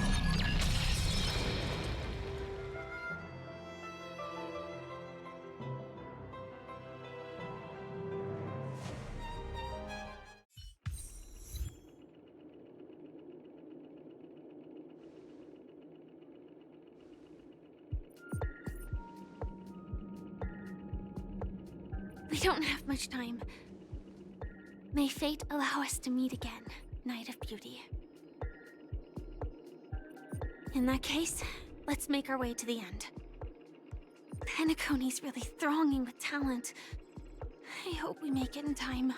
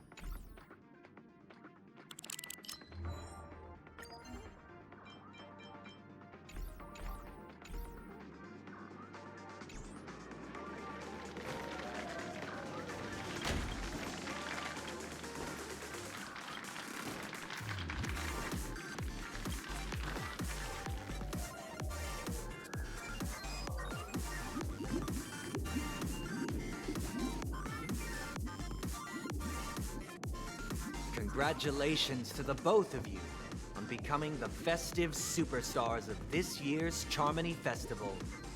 Before entering the Grand Theater, I, on behalf of the organizers, extend my sincere congratulations to you, wishing you joy under their radiance.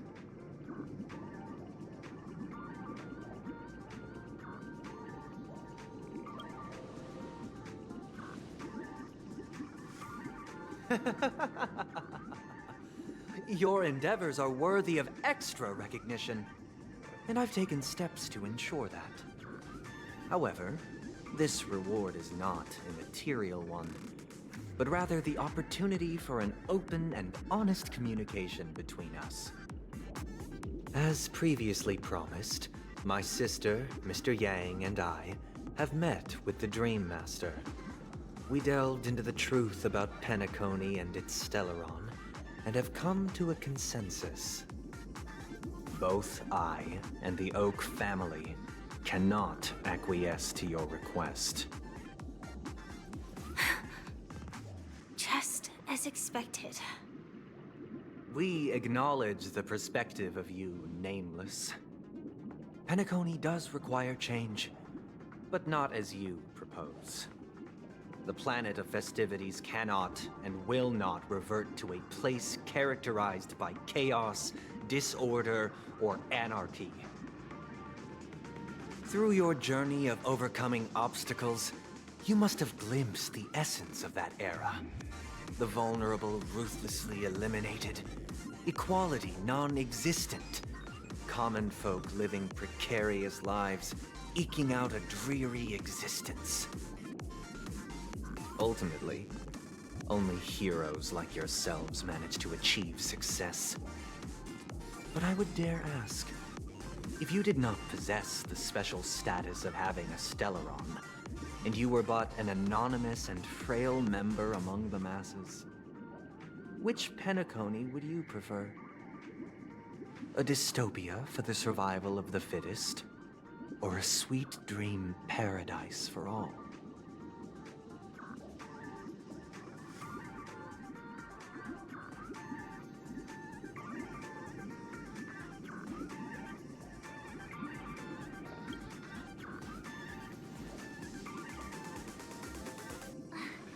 That's not the point! Don't let him mislead you! Mr. Sunday, even if the members of the Oak family can't fully agree on what to do about the Stellaron, now's not exactly the time to be holding an extensive discourse about Penacony's past and future, is it? The Stellaron issue concerns the life and death of everyone on Penacony. If anyone has a better suggestion, the crew is more than willing to listen. Also, it'd be best to tell us the ins and outs of that meeting. This way, we'll at least know what Welt and Miss Robin are dealing with, and the reason why they failed to make our appointment.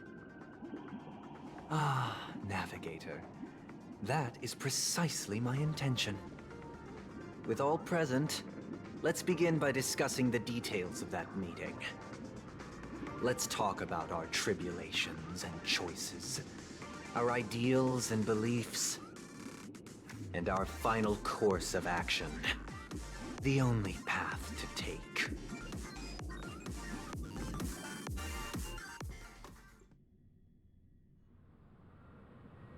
You mean to say that for the longest time, there have been scoundrels who would use the Charmony Festival that I have bequeathed to the masses as a tool to realize their ambition? Indeed, Dream Master. Once the Charmony Festival begins, the Stellaron's powers, along with the song, will be broadcast across the entire planet of Penacony. And then everyone in their dreams will be unable to awaken. This is indeed surprising to me. The dreamscape is maintained by the collective effort of the 5 families. If someone were to use the Charmony Festival to recklessly disseminate the power of the Stellaron, this individual must hold a position of great authority. Do you have any suspects? I'd like to ask, did you really not know of the Stellaron's existence? I would have never thought that this nameless would point the spear at me. Quite astonishing indeed. If I have offended, the Astral Express extends its sincere apologies. But the current circumstances are dire and leave no room for meticulous inquiry. We're doing this out of concern for the Dreamscape's safety. So, if you could, please alleviate our concerns. Dream Master, it's just to prove that the Charmony Festival has nothing to do with the Stellaron. If we're being overly cautious, I will return to the stage to offer tribute in song, just per the arrangement.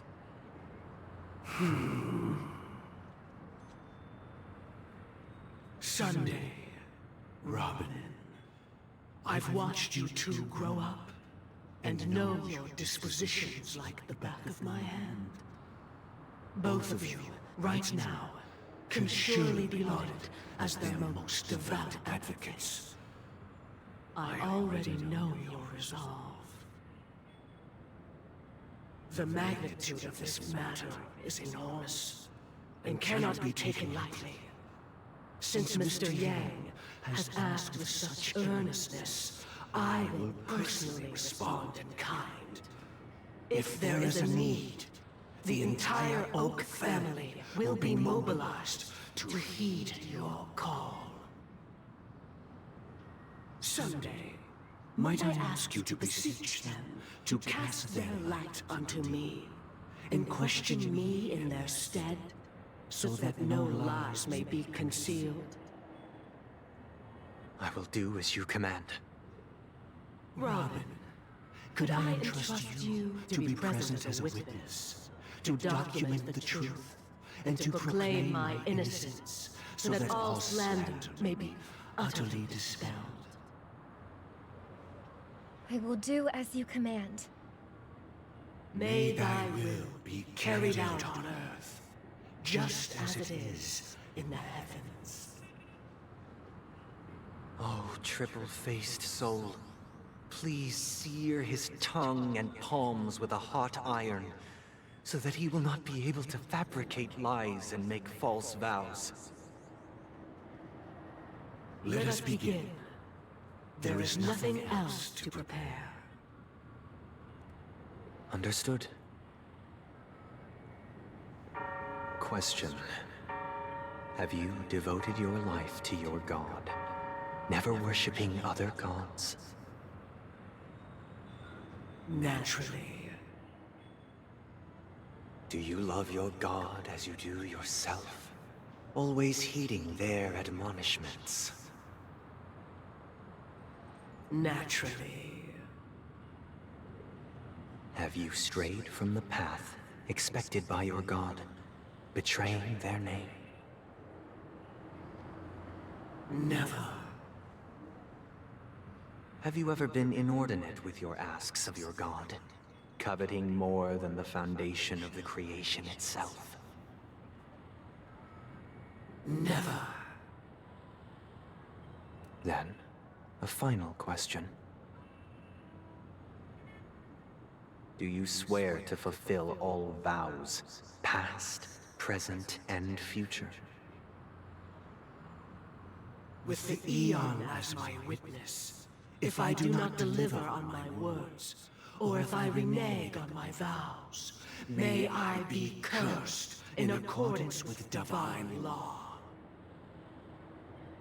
They have seen your faith, and have endorsed your faith. With this, it can be evidenced... Just a moment.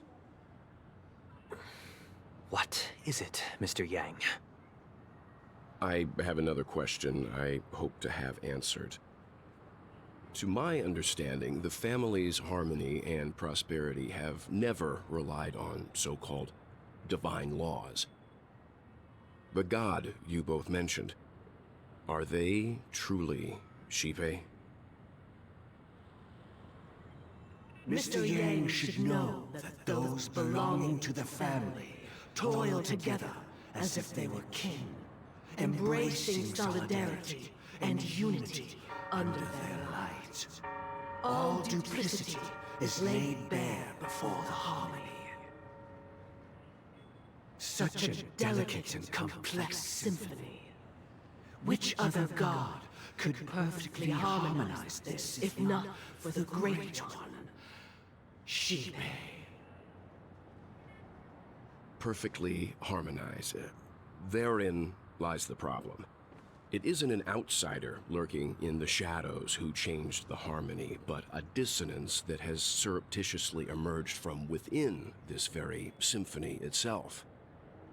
In the distant past, there existed an eon. With one flick of the wrist, they crafted the laws of the cosmos. Their followers formed the Beyond the Sky Choir, spreading solemn and reverent hymns throughout the universe. Later, they fell.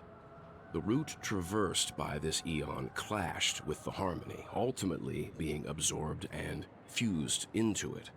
The chorus that once reverberated across worlds fell silent, and when it echoed anew, it was transformed into the hymn of harmony. Though an eon may perish, paths with no masters still linger. In the all-forgiving harmony, echoes of bygone dissonance may subtly arise. Mr. Yang. Being overly astute can be a detriment. Especially when you find yourself alone and without allies.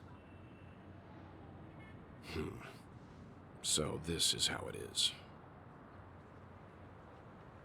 For the sake of our grand cause, Sunday, please afford these two an opportunity to rest.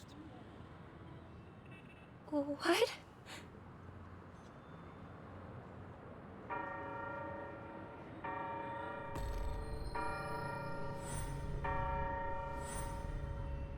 Sorry, Robin.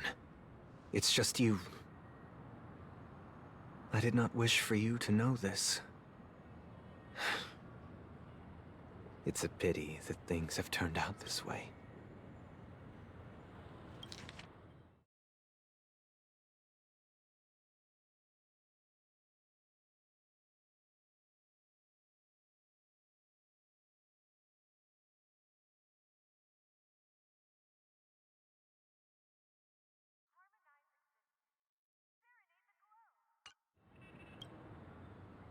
So, this is the true reason I can't sing?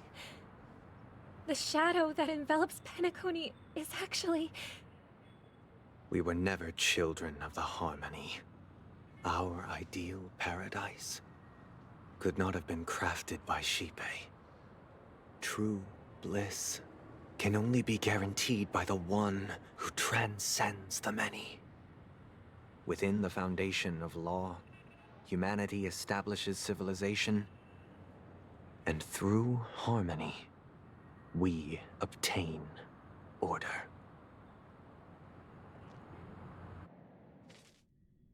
Unbelievable. To think that there would be remnants of the Order on Penacony.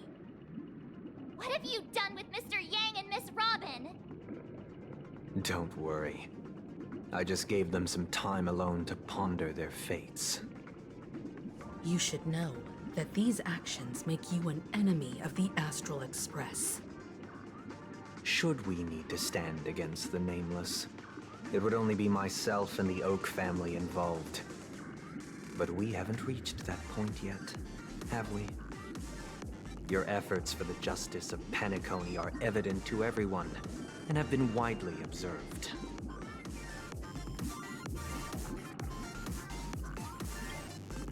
Oh, I intend to. But that hinges on the outcome of this negotiation. If it is the Order that drove you to imprison Welt and Robin, and you're using them to coerce our compliance, then there'll be no point in entertaining any type of discussion. You're mistaken, Miss Himiko. They are in very safe hands, and just as the family has always proclaimed, no one can be harmed in the dreamscape, least of all in the beautiful new world belonging to the Order. Penacony and the entire universe have witnessed far too much innocent bloodshed. The strong wield their blades against the weak, and the victors push the vanquished to the brink of life.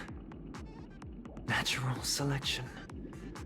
The world abides by this principle, establishing the well-being of humanity atop the corpses of the downtrodden. Only we, or rather, I, possess the power to put an end to this farce. So you've decided to resurrect a dead Eon? No one's ever done such a thing. If Miss Himiko is interested, let's draw back the veil and speak candidly. I've always firmly believed that people can understand one another through peaceful means. I'm willing to divulge the unembellished truth as to the intentions of the Order's Pathstriders, so that you will make better judgment for the Astral Express, for Penacony, and for this stretch of the universe. Words can hardly do justice to the beauty of that ideal. So, come with me, everyone. Let us retrace our steps and see once again where this road leads. Huh? Where'd he go? Welcome. This isn't any location in Penacony's dreamscape. It's my inner world. The reason the scenery before you remains unchanged is because your consciousness has drawn on similar concepts to fill in the gaps.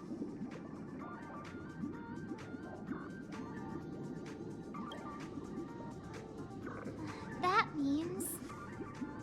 Did you do the same to Welt? It's a tuning process, stronger in effect and more draining on the mind.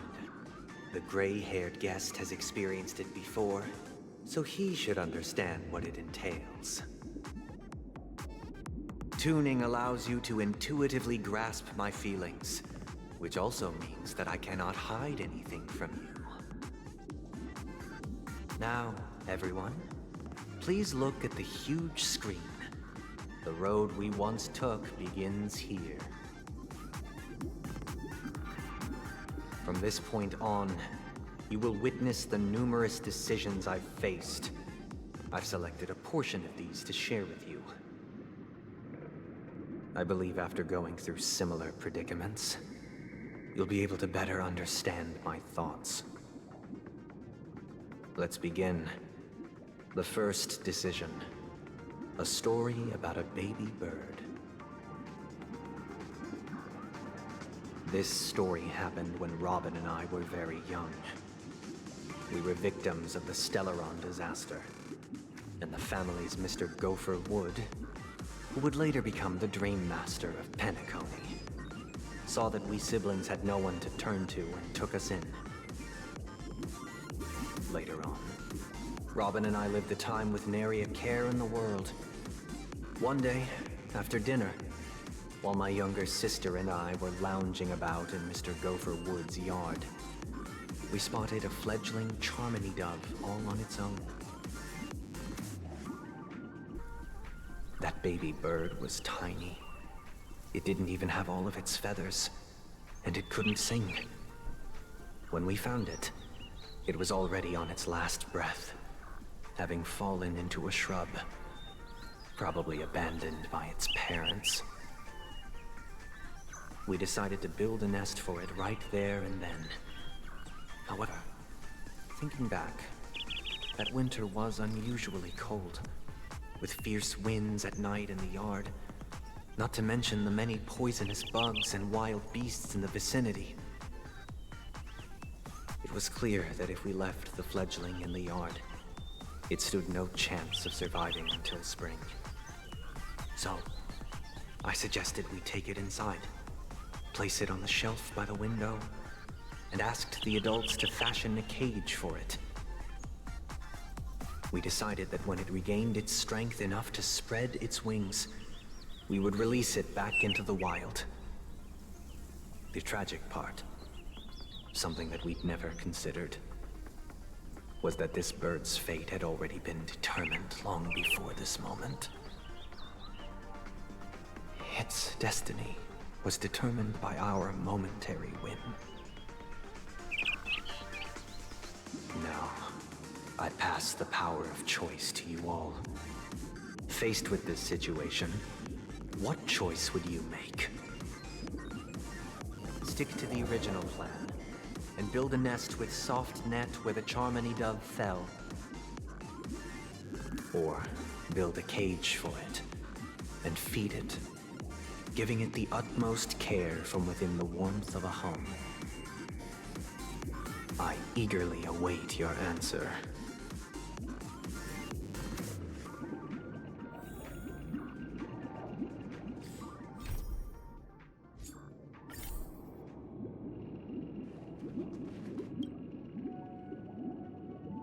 It looks like he really has no intention of imprisoning us.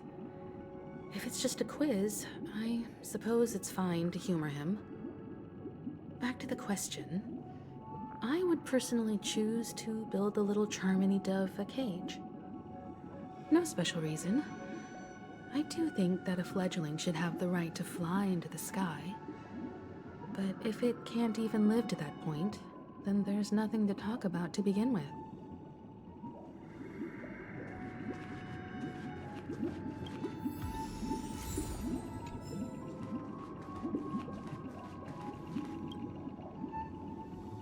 I can't decipher his intentions right now, but based solely on that question, I would probably choose to build that dove a cage. Even if I was gonna release it back into the sky, it'd have to be strong enough to fly first. If I left it where I found it, I fear it'd never get the chance to fly ever again.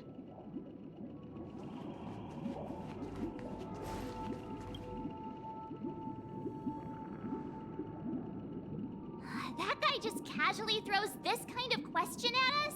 What exactly is his deal? But fine, I'll answer, I guess. If it were me, I guess I'd choose to build a cage for the little Charmony dove. After all, leaving it there, it's bound to get hurt by wild animals or something. And that'd just be too sad.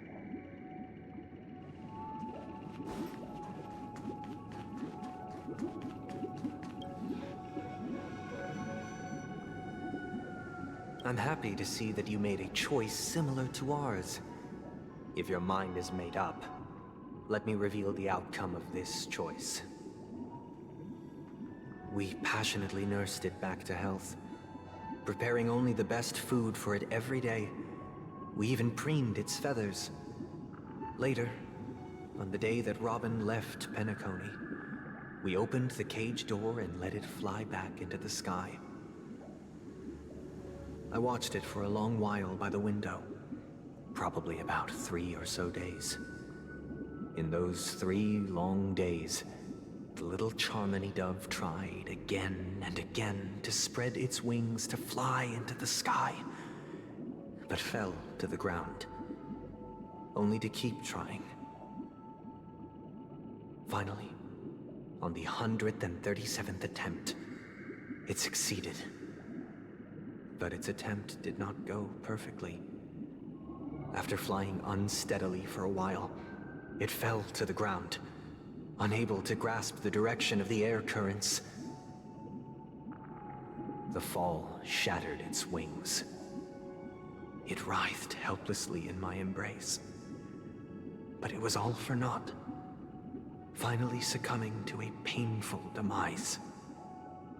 And in that instant, our tender care, our given love and hopes, they all became the inevitable push that sent it to its death.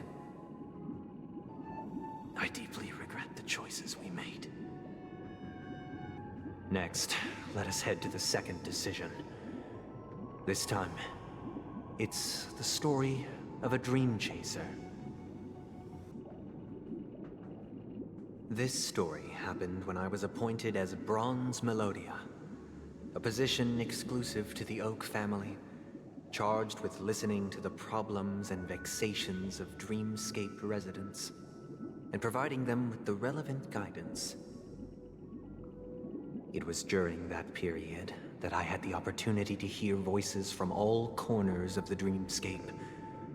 Joy, sorrow, arrogance, regret. The complex tapestry of human nature that formed the world. And I was fortunate to catch a glimpse of it. He was a dream chaser, and an illegal stowaway. Just like the rest of them, he came to Penacony in search of a better life, except that, to most people, the price he paid, I suppose you could say it was everything. He told me, I sold everything I could at home. The house, the land, even his 2 children.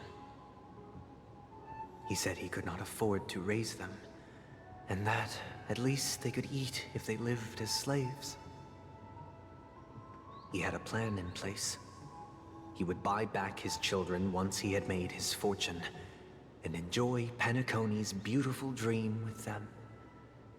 Alas, his plan to smuggle himself was somewhat clumsy, and he was sniffed out by those pig-headed hounds. After hearing the Dream Chaser's story, I immediately appealed to the Bloodhound family to cease their pursuit. That way, at least he could live peacefully. But I was still too naive to the ways of the world. I did not anticipate that what I thought was a kind gesture would later lead to dire consequences. I'll tell you the outcome soon. For now, I'd like you all to make a choice. Will you do as I did, and try to convince the Bloodhound family to stop their pursuit, so that the Dream Chaser may live peacefully and realize his wishes? Or will you remain silent, leaving him to languish while the hounds are hot on his heels, until his inevitable judgment arrives? I look forward to everyone's decisions. Who knows? Perhaps they might even alter the outcome of this tragedy.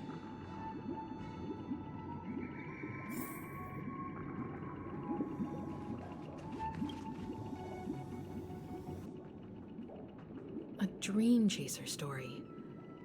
If I acted out of kindness, I would probably ask the Bloodhounds to stop their pursuit and lend him a hand.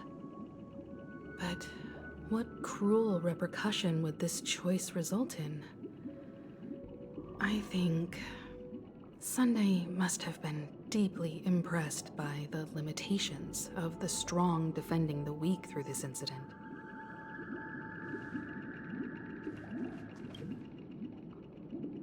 This question... Surely it has some connection to the baby bird story. And this connection is precisely the breakthrough Sunday aims to use to persuade us.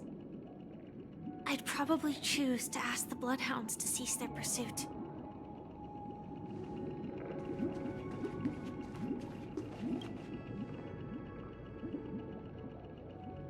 It seems illegal stowaways are really quite common on Penacony. But that guy in the story, I don't think he deserves any sympathy at all. He sold his kids to chase a dream. Even if he intended to go back for them, it's still insanely irresponsible. With that thought, there's only one choice. Let the Bloodhounds send him back home. This person deserves to be punished.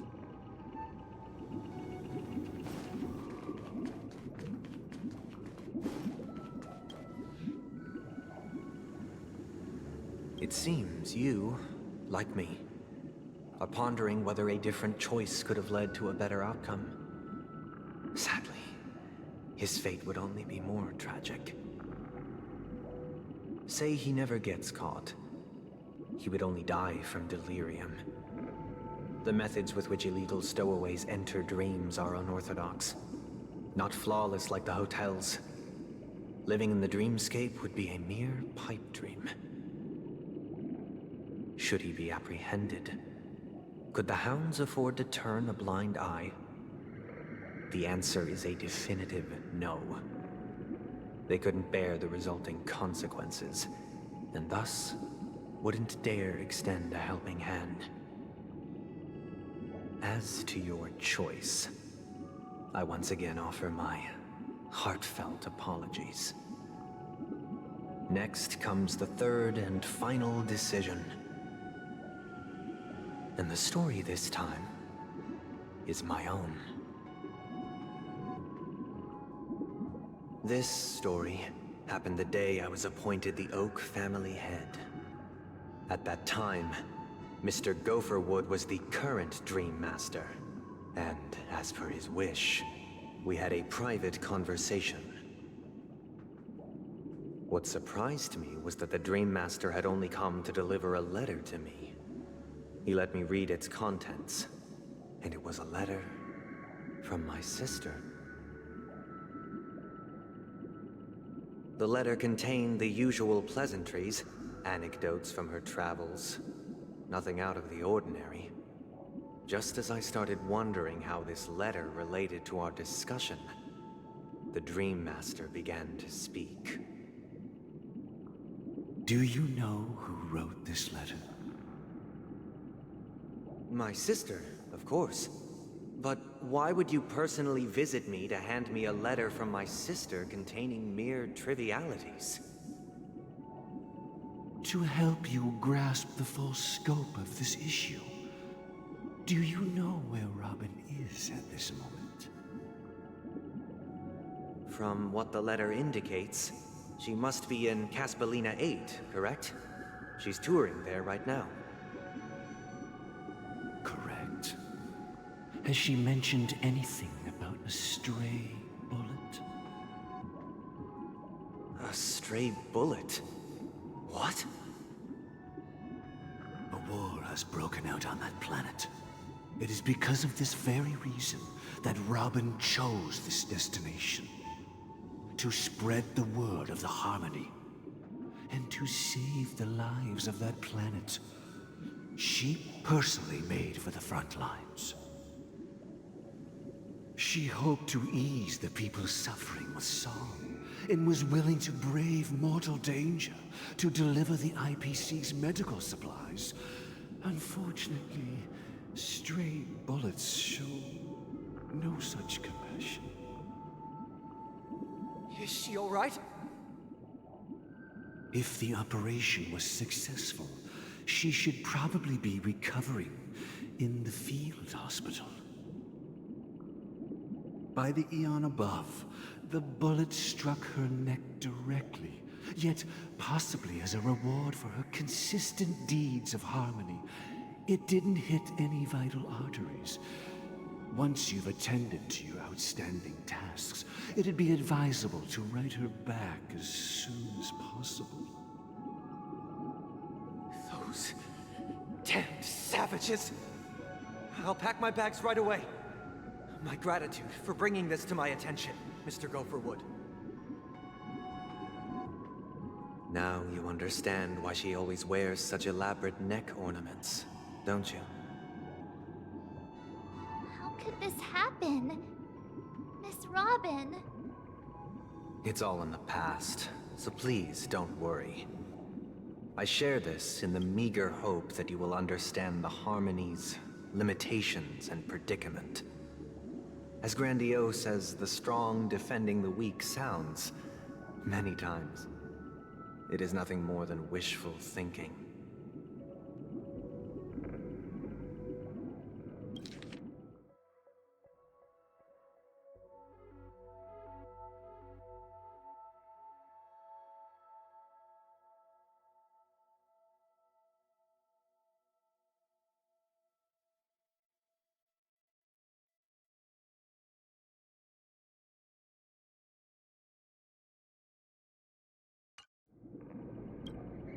Likewise, I've prepared one last question. One last choice. But rest assured, this choice will not have any grave consequences. Because this is merely a figment of imagination, a nightmare that has haunted me through countless nights. If you ever had the opportunity to make a choice like I did, would you still support Robin's journey on the path of harmony?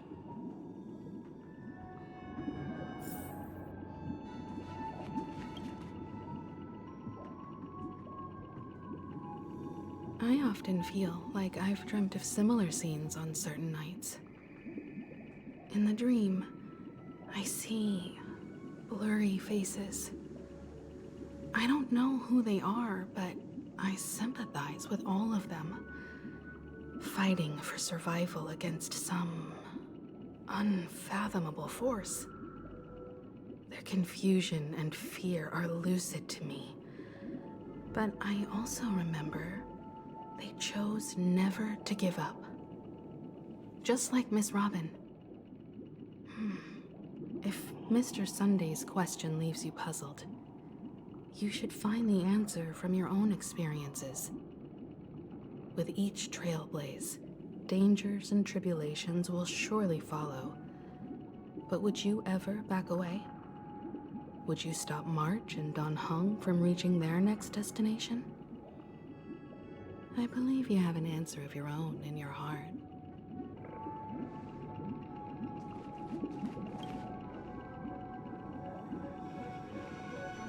Miss Robin's courage is admirable. And here I was thinking she was just another superstar celebrity. But the fact that she's also Mr. Sunday's younger sister? No, I doubt he'd wish harm on his own flesh and blood, no matter how grand the ambition.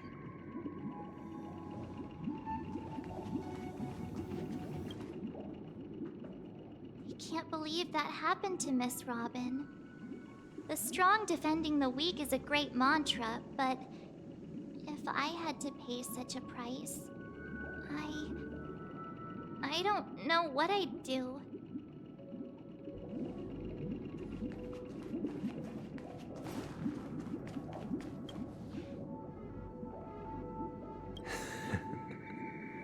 I see. I am now aware of everyone's stances. Raising these questions merely serves to illustrate one point. The plight of Penacony cannot be salvaged by the harmony. The true foundation for a sweet dream paradise can only be established through the order where the strong govern the weak. I know the suffering of being tormented, the turmoil of losing your way, how sorrow and even despair set in when matters don't work out. All of this causes me unending pain, because this is not what happiness is at all. We must teach the weak how to live a happy life. And this life isn't some noble propriety that the upper crust preaches, but in definitive terms, a way of survival that belongs to everyone. So what is your definition of living a happy life? Good question. Human consciousness is fundamentally an illusion, a cage known as self-worth. People lured in by this illusion make mistakes, yet still ask that external influences bear the burden. When one mistake after the next permeates the masses, they become impossible to trace. Thus, the amassing of these individual cages culminate to form a prison, a place dictated only by the rule of survival of the fittest. Nature is always accompanied by predation and sacrifice. Its antithesis is known as order. That is what I want to do. Unite people's happiness under the banner of order. They won't need to make bitter choices any longer, nor face the weaknesses of humanity. they can cast aside their primal instincts to build a haven for mankind. Simply describing thoughts is far too abstract, so allow me to provide a simple example. As you all may know, there are societal norms like weekends and long weekends that exist on some worlds. During these hard-earned rest days, people are given the chance to extricate themselves from the stresses of everyday life, allowing a certain tranquility to return to their souls. And it is only on these days that people do not have to adhere to the law where the strong prey on the weak. They can live out their lives happily during these brief intermissions. It's just a pity that 2 or 3 days are still too fleeting compared to the span of a lifetime. From where I stand, society's ideal system should be 7 rest days. Following Sunday, there should ensue a second, a third, and indeed an infinite procession of Sundays. This should be the face of the new world. Idyllic, eternal, peaceful days. And thus, every person can return to their base selves in this utopia. Some gaze in reverence at the stars, pouring their whole beings into calculating the distance between us and the isolated world of Pagana. Meanwhile, some seek refuge in quiet corners, holding one another, unencumbered by the chains of unwelcome obligations. There would be no need to bear the hardships of reality. Only in this way can humanity face the inevitable end with the purest of spirit, living a life of dignity. This is what it is to live in bliss. Miss Firefly, you who are stricken with entropy loss syndrome, you of all would surely understand this.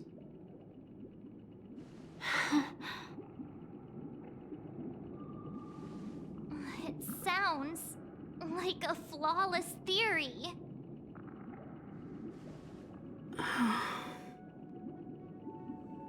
But what is the price to attain all this? The cost is minute, merely a personal and eternal sacrifice. If this paradise is to be maintained for everyone, someone must remain trapped in solitary awakening until the end of the cosmos. Awakening. Which means that this so-called paradise is still a dream. Stepping into this paradise means forsaking reality, correct? It is not forsaking, but transcending. Flesh, blood, sorrow, weakness. If the physical is the root of spiritual suffering, it is only logical that we defeat it.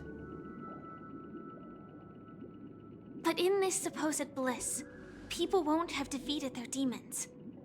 The chance to overcome their tribulations would be forever lost to them. In other words, it is an escape. That's another way of understanding it. But there is no shame in escape. On the contrary, the seeds of escape exist in everyone's hearts. Don't you agree, Miss Firefly?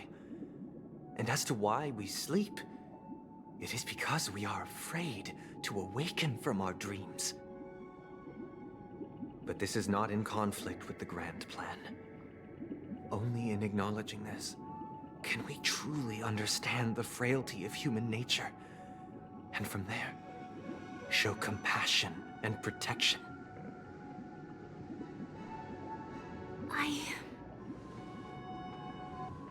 I admit that you are a born leader. Your perspective on humanity brims with pessimism. Yet you express compassion for all, even when your heart pities them. But unlike you, I live for the self.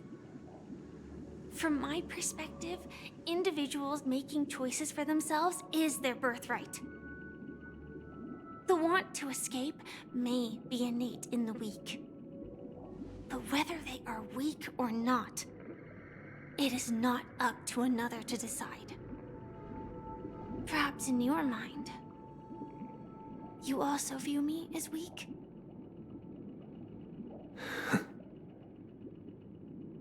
Because I don't think so. Since Miss Firefly has said her piece, the Astral Express will also naturally give you our answer. We'll leave it to you, just as Mr. McHale instructed before. Tell him our choice.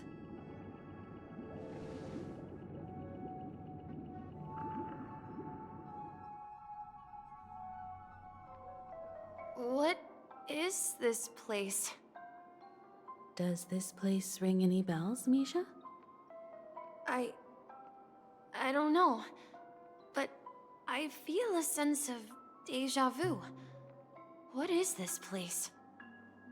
It's the realm within a dream bubble. This was left to the Astral Express by a nameless, but weirdly, when we entered it, it was completely empty. Dr. Edward from the Dreamscape sales store told me that dreams are formed from memories, and a dream bubble can't take shape if its core is empty. So I thought you might be able to help us in unraveling this mystery, Misha. As a hotel doorman, you know Penacony best among us. I don't know much about dream bubbles, but if you want to figure out what this mansion is, I'll do my best. I'm counting on you then. Himeko, I still don't get it. Why were you so sure that Misha had a connection with this dream bubble? I wasn't sure. It was just a hunch. But since Misha feels familiar with this place, my hunch might be correct.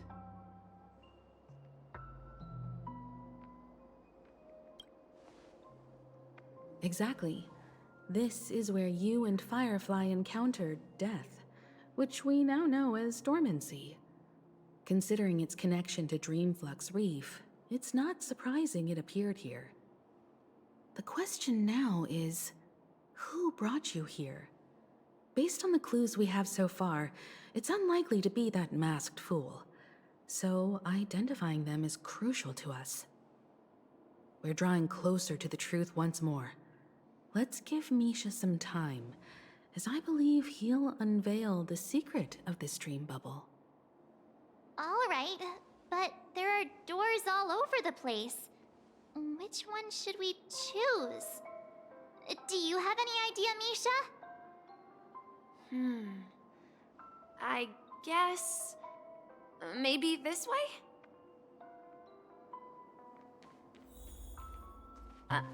I'm not entirely sure, but... let's give it a try.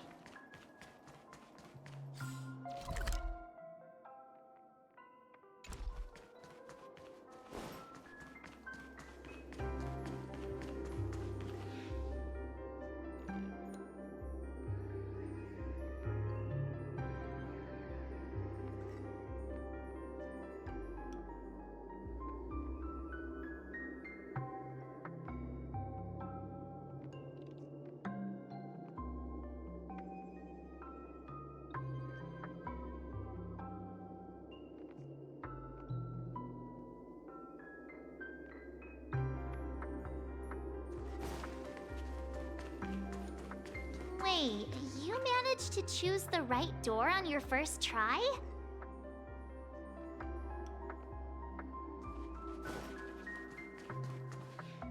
Weird. This place is quite different from the hotel. But I feel like I've been here before, and even lived here for a while. If I remember correctly, there should be a fireplace down that hallway. Clocky and I used to sit by the fire, listening to the crackling of firewood. And the room on the other side was The toy room. I loved spreading out all the toys from the box on the floor and making up stories for each of them. Hold on. This doesn't make sense. Didn't I grow up in Dreamflux Reef? So, what is this place? This could be a case of amnesia. Don't worry, Misha. It's common for everyone to forget certain aspects of the past. Those memories haven't vanished. They're just lying in the depths of your mind. We can surely get them back. Since this place seems familiar to you, why don't we explore a few more rooms and see if you can recall anything more? Yeah, then let's check out the rooms I just mentioned.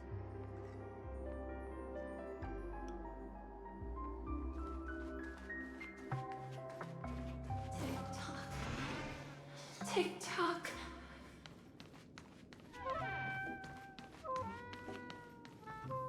I heard some noises from the room. Origami Bird? That's a friend of mine. You and Origami Bird are friends? Yeah. It's a member of the Compass crew, just like Clocky and Miss Mirror. And there's more than just one Origami Bird. They are a big family with lots of brothers and sisters who look the same. They follow Miss Mirror's orders and handle all sorts of jobs on the ship. They're the best sailors. Sailors? Can Origami Birds be sailors? Could you tell us more about the compass, Misha? The Compass is a ship bound for the New World. Clocky and his partners travel through layers of fog to the depths of the sea. Whenever there is danger, Clocky will use a compass and guide the ship in the right direction. That's a great story. But in the Penacony cartoon, Clocky and his partners have always lived in Dreamville and never ventured out, right? Huh? Oh, that does seem to be the case. Weird. I clearly remember Clocky arrived in the New World in the end. Perhaps Clocky has a hidden past. So, where has Clocky gone? Did he leave to protect Dreamville?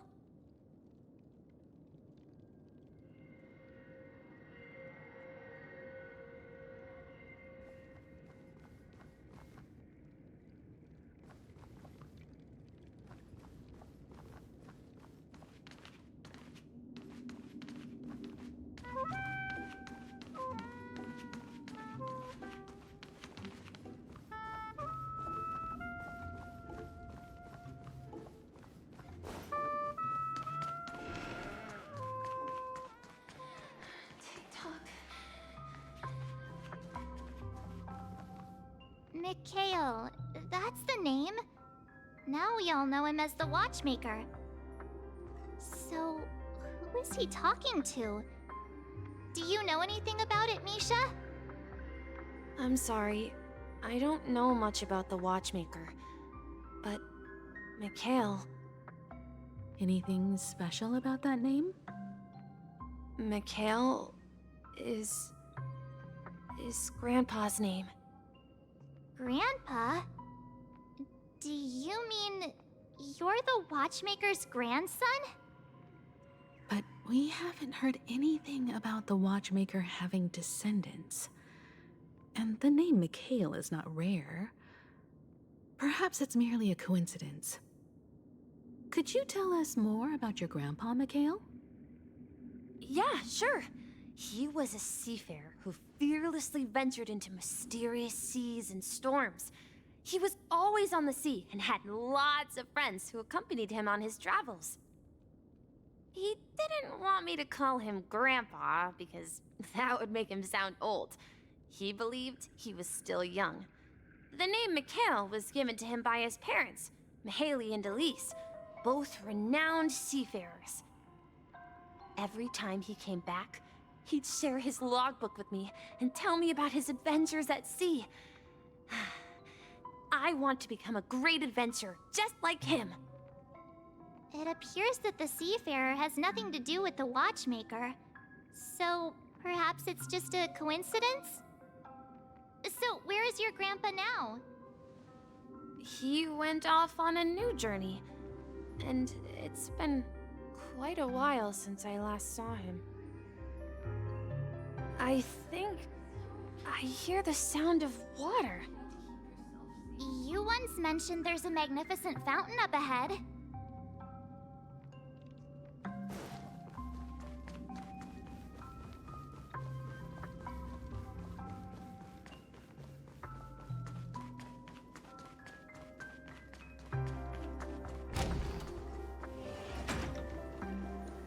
Look, there it is! The water resembles a precious jewel, embedded in the dreams of all seafarers. Every time I gaze at the shimmering lights beneath the waves, it feels as though I'm back in this place, standing by your side. Have you recalled anything, Misha? Yeah, I saw these sentences in Grandpa's logbook. He used to say that despite the perils of the sea, whenever he stood on the deck in the afternoon, overlooking the sparkling waves, he would think of this fountain in front of his house. He often said that those moments felt like returning to his family's side, and the difficulties at sea didn't seem quite as challenging. You know, I quite understand such sentiments.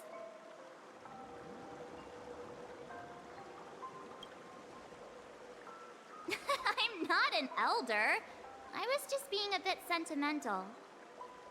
Perhaps every adventurer far from home carries a fountain within their soul. Even though the other side of the sea remains shrouded in the unknown, the fountain in front of his house serves as a compass, leading him back to his cherished ones.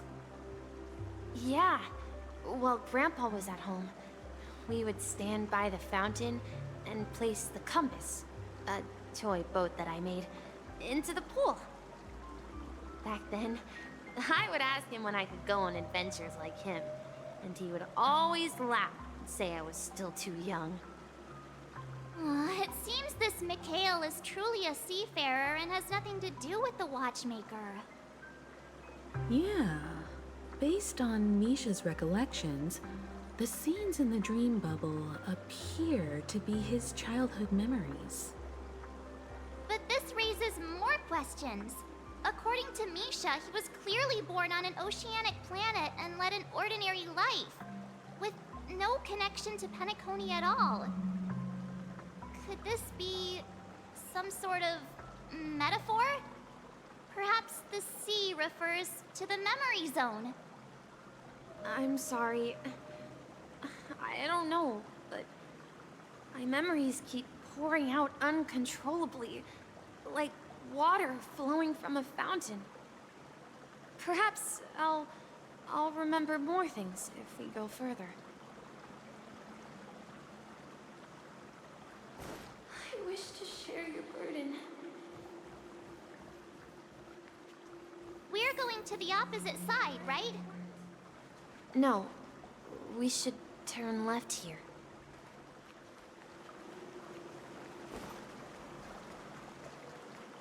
Huh? Something feels different about this place. This is it. I remember this corridor. Up ahead is Grandpa's study. It was in that room that I saw him the last time.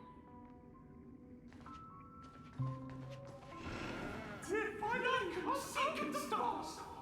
Across the ocean is our destination! The atmosphere in this room feels totally different. Misha! You finally come! Clocky, you're here! Huh. Yeah. This is the room where we first met each other. Are those books on the bookshelf logbooks left behind by that seafarer? Yeah. Whenever he came back, he placed a logbook on the bookshelf in his room. They contain records of his expeditions to every corner of the world. He described our world as a fountain. At some point, the sea started to gradually swallow up the land where people lived. To ensure that everyone had land to settle on, he had to continue exploring the sea and search for the source of the rising seawater. On that day, he called me to his study, telling me that he was embarking on another journey. However, I could sense the gravity in his expression. It was the same look I had seen on my father's face before his final voyage. I asked him if I could go with him, but he said that my adventure lay elsewhere and told me to stay home and patiently await a certain sound at the door. What sound? He told me about a vast ocean in the sky. An ocean of stars. He spoke of a train that transports children with a desire to venture far away, traversing the sea of stars without ever stopping. He said that he knew the crew on the train, and that he had asked them to take me along. He said the journey I had always dreamed of would start there. A train? Could it be? It's the Astral Express. I remember now. Grandpa's friends are a group of nameless who came to this world to resolve a disaster caused by a star. Then, he gave his pocket watch to me. It was his cherished treasure, appearing in every one of his adventure tales. He explained that difficult times were ahead, but assured me that the watch would guide me. He said, as long as I kept moving forward, I'd eventually reach my desired destination. And then, it was as if I heard the distant sound of a train whistle, echoing throughout the room. Exactly, Misha! And then we followed that whistle, didn't we? Yeah. I think I can still find the way we took back then.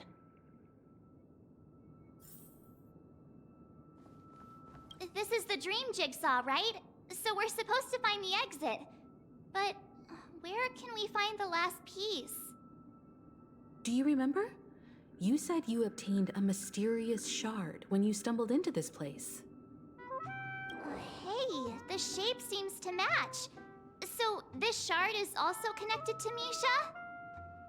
Looks like we're just one step from revealing the truth. Let's get to the other side and investigate.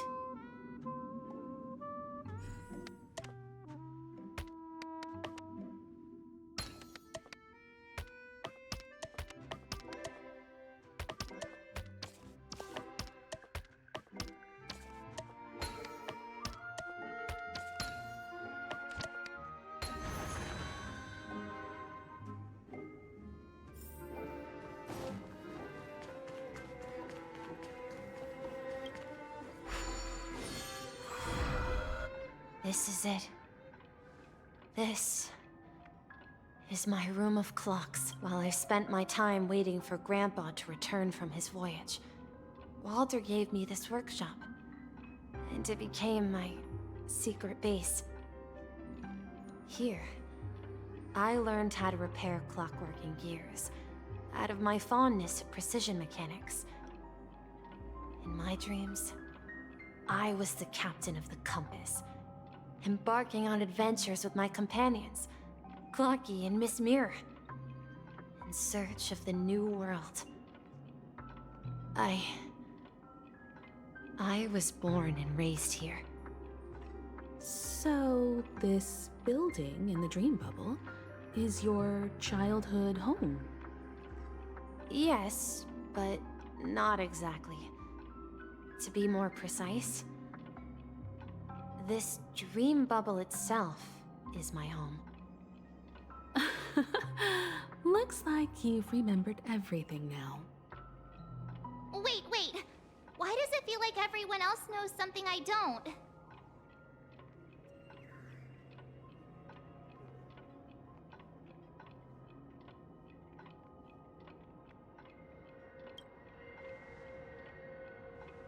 March, do you remember when he mentioned a clocky that only he could see?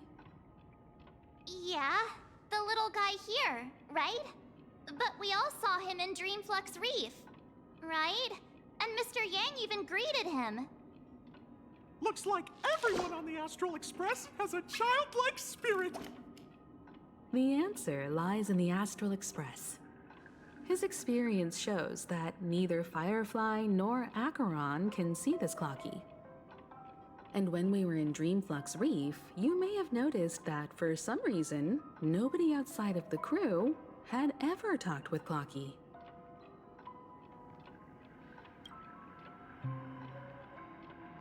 A mimetic life that can only be seen by a select few. It's just like a hidden message left by someone for the nameless. But Misha can see Clocky too, right? They even grew up together. But Misha hasn't started the way of the Trailblaze yet. That's the key to the mystery, March. Now take a moment to recall.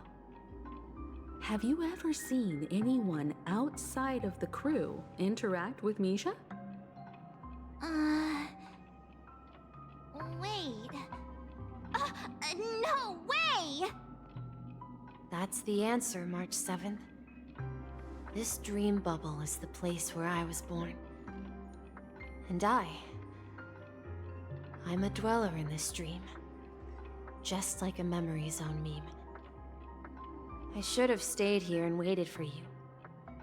But when reality and memories merged, I unconsciously pushed open that door and left the bubble with Clocky. So it's not that the Watchmaker's dream bubble is empty, but rather the stuff inside ran away? And the whistle you heard was the sound of the Express arriving at Penacony? That's one way to see it, but I believe there's a longer story behind all this. It's best for Misha himself to explain all the details. How about we start with your name? Now, should we call you Misha, or...? Thank you all for helping me rediscover my true self. Now, please allow me to reintroduce myself. I was born on Lushaka, in the Presmere system, adopted by seafarers Mikhail and Char. They gave me a treasure, a name that carried their hopes. Mikhail Char Legwork, or simply Misha. If you prefer, you can call me by a more familiar name, the Watchmaker. So, you're the Watchmaker himself? Unfortunately, that legendary figure is no more.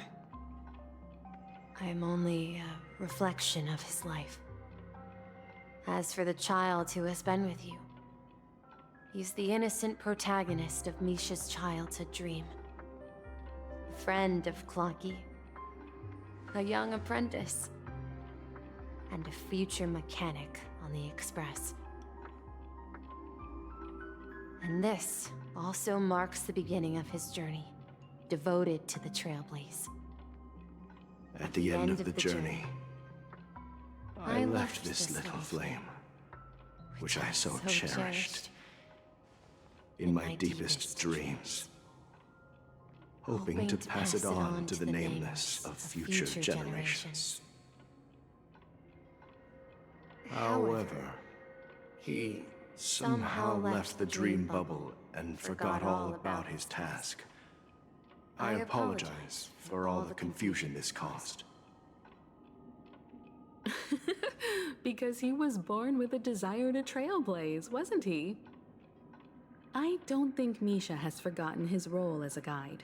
He remembered it, and that's why he mistakenly appeared as a hotel doorman in his dream from the very beginning. The one who brought our unconscious friend here must have been Misha. If that's the case, we encountered the Watchmaker's legacy from the beginning, didn't we? Well, I have a sarcastic friend who says I always take big detours and end up back where I started. Perhaps that's what every nameless has to go through. But in the end, you found me. I'm sure you're all wondering what my legacy is.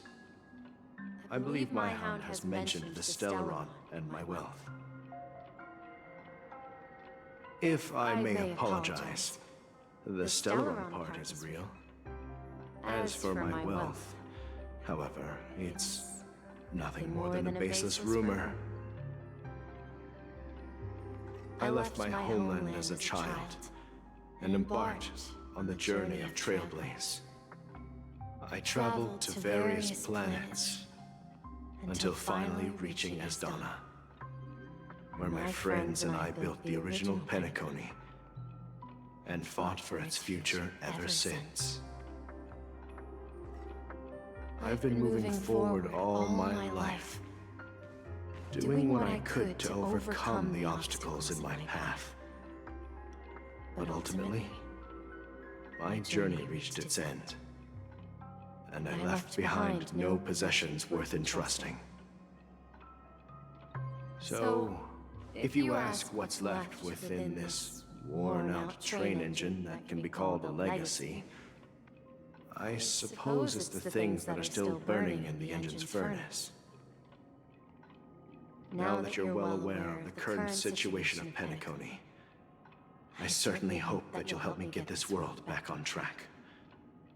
But I'll leave that decision to you, for the path of Trailblaze is never paved by others. All I have for you is a story and 2 gifts. I want to give you my pocket watch. It has accompanied me throughout my long journey, guiding that naive child forward, and has been blessed with the presence of so many great people up to this day. And my hat, too. The one who navigated for me placed it on my head and planted a fanciful thought in my mind. The trailblazing expedition will never end. Now, it's time for you to make your choice. Once you've made up your mind, open that door and enter the long dream of an old man. I'll be waiting for you at the end of this corridor of time. All right, everyone, let's make a decision. Although I don't think anyone will have any objections.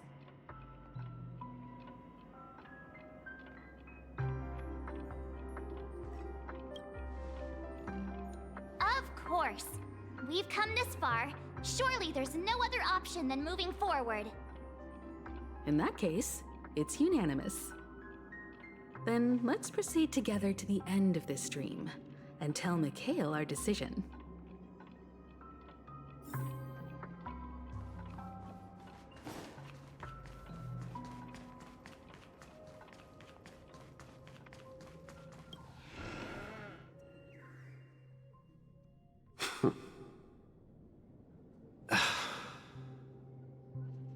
Mikhail, where are you going?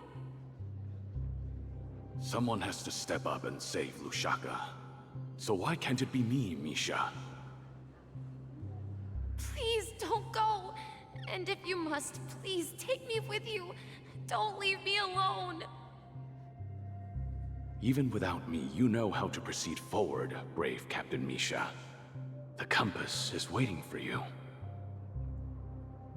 Haven't you always wanted to be a better adventurer than me? Now go, board that train and start your journey.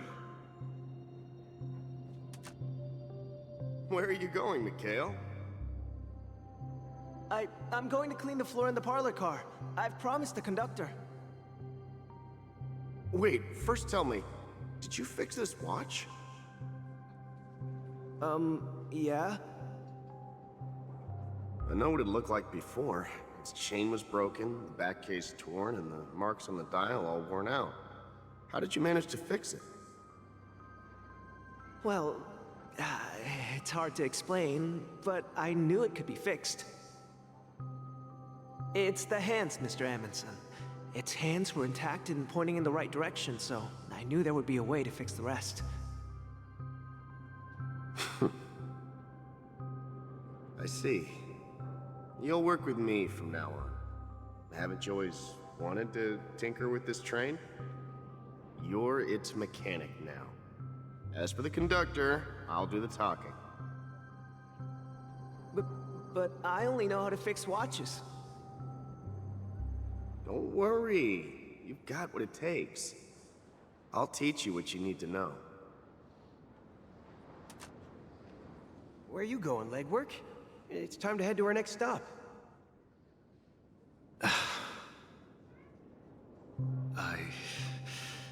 I'm staying in Astana with Rosalina and Tiernan. I see. This place reminds you of home. The people of Astana have only achieved a tiny victory, and still have a long way to go towards true freedom. Hanunu needs us. Don't worry, not all journeys lead to the stars. Even if I leave the Express, our path of Trailblaze will continue. Yeah. I knew you wouldn't stay on the Express forever. Leave in peace, my friend. And, take this with you. This is Mr. Amundsen's hat. But why? When he departed, he said he would leave it to his best student. Well, I suppose the time has come. Farewell, legwork. Take care of Tiernan and Rosalina. And don't forget to write to us.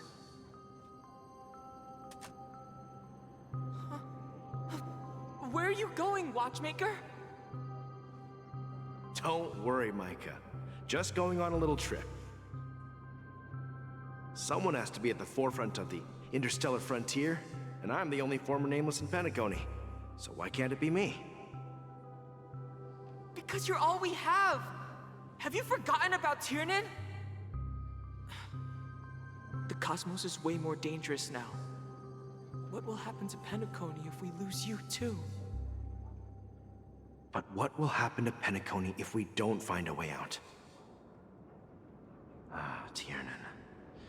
How could I ever forget him? I've spent countless sleepless nights asking myself why I didn't go with him back then. We Nameless won't stop. Don't worry, Micah. It's just a matter of getting back to my old profession.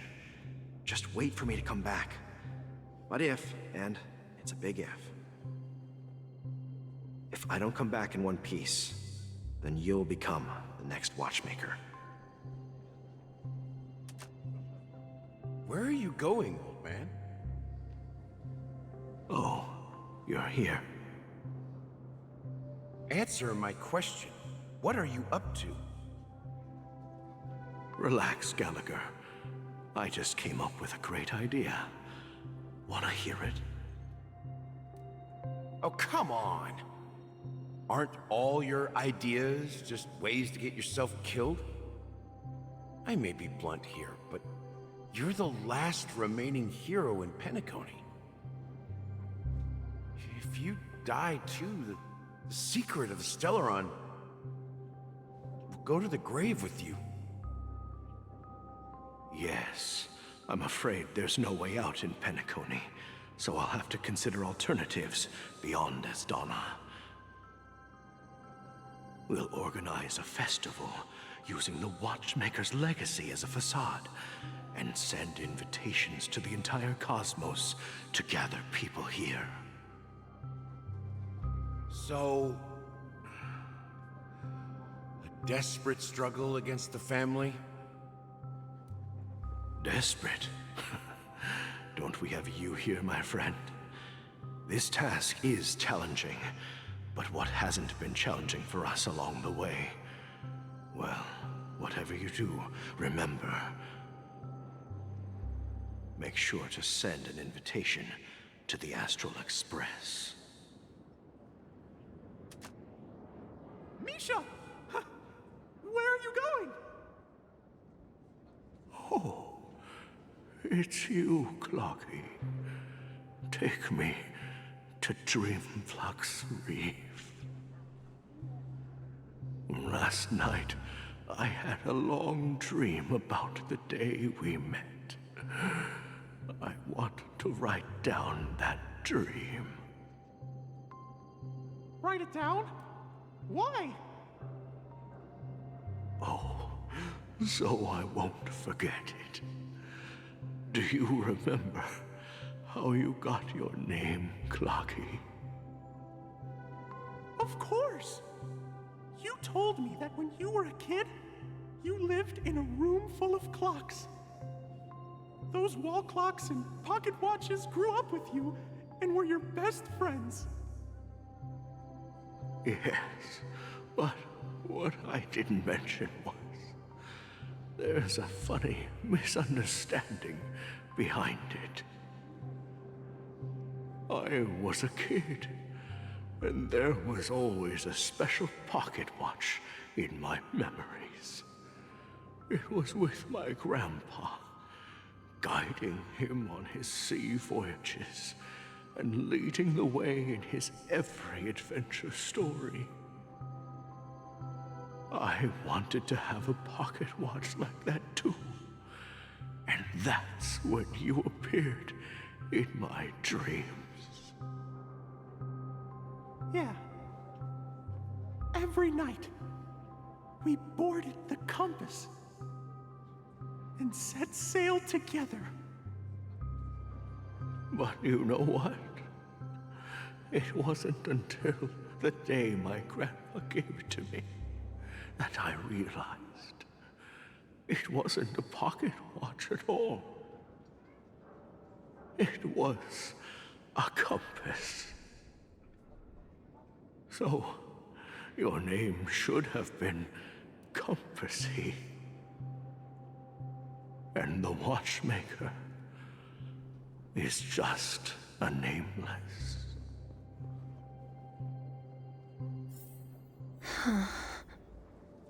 We've arrived at Dreamflux Reef. So, where to next? You know, Clocky, I don't think I'll be going anywhere else.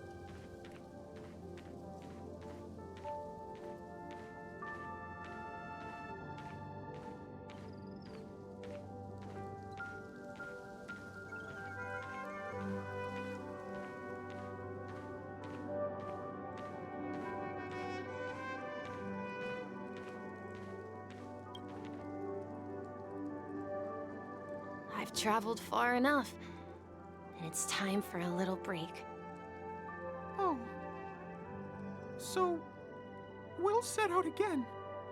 When you're rested? No, I'll stay here. And then, this is where it ends. This is... where it ends? What do you mean, Misha? You told me that the trailblazing expedition would never end. Yeah, that's what I said. So now, it's up to you to decide your next destination. My next destination? What's that supposed to be? I've been following you. Misha? You're acting weird today. If you're feeling down, we can just do what we usually do. With the clockwork. No, I'm not feeling down. As for clockwork, yeah, it resolves all problems in this dream. So, do you know what clockwork actually is?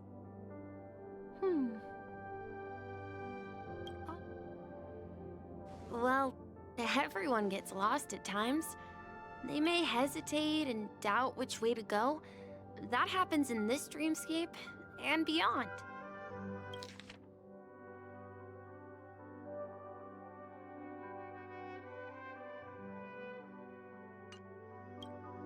But don't worry. Everyone goes through moments of uncertainty and hesitation. Eventually, they gather the courage to make bold decisions. Whether it's calming, joyful, angry, or sad, all they need is a little nudge to take that step toward where they truly belong. I'm leaving that little nudge with you, and I hope you'll share it with others. Such is the essence of clockwork, the will of the Trailblaze. Clocky's hands spin around non-stop, indicating confusion, frustration, and weakness. But ultimately, people still need to move forward. Just like your hands, always pointing ahead.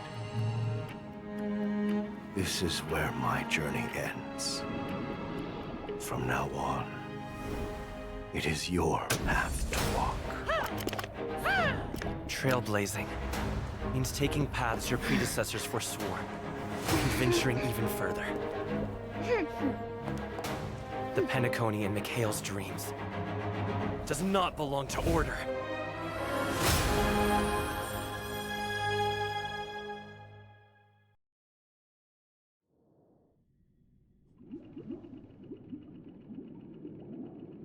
I can't believe that Eon would cast a glance at Penacony at a time like this. Is it because of the resonance from the legacy of the Trailblaze? Or perhaps the bond between you is so strong that it even impresses an Eon? Well, there might be another possibility. Perhaps they want to witness, on behalf of the fallen Eons, who will hold the future of Penacony. If that's the case, on behalf of the Dream Master of Penacony and the 107,336 members of the Oak family, I'm extending a formal invitation to all of you. I'm cordially inviting you all to the Penacony Grand Theater to participate in the upcoming Charmony Festival. And, of course, you won't be in the audience, but on center stage. Since the future of the Stellaron, Penacony, and even the entire cosmos is at stake, let's draw a conclusion there, in all fairness. If you truly believe in Akavili's path, then show me their courage and determination.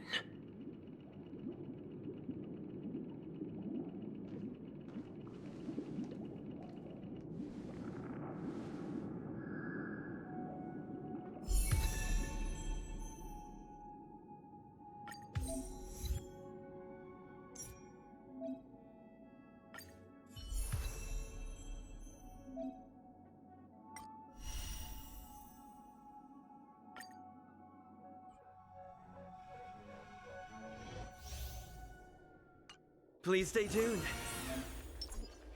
Ta! Please stay tuned. Please stay tuned.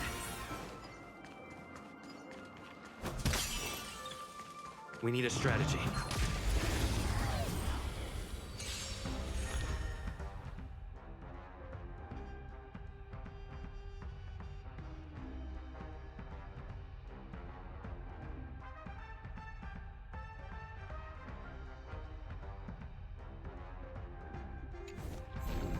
Time to test our rapport. Dreams do come true. Commencing support. Ready for another? In the mood for another big... Oh, what if it hurt? Let's improvise. Enemy The mood targets is set. detected. Let the show begin!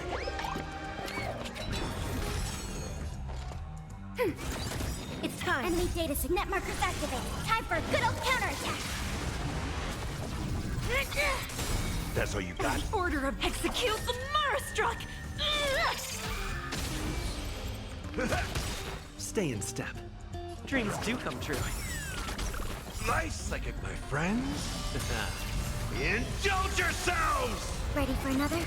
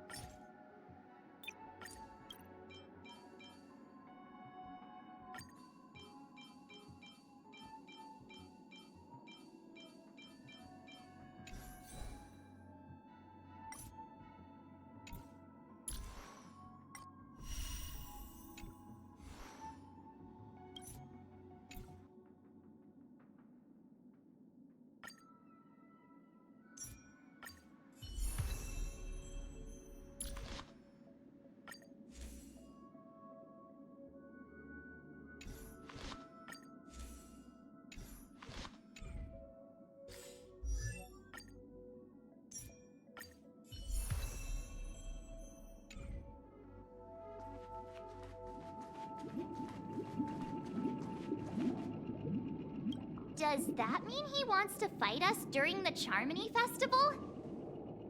I'm afraid so. This is weird. Aren't Arc villains usually plotting some dirty conspiracy in the end? But he actually said something like, "In all fairness." Could it be that he's underestimating us? Well, in my opinion, Sunday is deeply committed to his own philosophy and genuinely wants to prove that the Order is right. I sensed a strong conviction and a desire for dominance in him. Maybe he won't accept the outcome unless he wins fair and square. That's why he'll give it his all in the upcoming battle.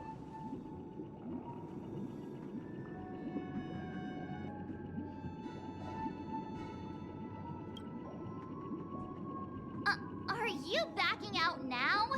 We've even dealt with a Lord Ravager of the Destruction, so a follower of the Order won't be a big deal. Anyway, we can't leave the Stellaron unchecked. This is about trailblazing a bright future for Penacony and fulfilling Mikhail's and his predecessors' long-cherished wishes.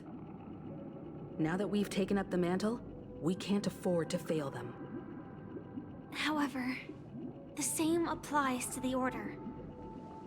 Their plan didn't materialize overnight, and they have the profound collective consciousness of the planet of festivities behind them. A desire to dream, to slumber and escape reality.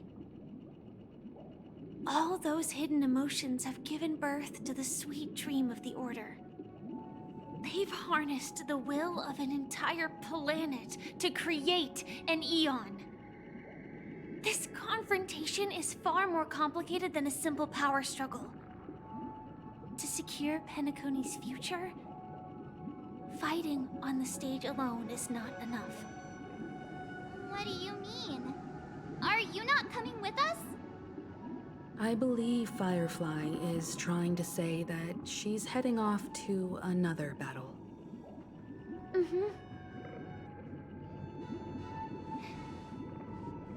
Before I left, the Destiny Slave told me that this journey would bring unforgettable rewards. Even though the script he gave me only had a few lines, I couldn't ignore them. Because one of the lines said, "I'll experience death 3 times in the land of the dreams." 3 times? This can't be serious, right? The first time was a painful death when I was stabbed by the Blade of Dormancy, which led to all subsequent events. The script will always come true, but in a way that will only be revealed when that page is turned. So now I've understood the meaning of my second death. And I am prepared to face it. If all goes well, my efforts will provide crucial support for you. Only by achieving victory in this battle can we secure a future for Penacony. And only then, my third and final death won't come true in the most terrible form. The most terrible form? Does that mean... The true death, where everyone in Penacony loses themselves completely in the eternal sweet dream of the Order. We must do everything we can to prevent that. Have you made up your mind, Firefly? Yes. Otherwise, I wouldn't be here. Thank you again for your assistance for the Astral Express. May we meet again, in reality. Yeah. Farewell, everyone. May your trailblazing expedition never end.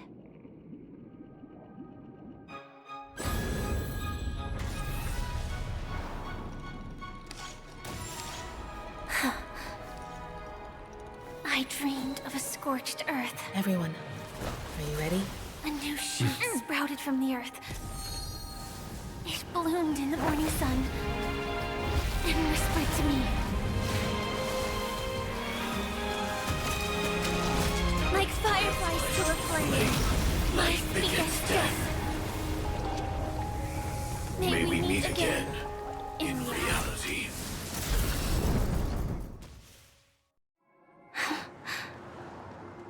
After today, Japella's name will disappear from cosmic history, and the Everflame Mansion will take its place.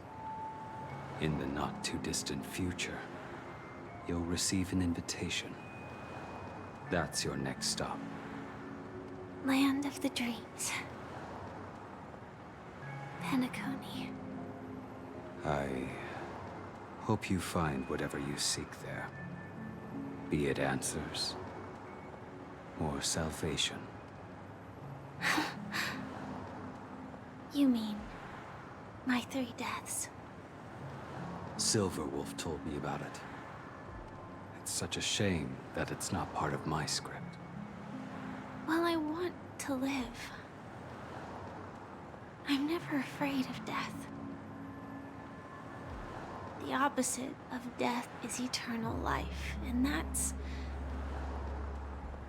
something I'll never desire. People die, and I am no exception. Death is like a script, a fate that cannot be defied. But that's exactly why we have to choose where we want to rest forever. Do you exist just to perish? Are you not the same, Blade? The end you desire is not one dictated by others. If I were to die now, I would only be a weapon. I believe I should die as a human. Though its definition escapes me, isn't this the answer that ordinary people look for their whole lives? A name that can be carved onto their tombstone. The tombstone that belongs to me once bore the inscription, Glamoth's Iron Cavalry. Then it changed to Stellaron Hunter. But one day, it will bear the name Firefly. And all the brilliance she showed at the end of her life.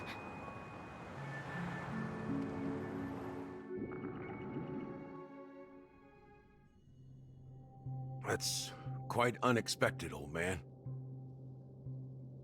Who would have thought your crazy plan would actually work? Do all you nameless fools just act on a whim? I can sense that this false sweet dream is coming to an end. The Nameless may be young, but they had the ability to achieve this goal. Just like you did in your time. It's a shame you won't be able to see it firsthand. Maybe I won't either. Once something fictional is seen through, it ceases to exist. Yeah, not just those Nameless. Even Mr. Wings is just like you. Stubborn, won't listen or give up, no matter what. Well, fate is unpredictable, I guess. If we weren't bound by those cursed paths, maybe we could have had some good talks. But in the end, we managed to do it. And now we can find solace. Remember how those idiots cursed us? They said, "Go to hell, you worthless traitors." Well, I don't know if they really meant it, but if longing for freedom means going to hell, then I'll be joining you soon, you fool. Let's get together and have supper again in hell.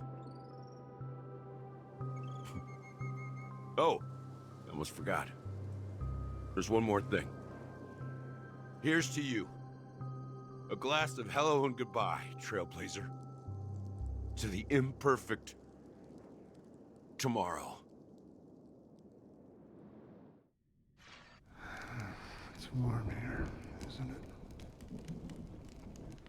You're lucky to have found shelter from the rain. Let alone fresh berries in this desolate place. I was just following the scent of life. It's particularly strong in a place like this. It's a shame these berries don't have much flavor. Seriously? In case you didn't know, this fruit is pretty juicy. The only downside is that when you chew it, it becomes extremely spicy.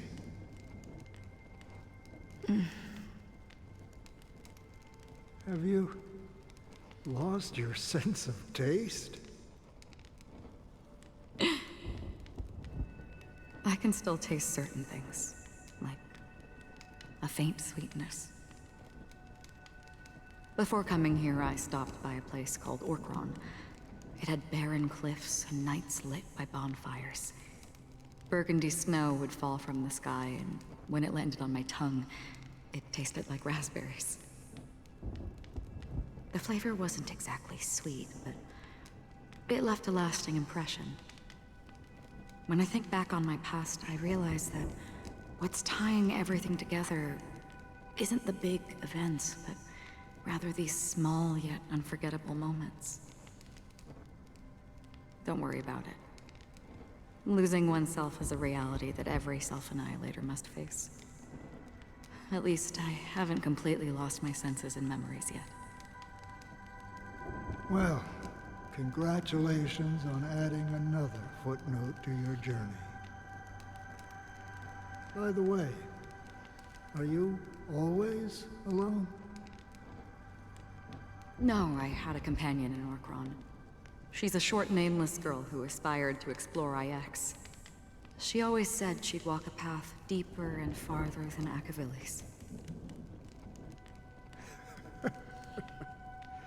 Quite an ambition for such a small girl. So, what happened? She became stagnant water. Well, my condolences. Condolences. I don't need them. The girl left with a smile. She never regretted her choice and most definitely wanted me to say goodbye with a smile. So, that's what I did. That's proof that you're grieving for her. Or perhaps I'm just afraid. Afraid? I rarely sense that emotion from you. What do you fear? I'm afraid I'll forget the 30 days I spent with her, just like all the other days in my life. Most of them have already washed away with the rain, disappearing into an unseen realm. I fear that those vivid red memories will fade away too. There isn't much color left, and besides this faint, warm red, there's almost nothing. Hard to imagine. A ranger accustomed to bloodshed, destruction, and chaos finding warmth in the red color. Because I have experienced this warmth many times. Long ago, I promised someone that I'd bring it to more people. And that for every remaining moment of my life, I'd strive for a better ending for all. As long as this red color still lingers, I have a chance to fulfill that promise. It represents a burning fire, a blooming flower, the berries in this cave, and life itself, fleeting yet still dazzling. In the end, It will lead me beyond the horizon of existence. And on the other side, I will cut off nihility. The one blessed by the sleeping and shapeless is considering how to kill them. That's truly pure nihility. But you're right about one thing. After spending so much time near this stagnant water, only when I look at this vibrant red fire do I realize that I'm still alive. When will this rain ever stop? Perhaps when the sorrows of the departed have finally quieted down, the sky will clear up.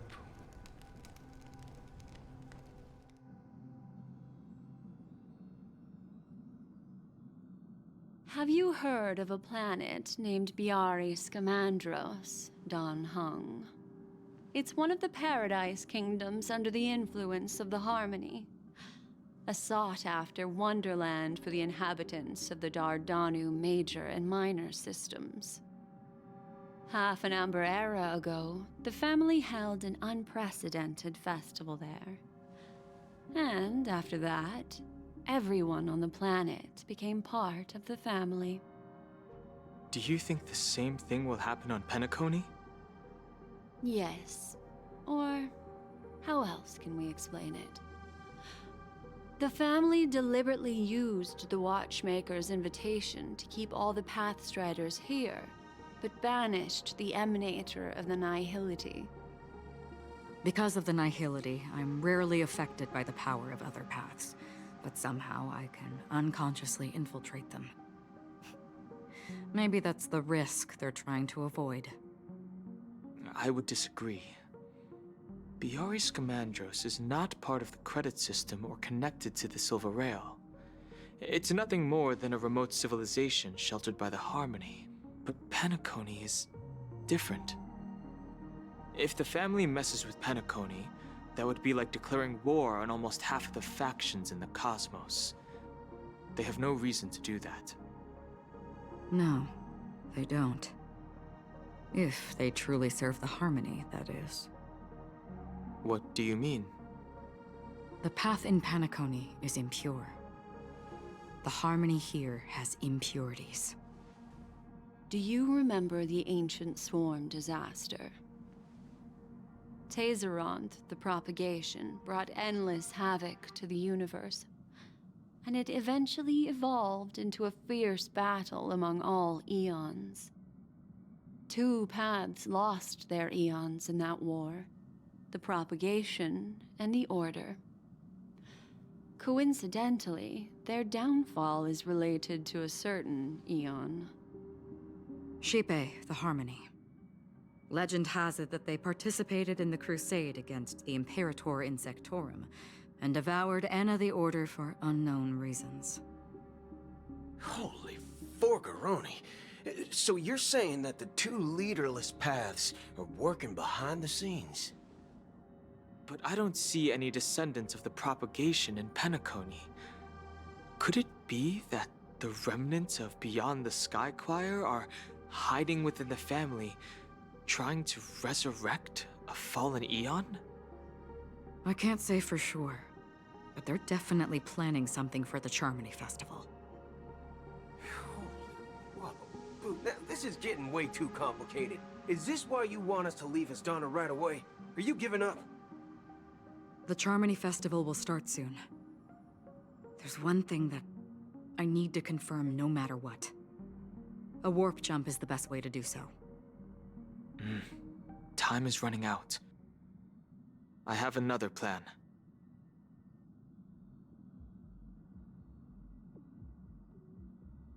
Hold on. Are you thinking of using the Jade Abacus of Allying Oath? Exactly. The assistance from the Lawfu Cloud Knights would be enough. Think it over carefully. You can only use that once in your lifetime. I have considered it thoroughly. My companions are... they're also once-in-a-lifetime treasures.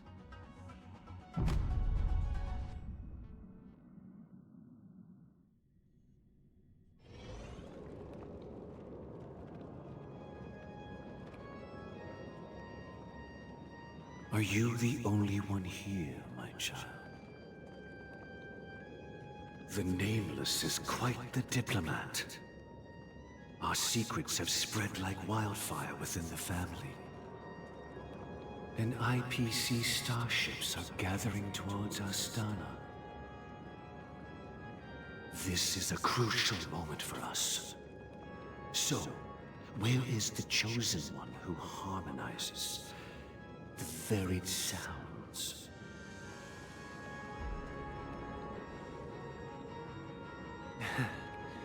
What do you mean, Master? I'm right here in front of you, aren't I? You know, she was supposed to be the star of the Charmony Festival in our plan. But the plan has changed. As her brother, I know she doesn't want to sing for the Order. So I'll take her place. You've always been wise beyond your years. I'm sure you understand the consequences of your choice. If you consider this a betrayal... well, there can't be two suns in the sky. I'll step up and take down the other sun if necessary. Do you believe in karma? If karma exists, then everyone has their own karma. You have yours, and I have mine. And my karma has nothing to do with you, Mr. Gopherwood.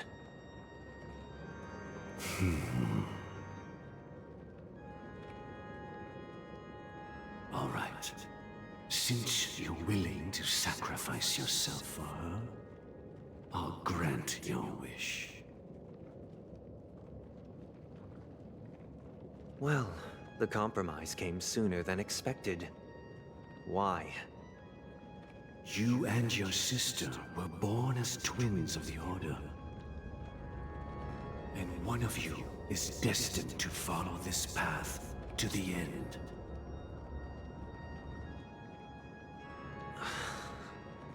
Is this part of your plan? Of course. You're still as clever as you were when you were a child. The opening is near.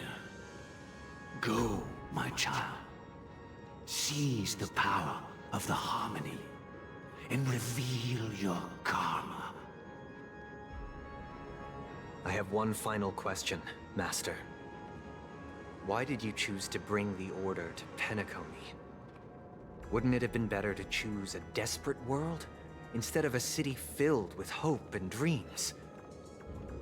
Why? It's for justice, my child. If we lose justice in our hearts, we'll make the same mistake as the Harmony did. So, it's not you who manipulates the dreamscape with the Stellaron, but... well, that's where our conversation ends. Go ahead. The 107,336 souls of the Oak family have dreamed of this moment too many times.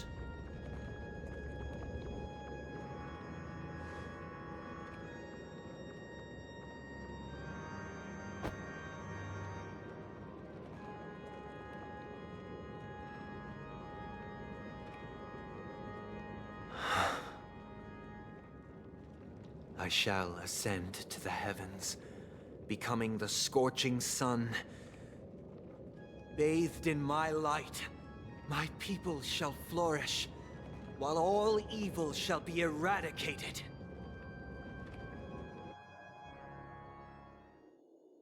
This is the interior of the Penacony Grand Theater. It's quite exhilarating to be flushed into the air by Soulglad. But why is the venue still closed when the Charmony Festival is about to start? And not only that, the entire theater is eerily quiet. No audience, no staff, no one around.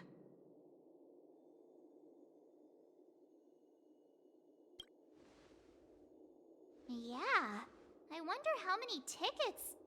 Hey, that's not what we should be concerned about! Let's explore around. Be careful, everyone.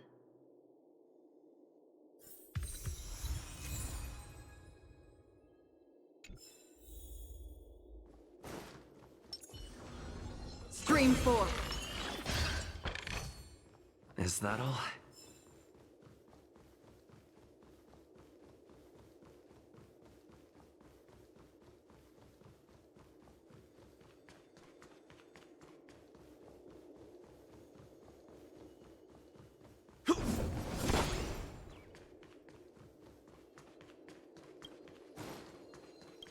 Gosh, the atmosphere here is so creepy and unsettling. Even if there's no audience yet, there should be some staff around. Why is it so silent?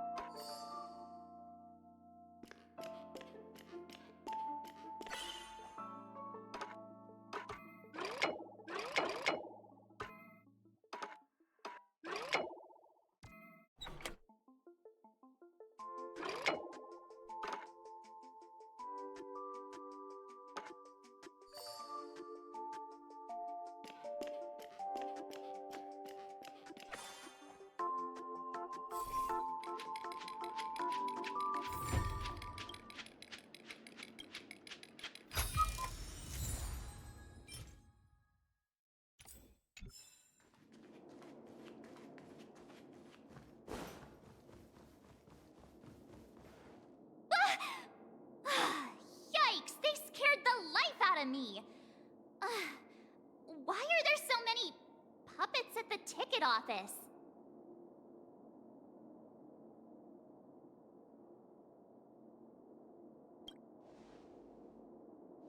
What? You're so annoying. Stop scaring me.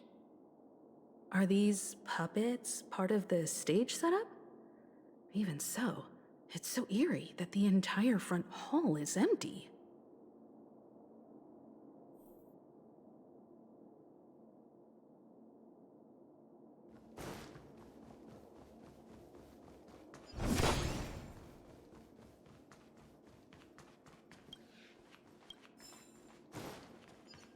I'm seriously scared they might start moving. Let's just leave, please.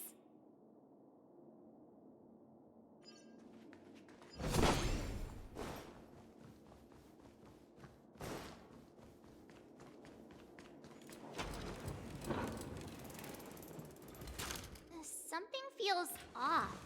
We're in the right place, right? There's no other grand theater in the dreamscape. So Sunday's messing with us? He said we'd have a final showdown on the stage, but why is there no one here? My apologies for the delay, March 7th. You scared me! Where are you now? I'm waiting for you behind the curtain.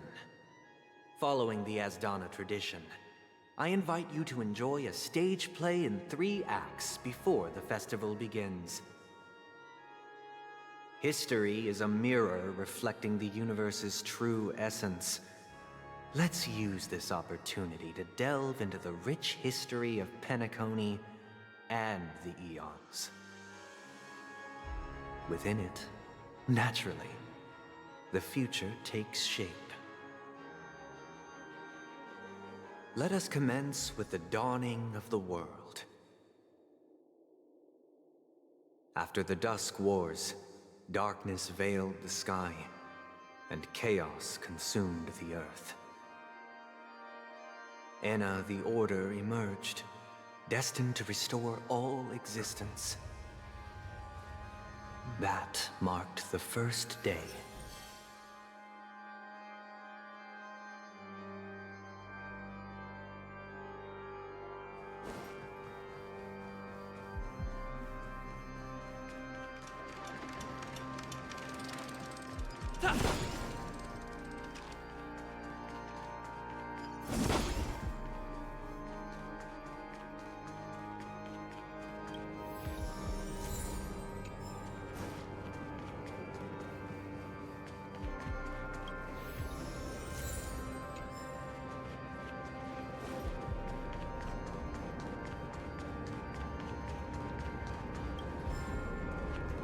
They gathered nebulae and forged them into picks, thus creating a grand lyre with black and white keys.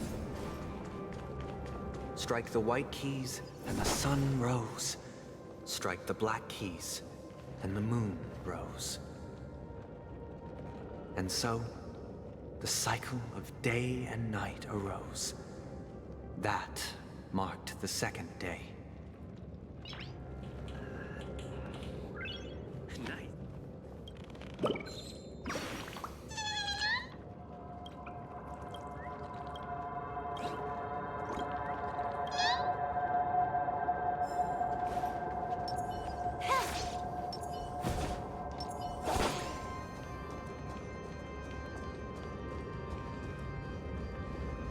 Stream forth the gleam of old blades.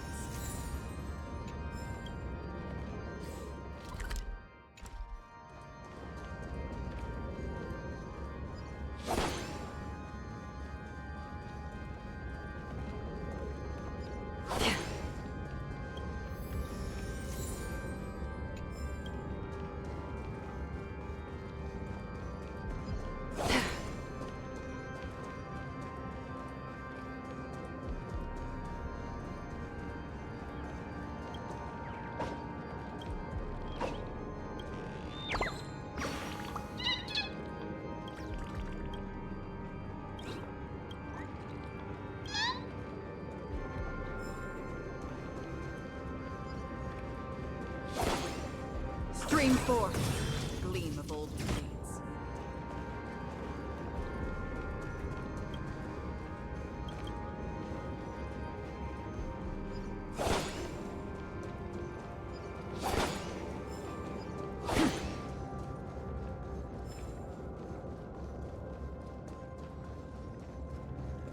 Stream forth the gleam of old blades.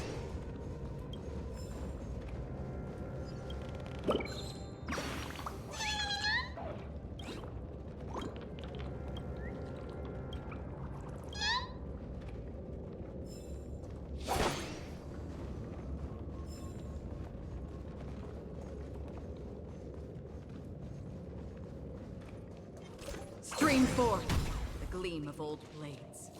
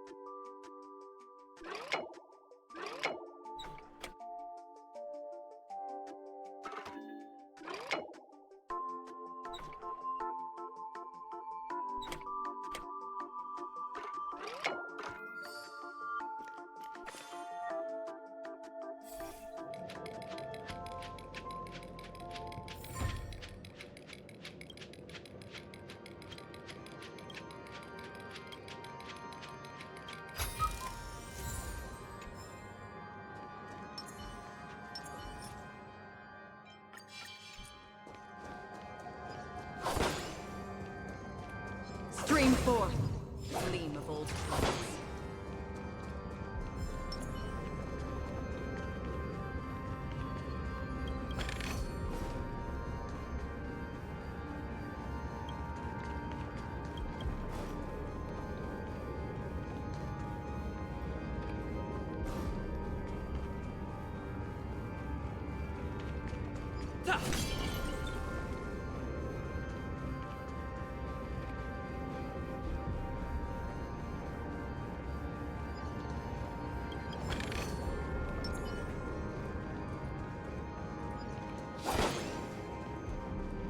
Stream forth, the gleam of old blades.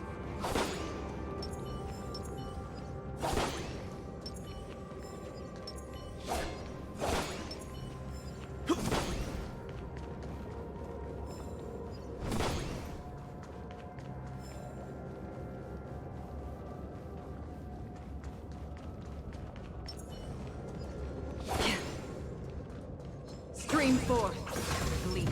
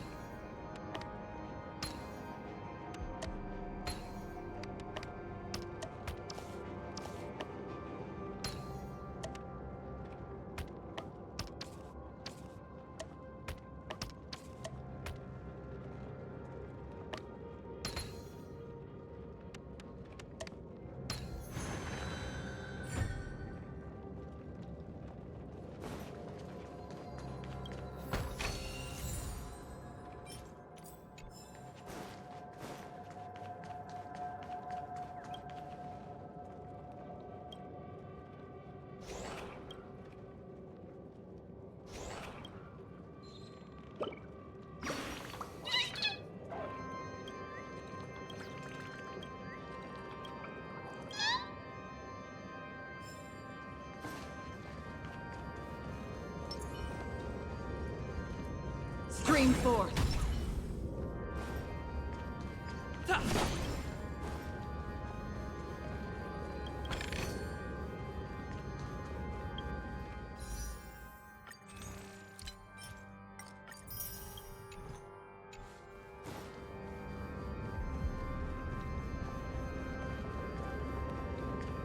The puppets are gathering around the frame.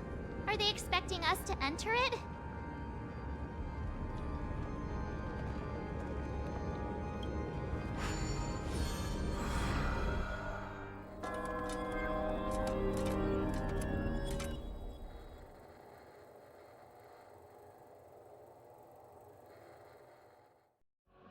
Where are we now? The atmosphere here looks similar to Sunday's inner world. Perhaps this so-called stage play is created with his abilities. This act is named Ode to Prisoner. Given the atmosphere here, I believe it's about Penacony's past. I thought things were finally looking up as I managed to dodge prison during my recent trailblazing expeditions. But now it looks like I'll be back behind bars again.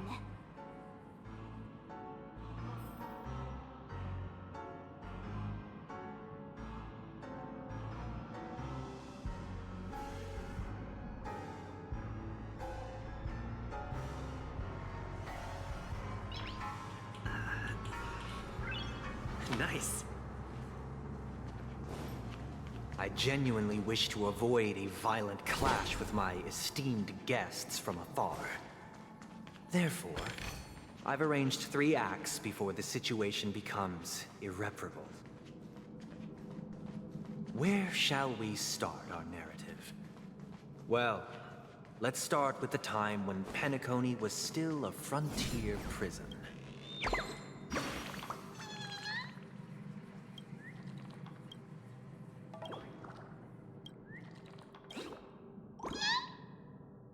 Where shall we start our narrative?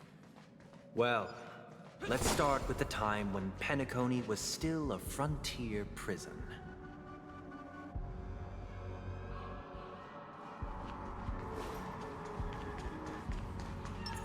Stream forth the gleam of old blades.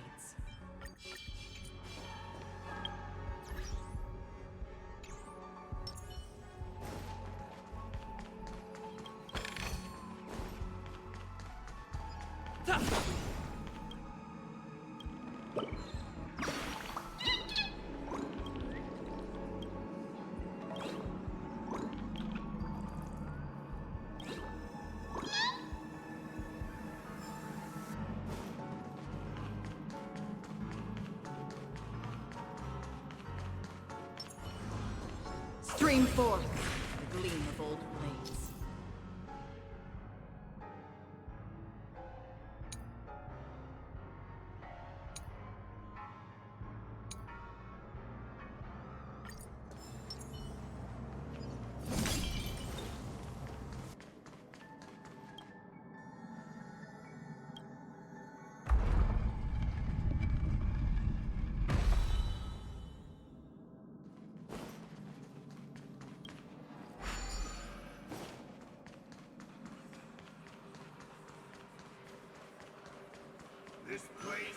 In 2147 AE, a prisoner named Hanunu ignited a struggle for liberty and emerged triumphant.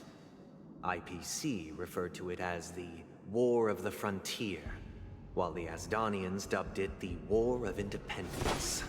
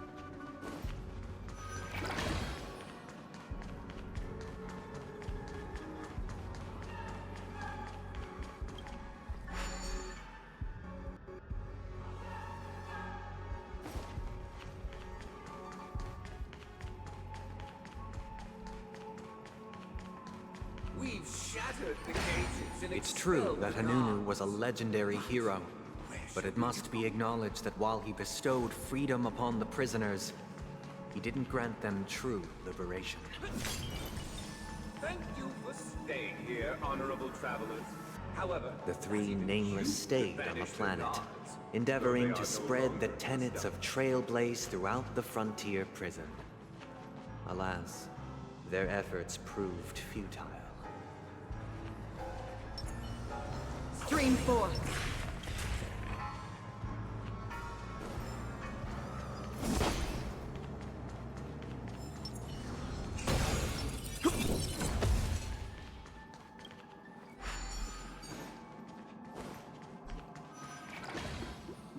Let's build another prison, not within the physical. Once again, as Donna was engulfed in war, this time the enemies originating from within. The prisoners remained prisoners for the rest of their lives, fighting for freedom rather than living for it.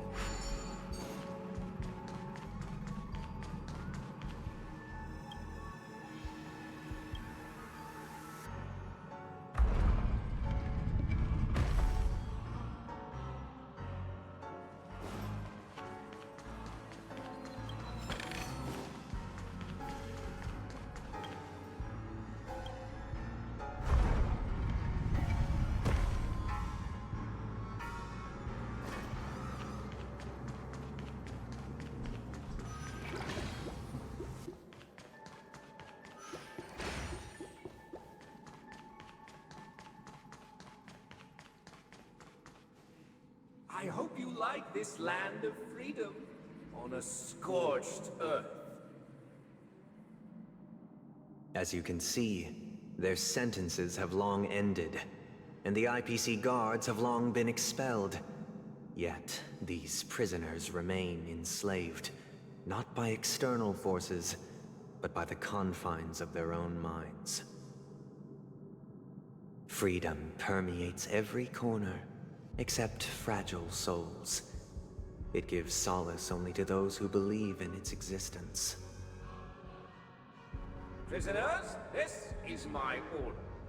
Learn the essence of freedom and teach your fellow prisoners to fight for their lives.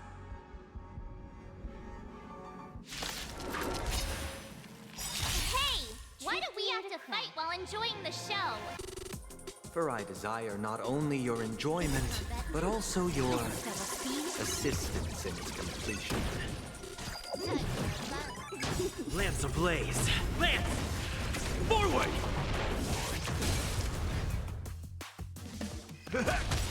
Nice second, my friends. Indulge yourselves!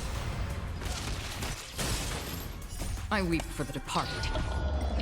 It too shall fall. Free will, or was it fate on the still waters of oblivion?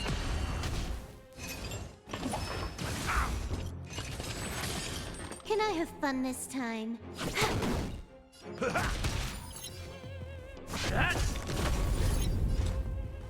Destined for oblivion.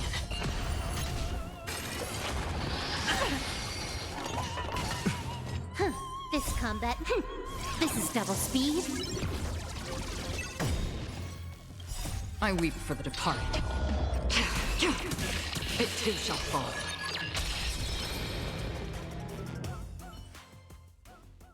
No one can restrain you anymore. You are free. Thus concludes the first act. Amidst a raging war, the frontier prison headed toward becoming Land of the Exiles. This must be how Penacony was constructed.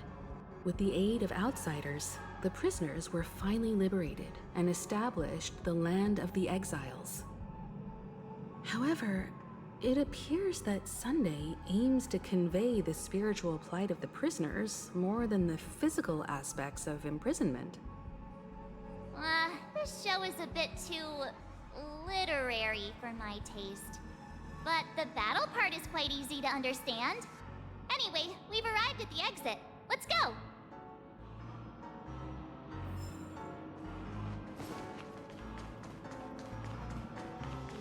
bits. Where are they guiding us this time?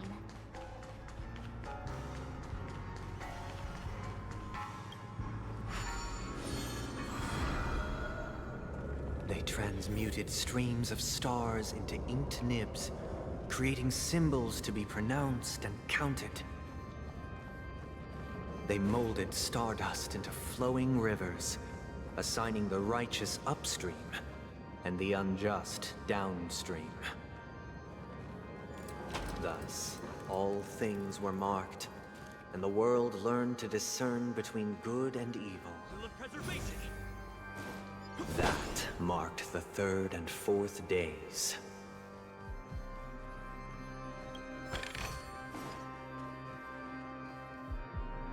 Will of preservation!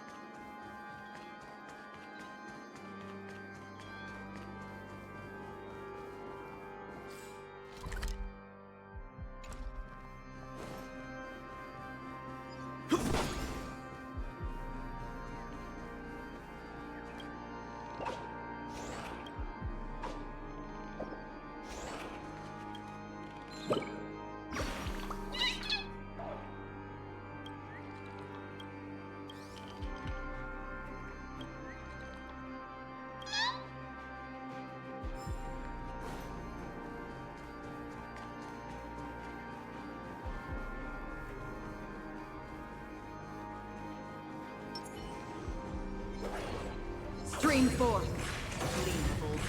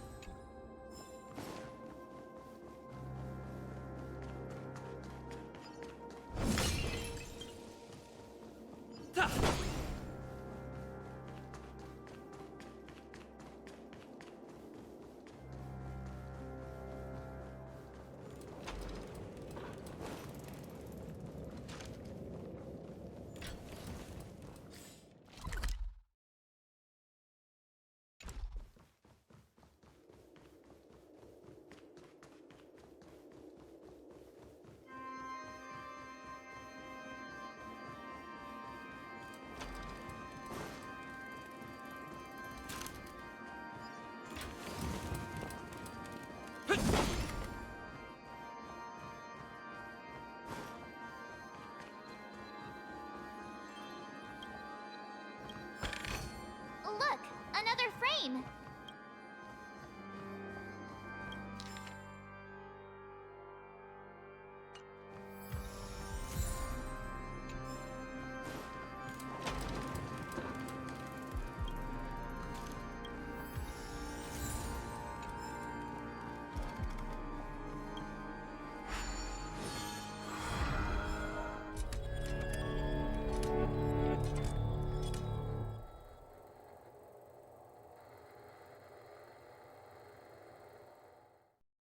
Ode to Fool. This must be the second act. The the surroundings are different from before. The stage decorations look a bit tidier now.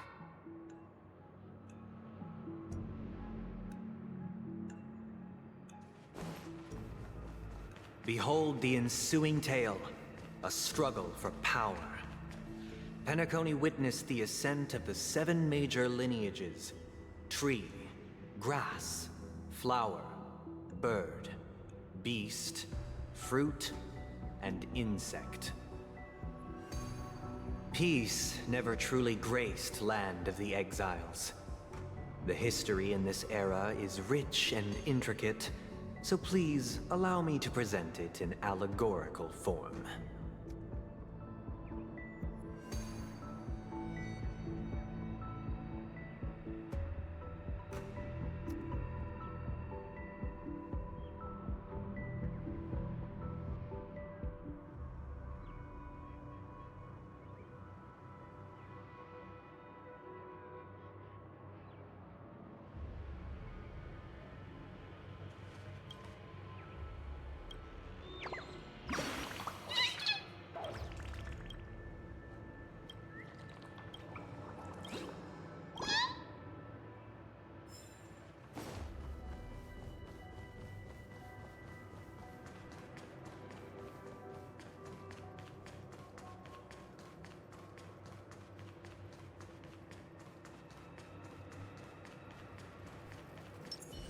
Stream forth, gleam bold blades.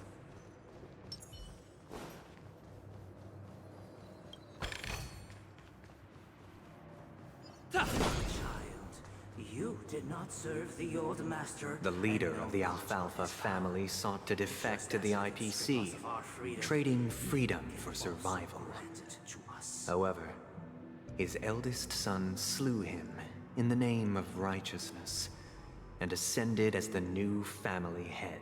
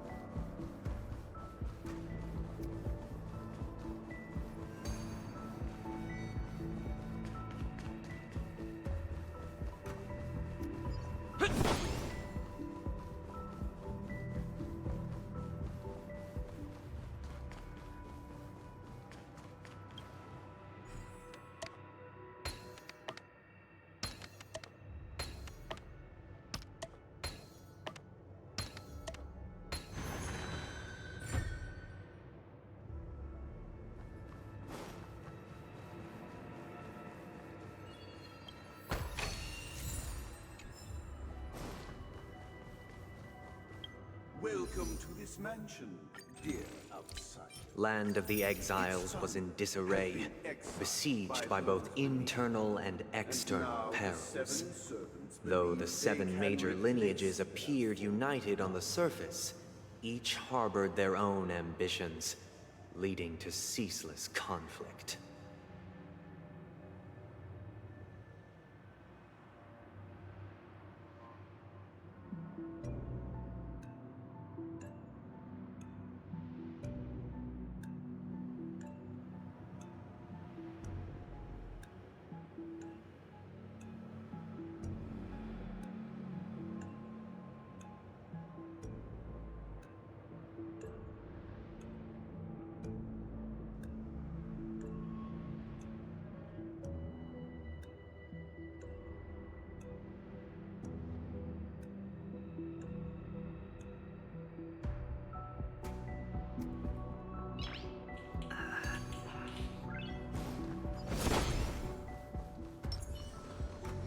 Stream forth, gleam bold.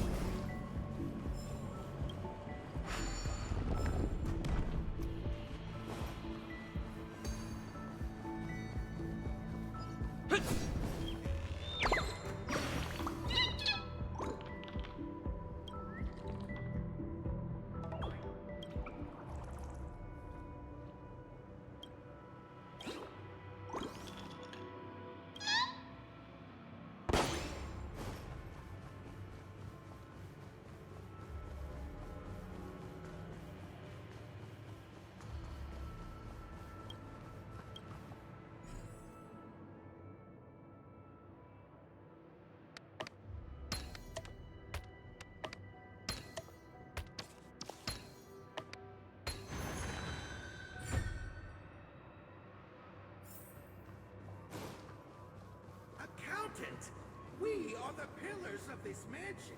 The Black Plum family was the first to fall. They withered away in the White Desert event, orchestrated by the Alfalfa family. Because Master shaped you from clay, but forged me from fire. I'm superior to you.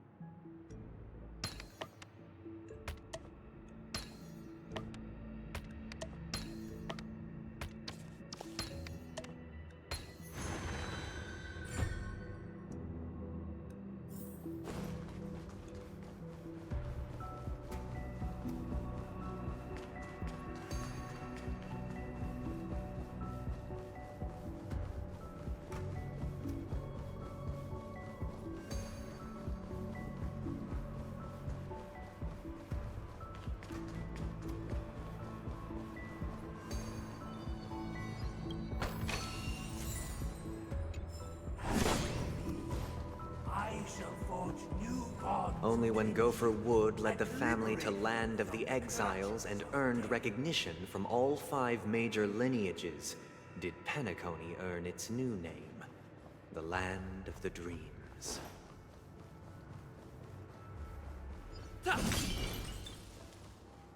Dear outsider, I beseech your aid in purging this mansion of the poison spread by the lurking instigators. You want us to help you? What do you need? I wish they could regain their reason and cast away the shackles of hypocrisy. This is the second act. Looks like it's about Penacony's journey to becoming the Land of the Dreams, during which the family plays a crucial role. But this new master seems like a bad guy to me, don't you think? Perhaps this is the truth Sunday is trying to express, if you read between the lines. The Harmony changed Penacony just as the guards once did. Looks like we've gotta help those guys kneeling down over there calm down a bit, right?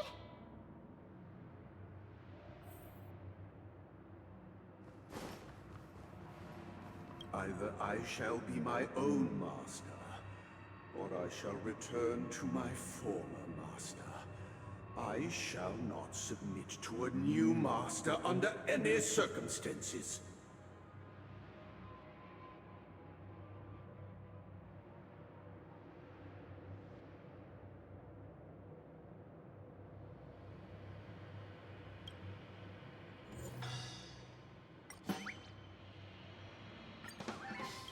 This puppet isn't responding at all. Did something go wrong?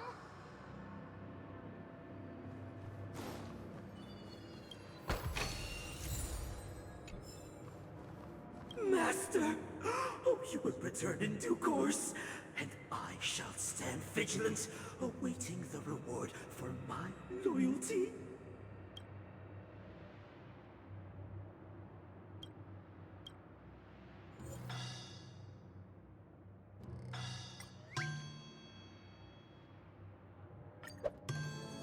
Master, now that you have gone, I shall wait no longer for my reward. I shall seize what is rightfully mine.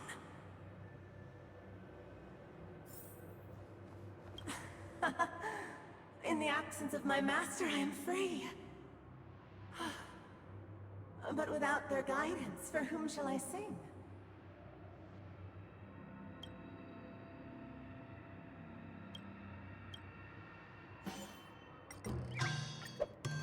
I shall sing for my new master, just as their noble voice once resonated throughout the cosmos.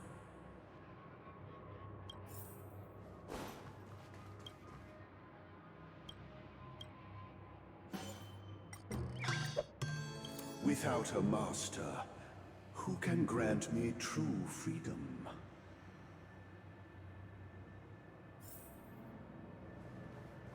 Master is no longer here. I thought I'd be free, but I'm not. Now, without my master's command, I'll have to seek guidance from the blind.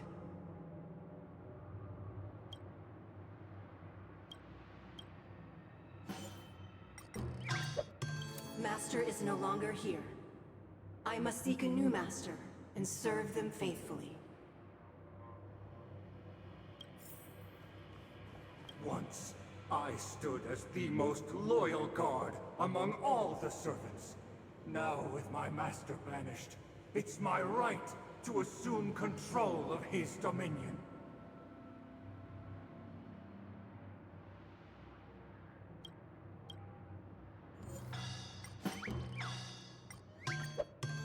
My former master has long departed. But why do I still fear the remnants of his creation? Thank you, dear outsiders. My servants have regained their sanity. Heed me, one and all. Your former master shall not return. It is through righteousness and unwavering support for one another that we shall attain true perfection. Cast aside the veils of hypocrisy and embrace one another. Get ready. Looks like another fight is about to begin.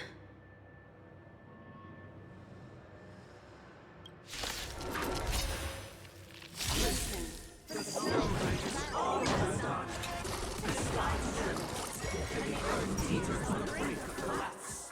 At the edge of the silver universe, the first blood sprout under the rising sun.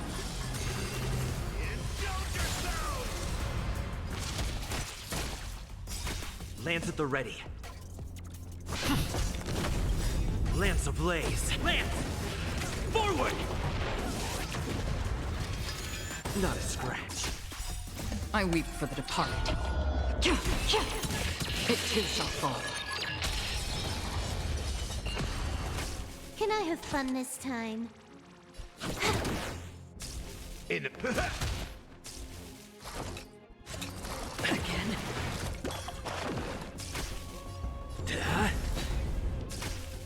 Destined for oblivion. Huh. Time for a buzz. This is double speed.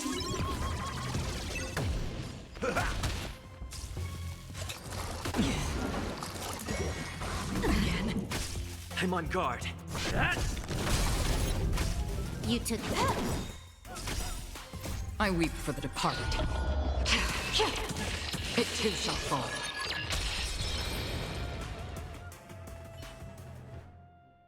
Alas, they remain but slaves till the very end, with the illusion of freedom.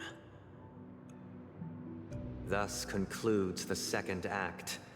Amidst an illusory harmony, Land of the Exiles charted its course toward becoming the planet of festivities. This is how Penacony fell under the family's control. Since the arrival of the Harmony, the Land of the Exiles has undergone dramatic changes, not all of which have proven beneficial. This guy really loves dramatic scenes. Bet he comes from a whole lineage of stage performers.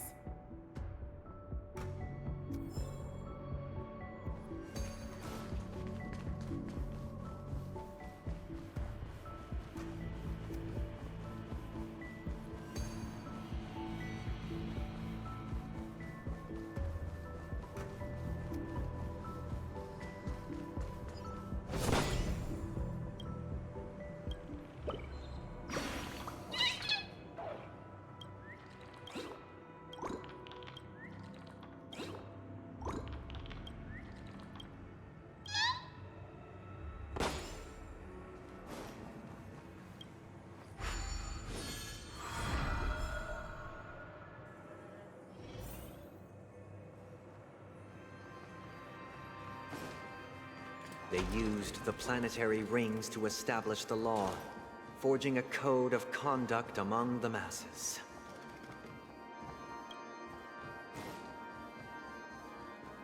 They used the planetary rings to establish the law, forging a code of conduct among the masses.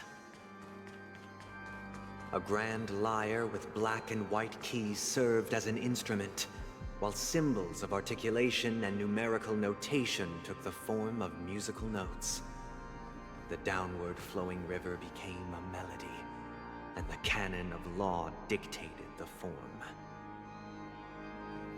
Thus, all mortals found their unique place within this symphony. That marked the 5th and 6th days.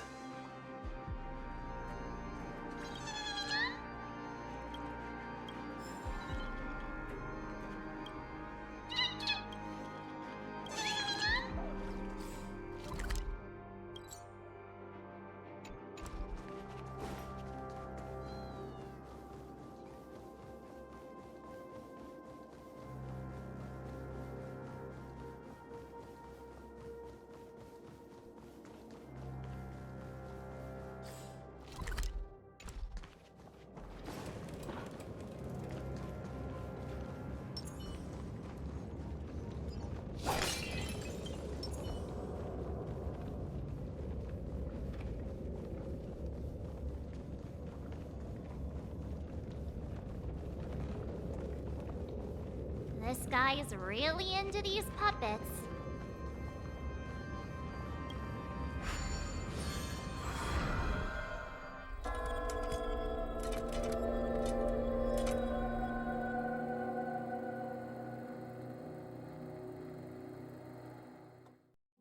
Oh, I get it now.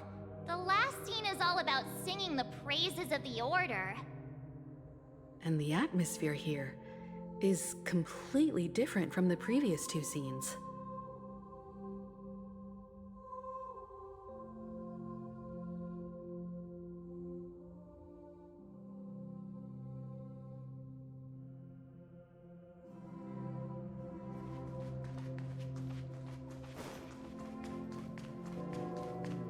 This is the concluding act of this play.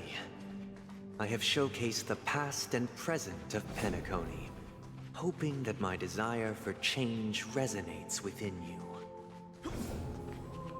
And now, I shall reveal its future to you.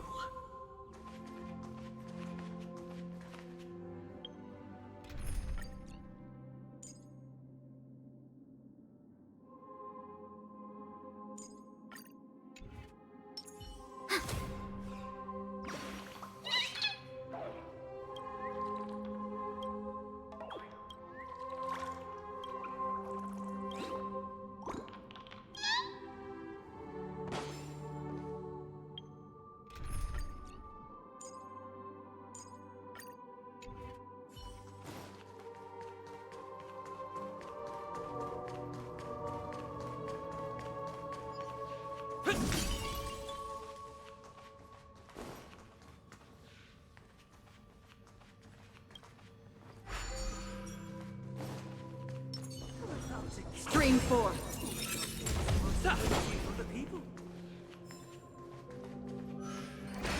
If the people lack choices, we will make choices on their behalf and bear the responsibility.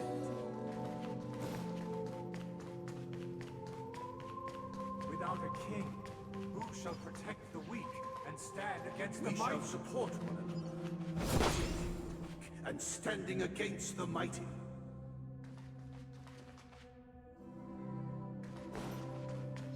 Stream forth.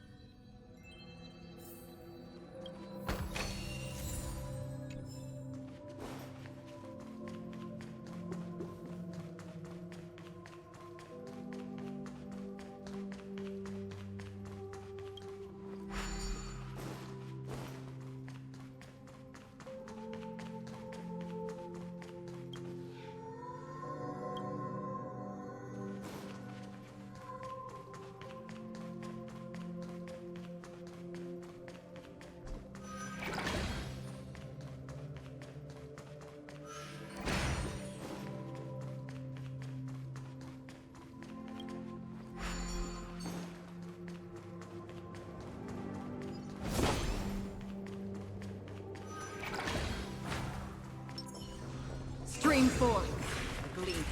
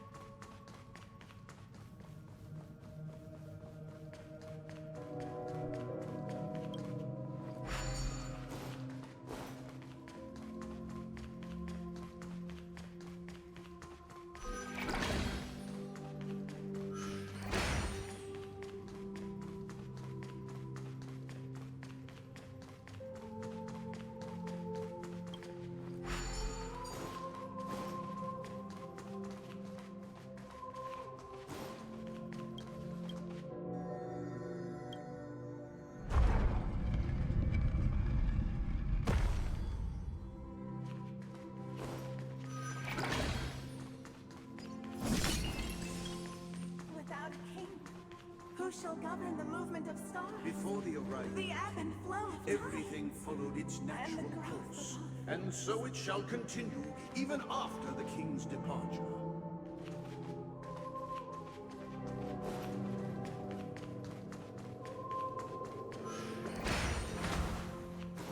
But after the king's departure, We no longer have need for king, for we have become Stream forth. all people.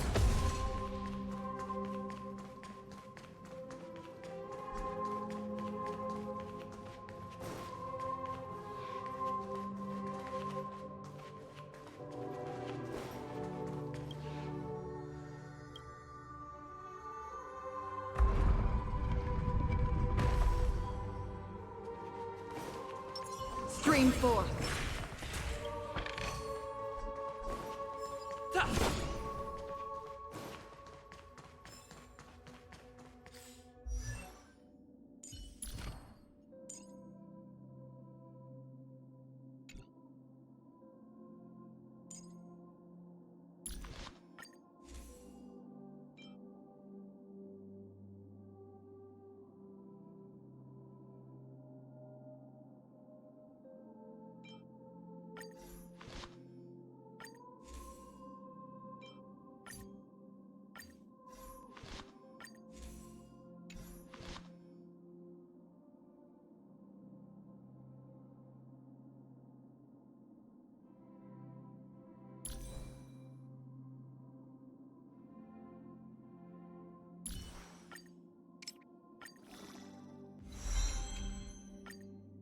Only consistent practice can ensure optimum performance.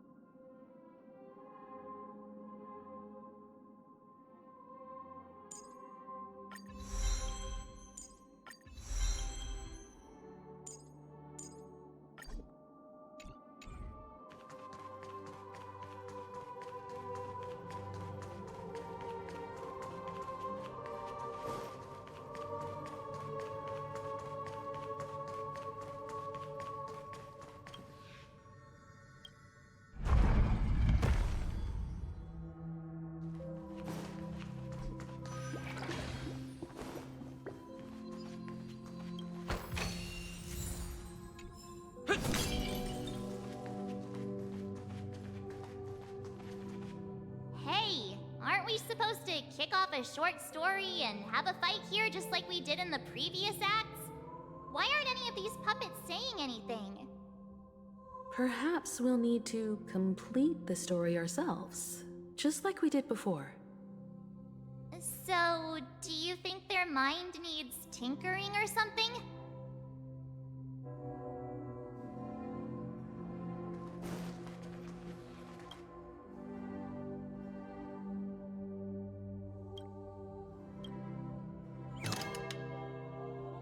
Farewell, former king. We no longer have need for a king, for we have become kings of all things. Farewell, former king. We no longer have need for a king, for... How did it go? You can't change them? What does that mean? My apologies for my negligence. I forgot to inform you that the final part was scripted long ago. Let our previous king recount it to you. Now it is time for the final rite. Prepare for battle. Looks like we'll have to fight again. Descending from the infinite spiral staircase, I traverse towards the future with measured steps. No need to remember me or seek my existence. For the contours of my mind carry the sword to conquer experience. I'm on guard. Lance ablaze. Lance! Forward! I weep for the departed. It too shall fall.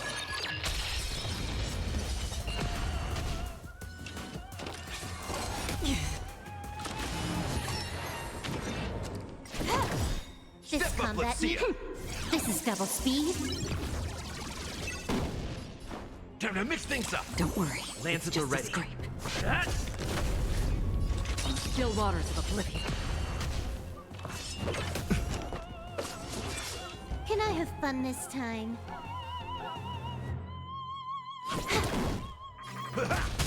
It's time. I weep for the departed. It too shall fall.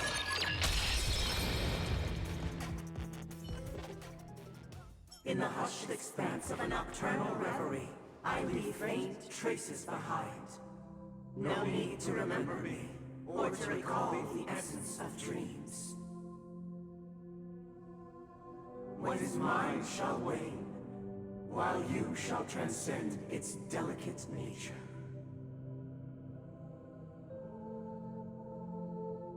This is the final scene. It's much more straightforward. He wants to expel the Harmony and establish an empire based on the Order. Let's go. Once this stage play concludes, it'll be time for the main event, the Charmony Festival.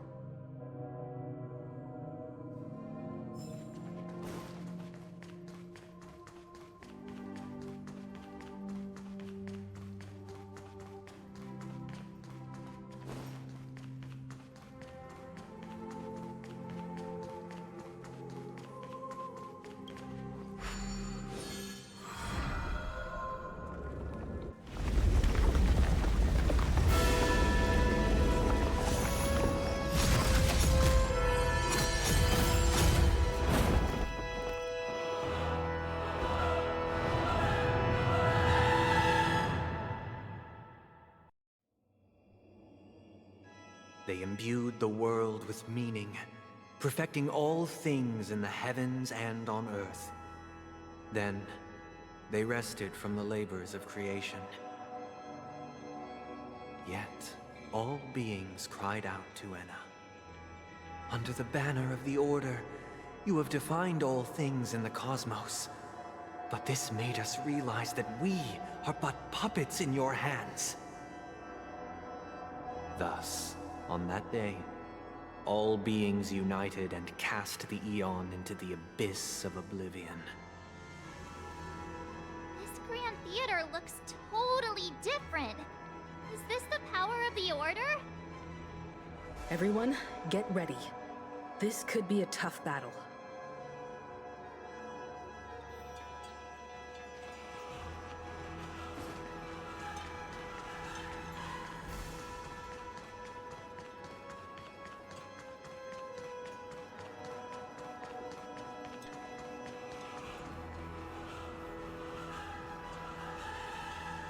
That marked the 7th day. Cheers and chants reverberated in unison.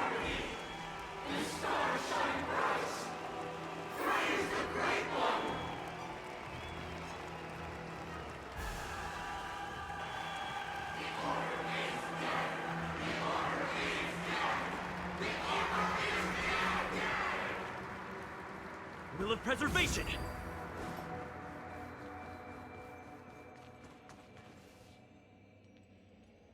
Look!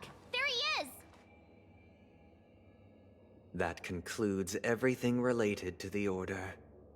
What are your reflections on this, my dear guests? Nevertheless, this is but a trivial blip in the annals of galactic history. What truly matters is the course this river shall take in the days to come. You've arrived at the perfect moment. The Charmony Festival is about to commence, and it would be a shame if you were absent for the Harmony's prologue. Allow me to extend my warmest welcome once more.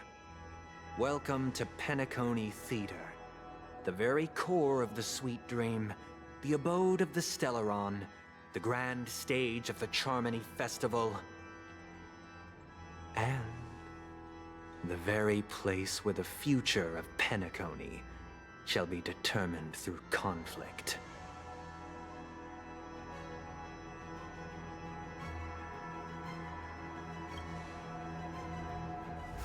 Your unwavering faith in the Trailblaze is truly impressive.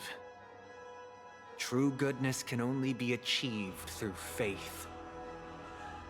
Allow me to point out that falling into a permanent slumber is not happiness, especially when those people are driven by someone else's will in their sleep. Do you still believe that the Order only seeks to control the universe as their puppet, Himiko? No matter how perfect your vision of paradise may be, a cage remains a cage. People will never achieve true happiness in a world like that. They would just be toys for the Eon. It seems you have misunderstood my intentions. Allow me to clarify. My desire is not to resurrect a fallen Eon, or become one myself. My sole objective is to create a paradise free from Eons, where the Order ensures the dignity and happiness of all humanity. A paradise exclusive to us human beings. That's not the case. If people are to live with dignity, there must be nothing and no one above them. In your so-called paradise, you would be the one reigning supreme. Looks like we won't be able to convince each other. Now that our conflict has been destined, let's unveil our paths and reveal to the universe the true path. However, before the prelude to the future begins, please take a moment to ponder the questions I've posed. Is darkness equal to daylight? Are sinners equal to the righteous? If you are born weak, which god should you turn to for solace?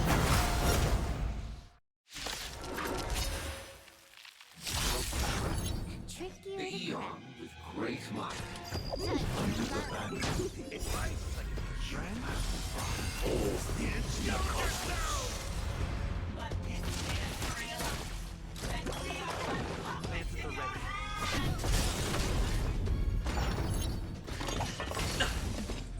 I weep for the departed. It too shall fall. That's half the work. Destined for oblivion. You took the bait. This combat this is double speed. Step! Time to mix things up! Nice teamwork. Lance ablaze! Lance! Forward! Another journey begins on the still waters of oblivion. I weep for the departed. It too shall fall. More enemies.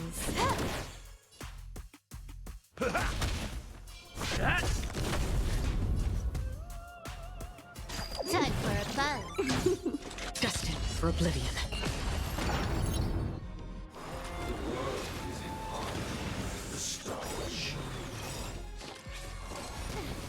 This combat needs up.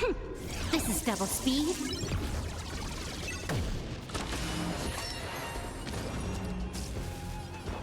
How's this taste? Nice teamwork. Nice, like my friends. Indulge yourselves!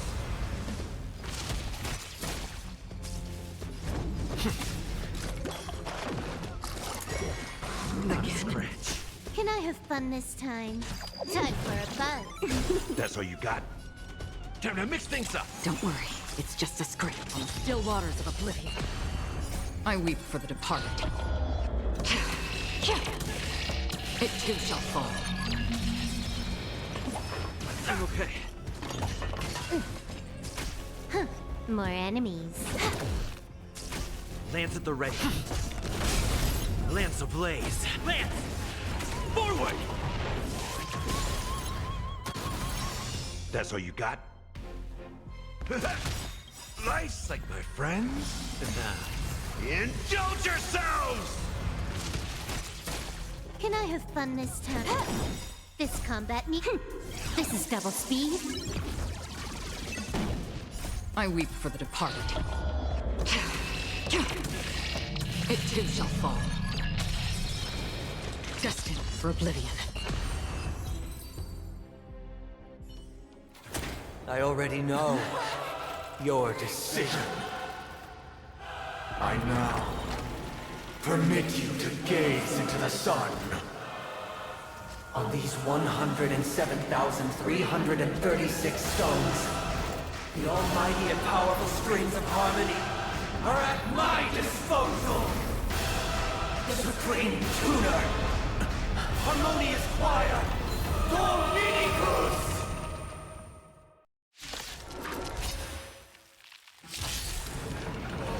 Lost souls, come and meet your master! The embodiment of the harmony?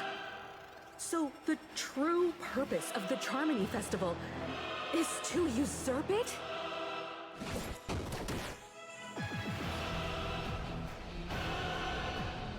How's this taste? Nice teamwork.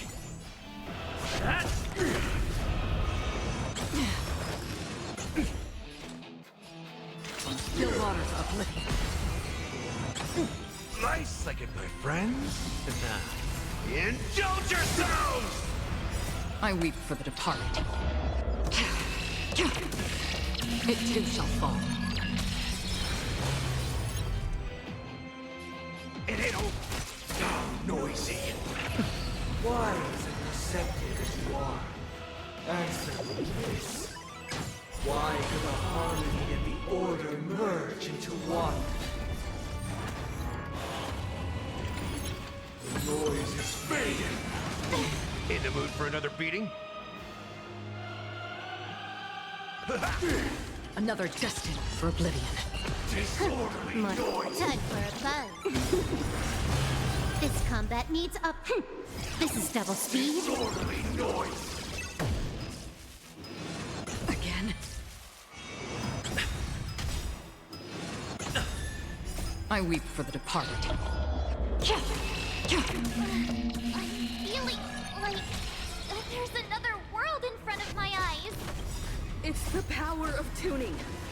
Don't let the song distract you.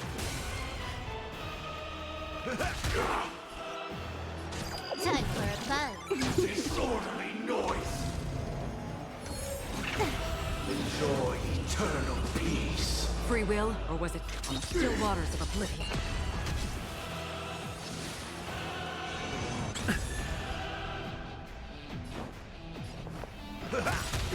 Nice, like my friends.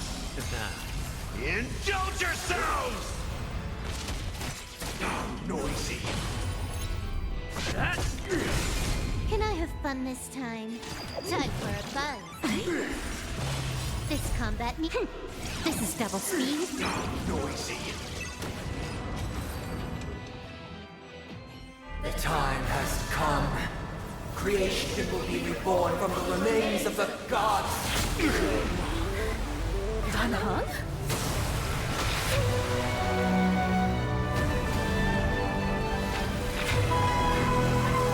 Radiant spirits, heed my word. Show no mercy!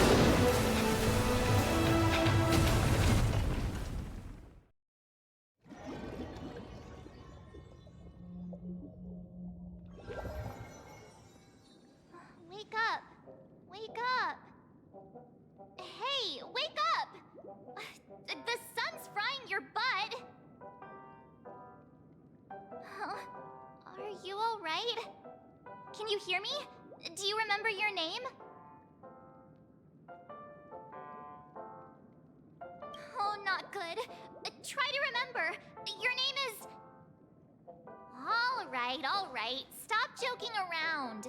The Lightning Lord may be all-powerful, but they're not going to cause sudden memory loss. I'm just glad you're okay. It's a long story. Simply put, Dan Heng used the Jade Abacus of Allying Oath when we were in the middle of a fierce battle, and summoned the General to help us just in time. And then we returned to reality. Look, this is your room. Everyone else has also returned from the dreamscape.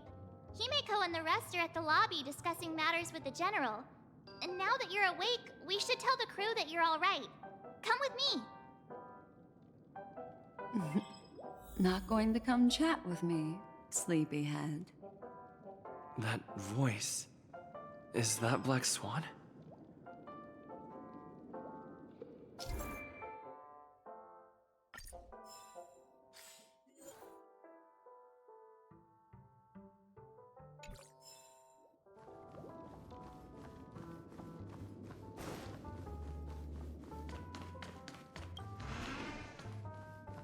Hey, where are you going?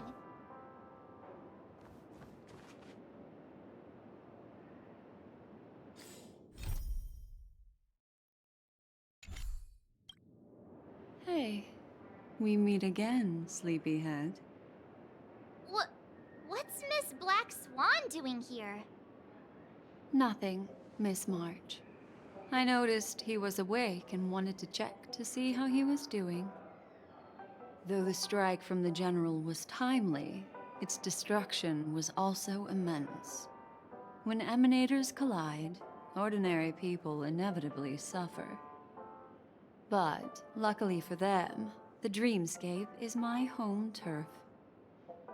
Thankfully, I managed to get everyone out before the harmonious choir collapsed.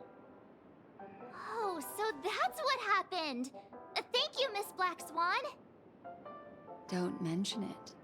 After all, I wouldn't want to see such precious memories vanish. You're heading to see your friends, aren't you? Would it bother you if I walked with you for a short while? Of course not. But you're not planning on doing something like last time, are you? Why would you think that? I've never harbored any ill intentions. Well, not when you were around, anyway. Himeko and Mr. Yang are probably still busy. Let's go look for Dan Heng first!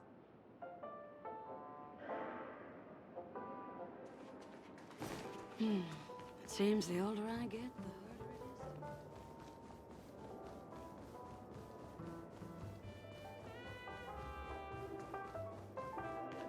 is. Look, he's still talking to that cowboy. Sugar-free Soul Glad option.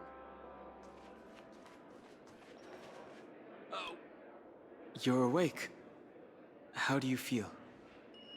Well, fork me. You must be that Stellaron they were talking about.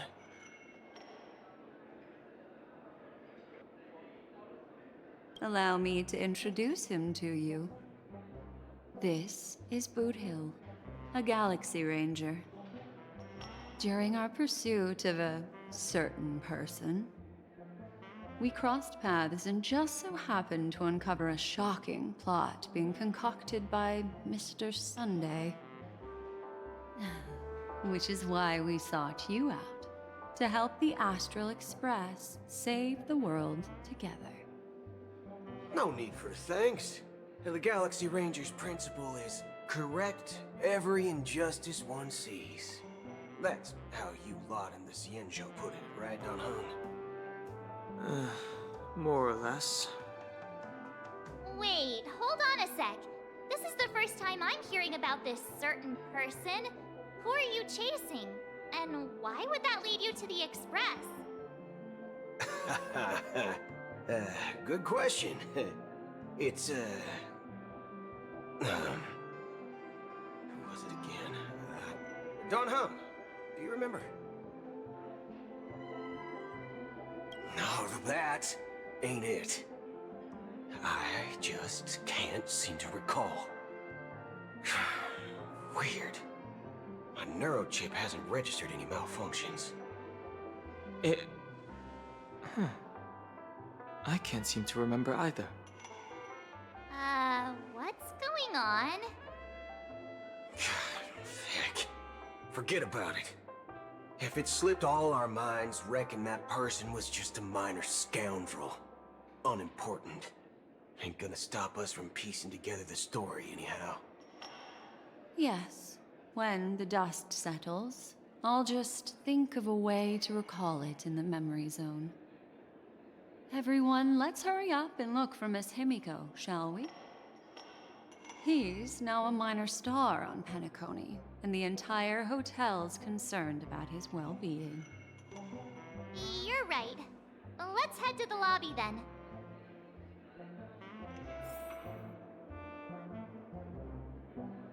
You guys go. I'm an outsider, after all. I'd rather not disrupt the long-awaited reunion.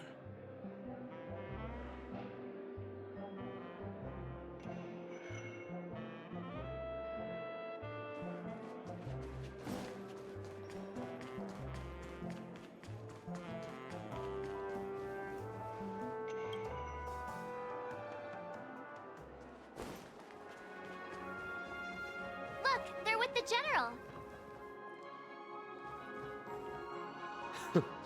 That's all right. In these times of conflict for the sake of utmost safety, it is only right that the Alliance steps forward to mediate on behalf of the Astral Express. We must not allow you to take unnecessary risks. Furthermore, despite the IPC's eagerness for success, it prioritizes peace above all. And the family, trapped though it may be, professes a desire for harmony. The Alliance has always won people over with reason. I firmly believe both parties can indeed put aside their differences and come to a peaceful agreement. The General possesses a deep understanding of the greater good. With the Cienjo Alliance mediating, peace for Penacony is within reach. You flatter me. But ultimately, it's been all down to the Express. Without your efforts, this sweet dream paradise would have been claimed by the last remnants of order before there was even a shot at peace. Well, would you look at that? Here comes the big hero.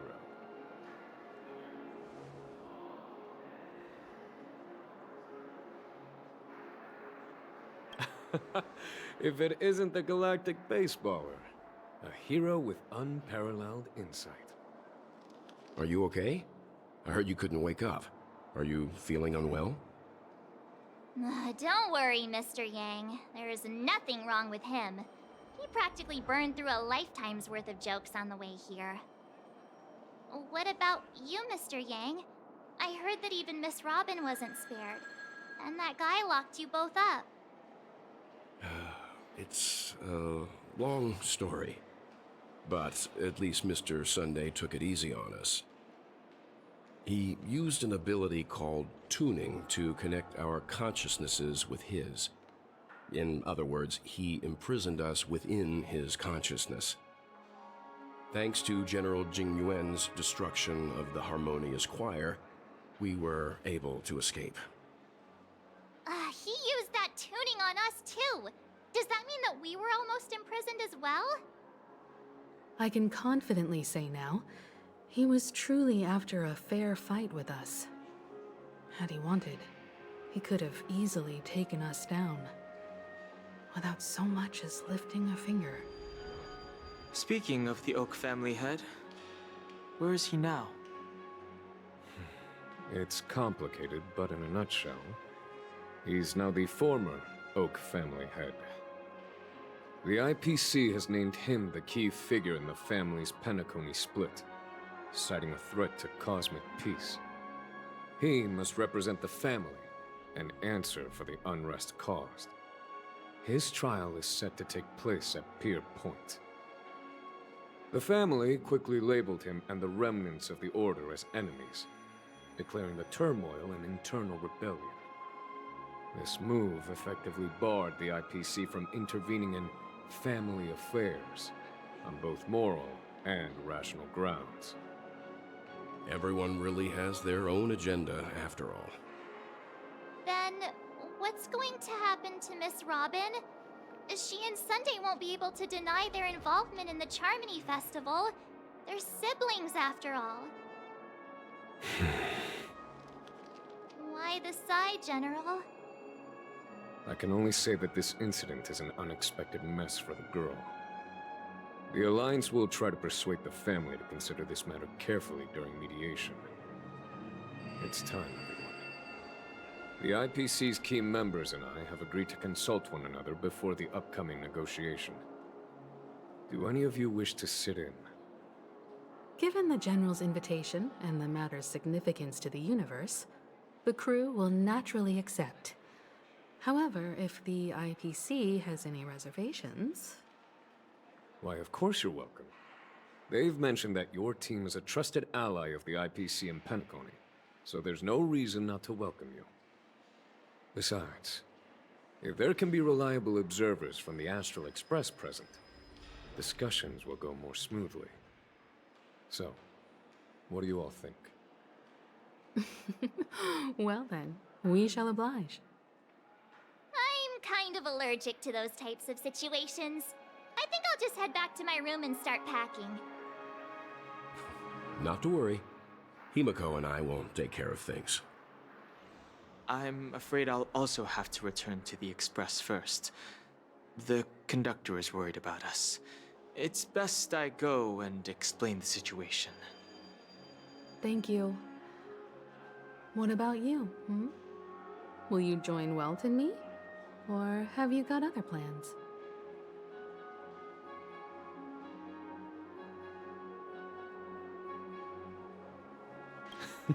Great. Although I'm not too sure of the reason, the representatives from the IPC have insisted on his presence. Allow me to lead the way. Follow me, please. The negotiation will commence at the hotel lobby. Everyone, please follow me.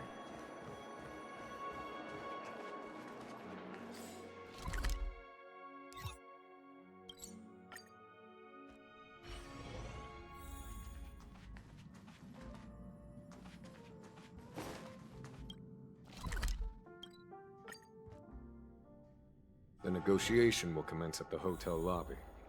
Everyone, please follow me.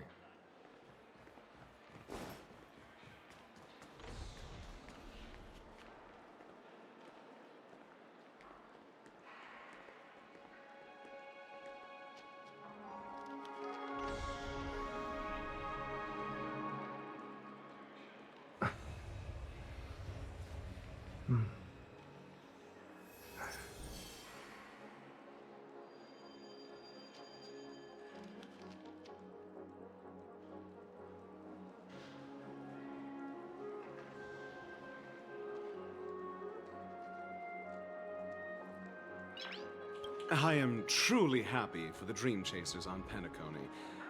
The cosmos's brightest and, let's admit, dimmer intellects are now at their service.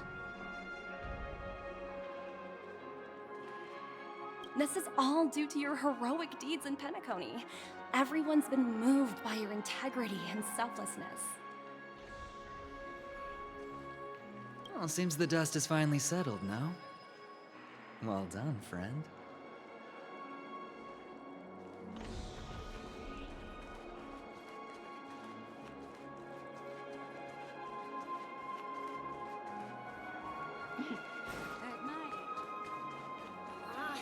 Flammable goods are Well, face recognition. Why is there a record of your name?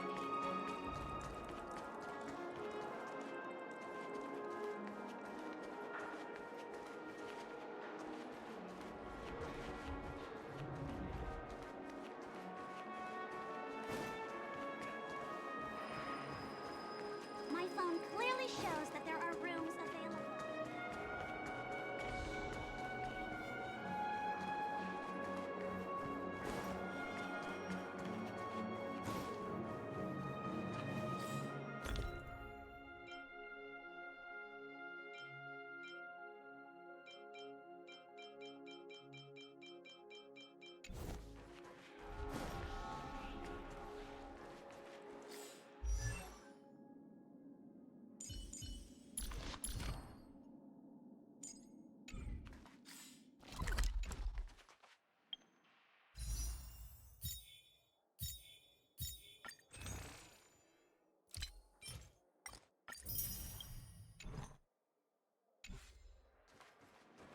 Well, seems the dust is fine.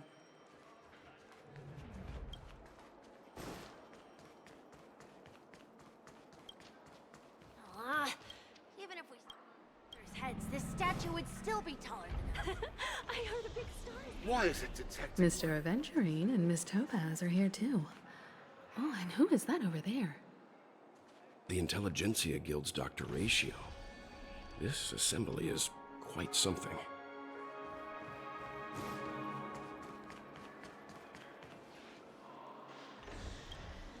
It's been a while, my Astral Express friends. I would also extend my sincere thanks to you, General of the Lawfu. The presence of everyone here assures that the talks will likely reach a conclusion that satisfies all sides. Oh. Looks like everyone has come with expectations. Care to share? Of course. Topaz, if you please. Sure, leave it to me. In summary, it's good news. After much deliberation from the Strategic Investment Department's council, the absolute majority of members have agreed to the following resolutions.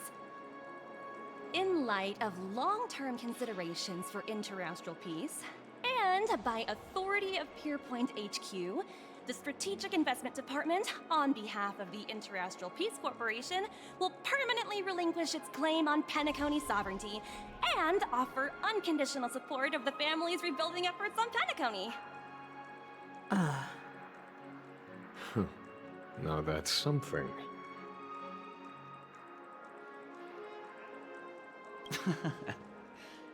Well, if that's what it takes to bring peace to the entire universe, it's a price I'll gladly pay.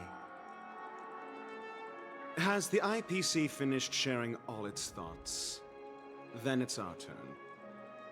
The Guild, much like the Genius Society, has taken a keen interest in the recent calamity in Penacony.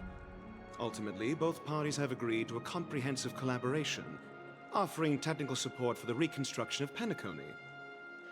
The floor is yours for the finer points, Mr. Screwlum. Enlighten us, please. Organic life's unrelenting search to understand the realm of inner spirituality is something I both admire and envy. Inorganic life has no mechanism to evoke dreams.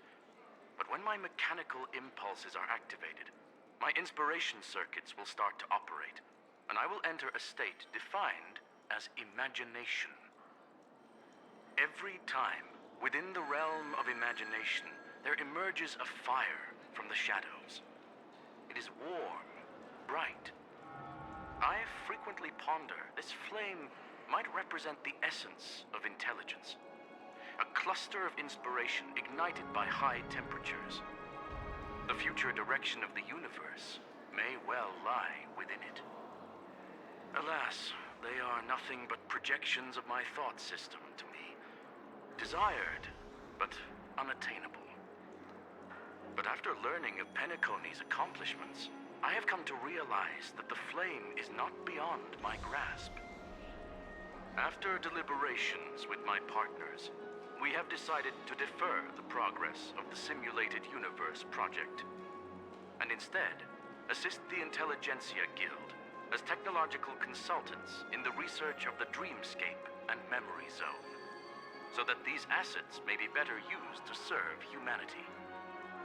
Not only that, we've also established contact with the Garden of Recollection through the IPC, and they've pledged their support for our research endeavors. I'm truly happy for the Dream Chasers on Penacony. The cosmos' brightest and, let's admit, dimmer intellects are now at their service. But, never mind. At the end of the day, this is a positive outcome. No wonder everyone insisted that he be there. It heartens me to learn that everyone is willing to put aside their differences for Penacony's plight. I trust that everyone will surely reach consensus in the upcoming negotiations. Looks like Penacony's future is decided. I'm wondering, is there anything else the crew is concerned about? Peace is our greatest wish. Beyond that, we desire nothing else.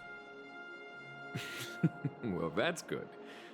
Now that everyone's minds are at ease, I shall take my leave. You may now depart with peace of mind. The Alliance will deal with all subsequent procedures. If that's the case, it appears that we have nothing else to worry about on Penacony. Looks like it's time for us to embark on a new voyage. Sounds good to me. You two head back to the Express first. I'll pick up March and deal with the checkout procedure. Oh, also, Miss Black Swan, you have a matter to discuss with me, yes? Nothing escapes your attention, Miss Navigator. You've been with us this whole time, huh? In any case, he and I will be waiting for you and March on the Express. Let's go. Our time on Penacony has come to a fruitful end. Penacony's journey ends here. I guess it was pretty fruitful. This is all due to your heroic deeds.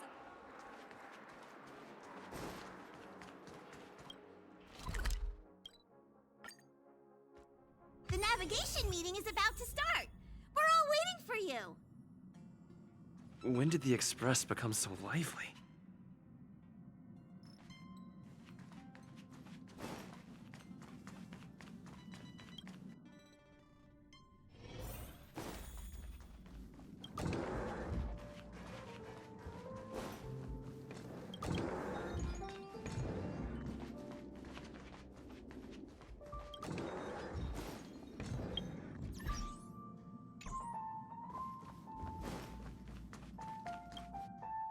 The navigation meeting is about to start. We're all waiting for you. When did the... Ahem. Looks like everyone's present. Let the navigation meeting commence then. This a meeting to decide our next stop? How we doing this? By show of hands. Hold your horses, cowboy. It's for those to decide.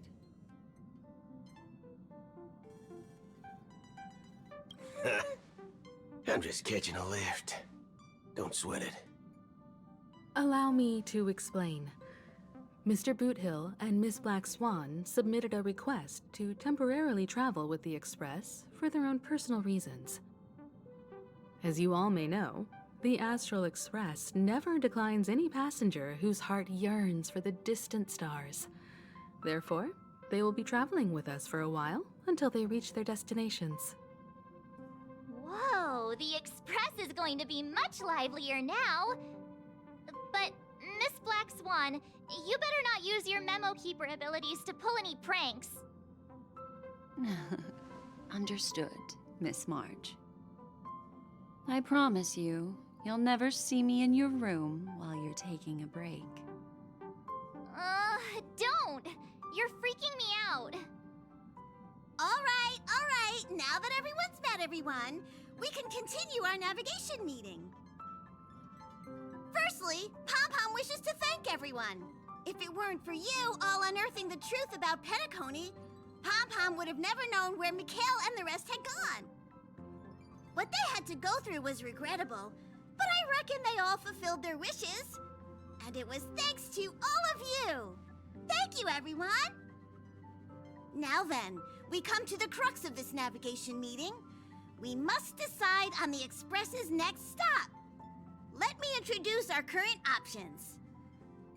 The first choice is from Himiko, the oceanic planet of Lushaka, a planet composed entirely of water. Many aquatic races reside there. Of course, it's also the home planet of the venerable, nameless Mikhail. The second choice is the agate world Melustanen, suggested by Welt. It's famed as one of the initial sites of the Stellaron disaster, and the place where the beauty Idrilla ascended. Today, it's celebrated as a planet of undying allure. The third choice is Edostar, a planet nestled within a vast ion storm region, currently under assault by the Antimatter Legion.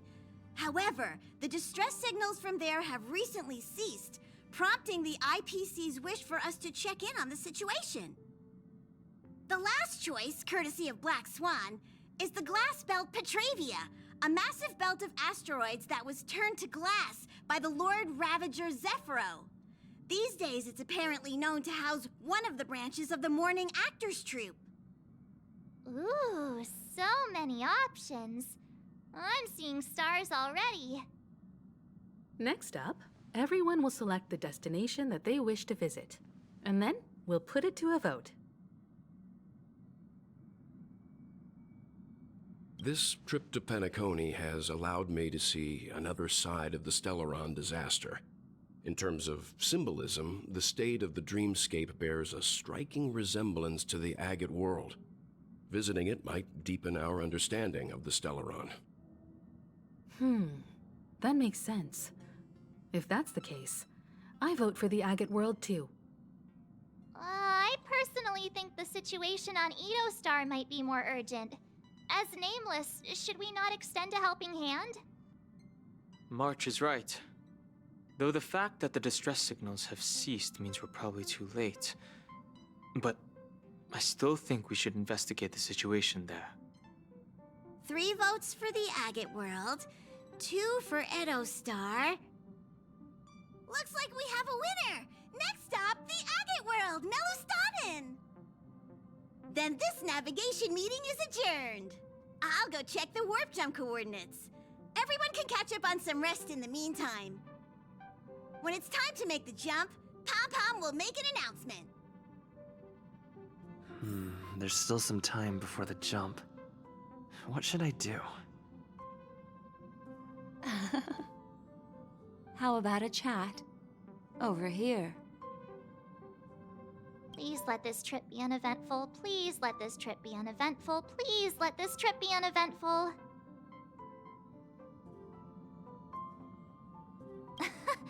What's with you and always copying the way I talk? The last couple of trailblazing expeditions have been downright terrifying. It's about time we had some fun, cozy, and cute adventures for a change. Come on, start praying with me. Please let this trip be uneventful. Please let this trip be uneventful. Please let this trip be uneventful.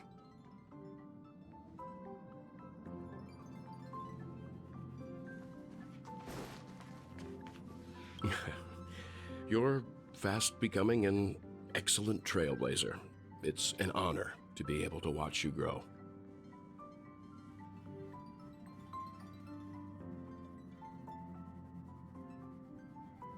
Yes, you are. I've known many warriors in my time, and only a few achieve the kind of growth you have. Back home, where I'm from, you'd be rated at least an S tier. It's not been easy for you these past few days. You've earned some downtime. I'm looking forward to seeing how you'll perform on our next journey. Come to think of it, this trip to Penacony was the first time we trailblazed together, wasn't it? Don't worry. We'll have plenty of time to spend together on the Express, so there'll definitely be more chances for adventures like this. Turn in early today. You've really been pushing yourself hard recently. If you don't take this chance to recharge, it could lead to long-term problems. It seems fine when you're young, but it's a different story as you age.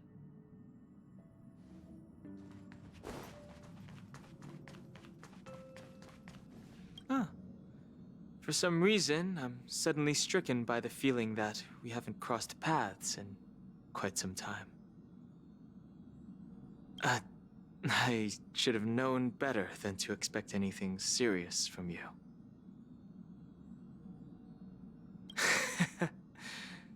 Got it.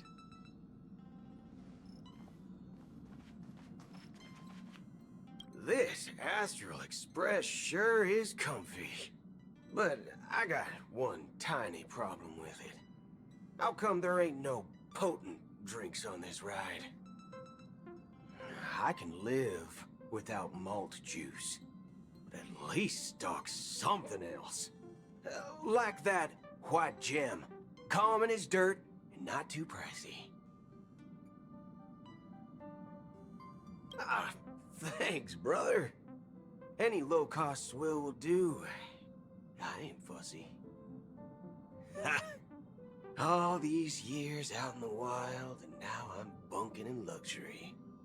Gotta say, it's quite the treat.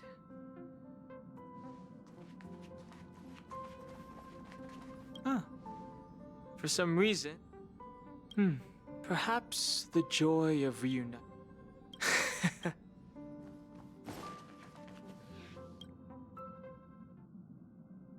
Oh, you're here.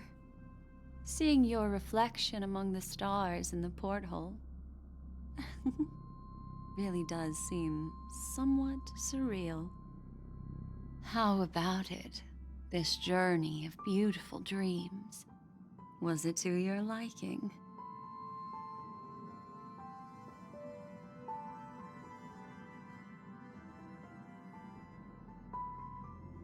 There's a rich scent of curiosity here. Such memories can be irresistibly captivating. So, how about you hand that small parting gift back to me? I'm quite eager to have it back.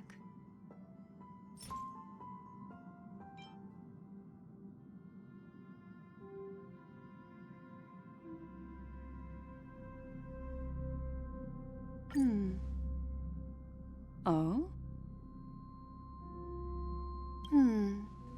Never mind. I just stumbled upon a particularly fascinating spot in your memory. Before I explain, I would like to apologize to you. This farewell gift I gave you isn't really a compass from the memory zone, but merely an empty light cone. Remember when we entered the hotel in the dreamscape for the first time, and I procured a few trinkets from your companions? Their functions are similar. This way, I can always be attuned to your location, ready to assist immediately if you encounter any threats. But this is not its most intrinsic function. Light cones are slices of light used to encapsulate solidified phenomena. This empty light cone is the same. It can etch your memories in their most vivid form, and then allow me to admire and manipulate them, turning them into unique mementos. All the world is born from the power of mind and soul, and that power is memory.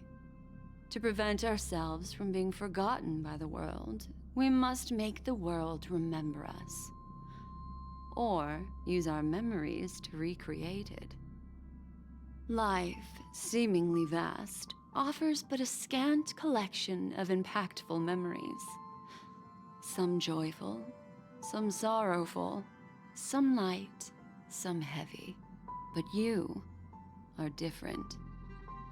Memory is a reflection of the future. Within that reflection, I see your unparalleled worth. You have the power to craft memories that can captivate the world. Your memory can illuminate the universe's future path. And that memory will be as scintillating as the star clusters you see in this porthole.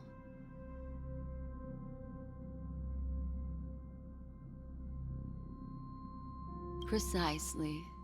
But do you know the deeper meaning behind it?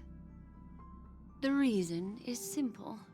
In this grandiose and ostentatious dream of the families, only you personally experienced the entire course. Patience, my friend. I will reveal the answer to you, but that time is not now.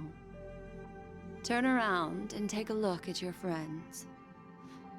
Every one of them is reveling at the arrival of their next destination, all filled with hopes and expectations of their own present and future.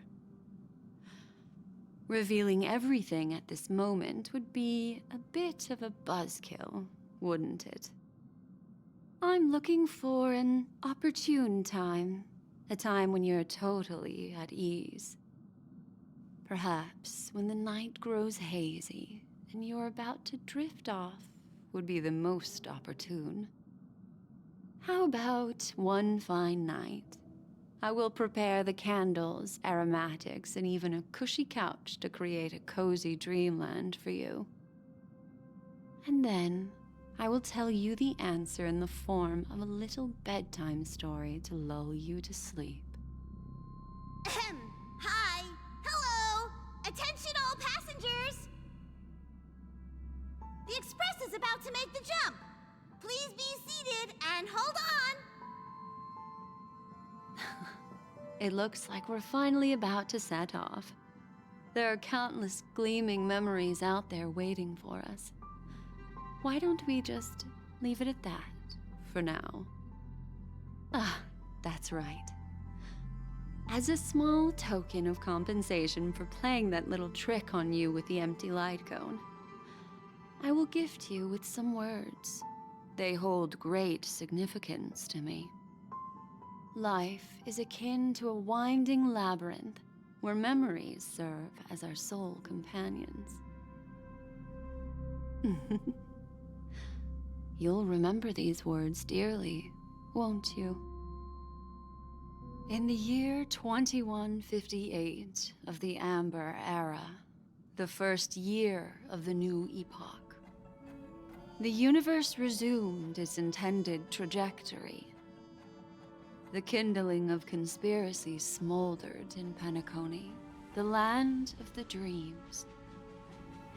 Failing to erupt into a blaze, it instead flickered briefly on Klapoth's anvil, before vanishing in the blink of an eye. The dead and those fated to die remain in their eternal slumber, while the living find solace in deep sleep. All clamored in a cacophony of silence, and then went about their own ways. The cosmos emanated a vitality characteristic of a new era, all for the modest price of a brother and sister's mild grief. Babies are born as stars extinguish. The silver rail unfolds. The story of the Astral Express comes to a close, yet it also embarks anew. Time marches forward, heralding the arrival of a new chapter in the history of trailblazing expeditions.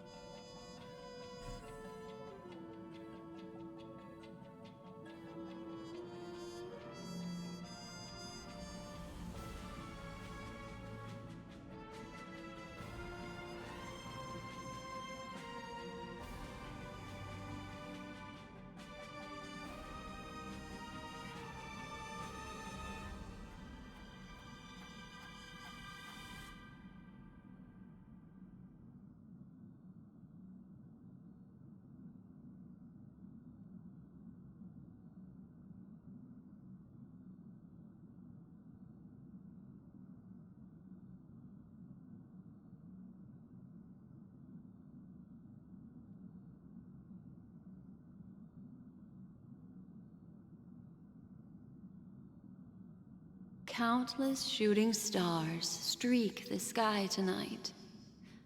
If you can pick the right one, it will carry your wish to thousands of distant worlds. You're feeling very relaxed now, aren't you? So, then, it's time to tell you a little bedtime story. Well, let's start with a conclusion. The crew was defeated in the battle against Sunday. Everyone in Penacony failed, and no one survived. But don't panic. The truth, as horrifying as it may be, is not yet irreversible. There's still a glimmer of hope, and that's why I'm here. Next, I'll use this empty light cone that carries all your memories to relive everything that happened before. And when this story reaches its end, I'm sure someone as clever as you will notice that. There's a major flaw in the story you have experienced. Yet, within that flaw lies a glimmer of hope. Are you ready for it? Do you remember everything? When the clock turned back, the Express started a warp jump, sending you to a strange dream. You were bewildered back then, and then a Galaxy Ranger named Acheron showed you a way out. When you arrived at the Reverie Hotel, you met the doorman Misha and had a confrontation with Aventurine, an IPC representative. Thankfully, Acheron appeared again and helped you. After that, you saved Firefly and explored Penacony together. During the tour, you ran into Sparkle disguised as Sampo and accidentally entered a child's dream. There, I rescued both of you from death, but Firefly didn't return to reality. She realized the truth and tried to involve you in her plan, but that resulted in an accidental death. Even more unsettling, you soon encountered another murder. The 2 cases of death prompted you to investigate the truth behind the sweet dream. Despite your efforts to gather information about the 2 victims, you didn't make much progress. But you did learn about the watchmaker from Gallagher. Meanwhile, Aventurine was secretly carrying out his scheme, in which you were one of the pawns. In the midst of a fierce battle, Acheron revealed her true identity as an emanator of the Nihility and unsheathed her sword. That strike foiled Aventurine's plan and opened a passage between the sweet dream and the original memory zone. Upon your arrival at Dreamflux Reef, you learned the truth that death was actually dormancy, as well as the truth about the dreamscape, the Stellaron, and the bellboy, Misha. You split up with Sunday and Robin, looking for a way to seal the Stellaron. However, it turned out that Sunday and the Dream Master had their own hidden agenda. And you had to engage in an ultimate duel on the stage of the Charmony Festival. Finally, the story reached its conclusion.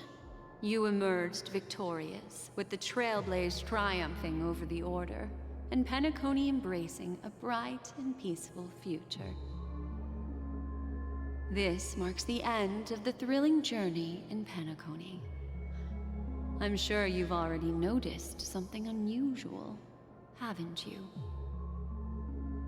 The major flaw, which contradicts all the known information, hides in this story.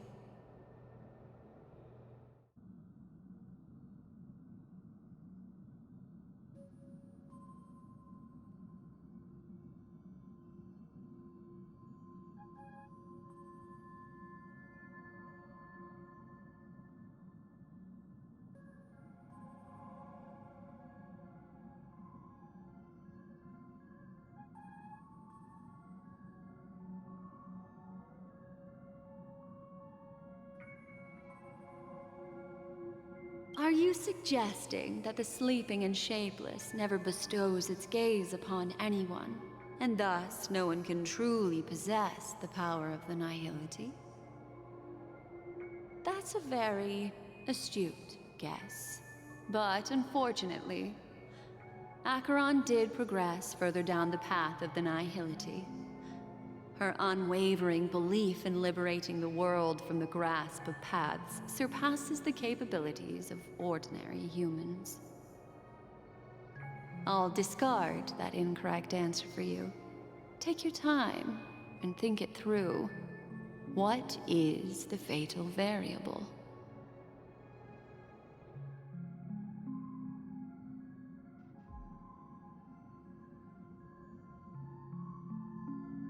It is true that Gallagher is a history fictionologist, but he didn't lie in this matter.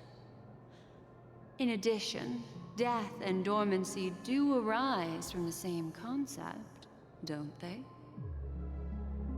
This is not the fatal variable in your adventure.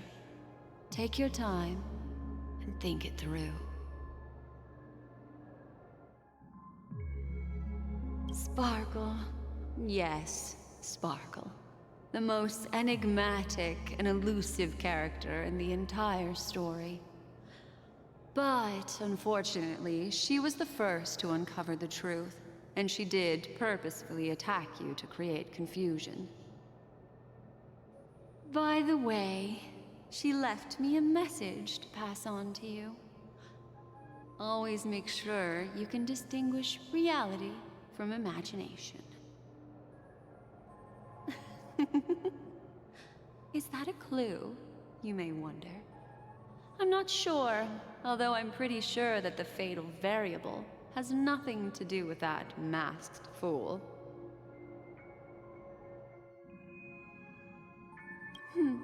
Little Misha.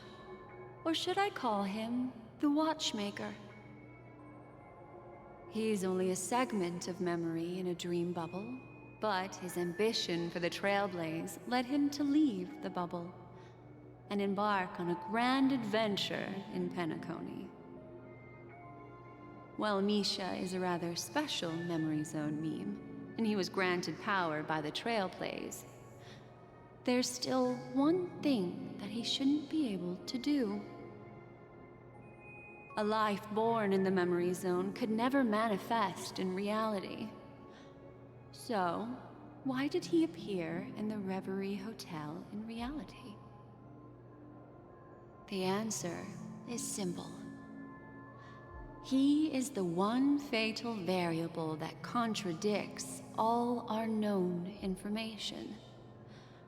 This means that you, who wholeheartedly believe in this memory, are still trapped in the dreamscape at this very moment. Wake up, sleepyhead. Break free from this eternal dream and return to the real world. We'll find our answers there. The train is about to make the jump. 5, 4, 3, 2.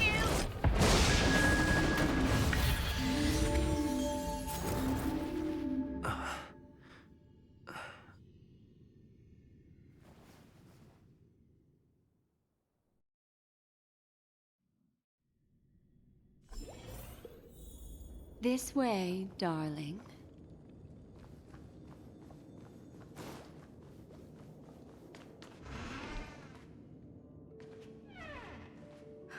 Not another one. Thank you so much, Black Swan. Finally, I can breathe a sigh of relief.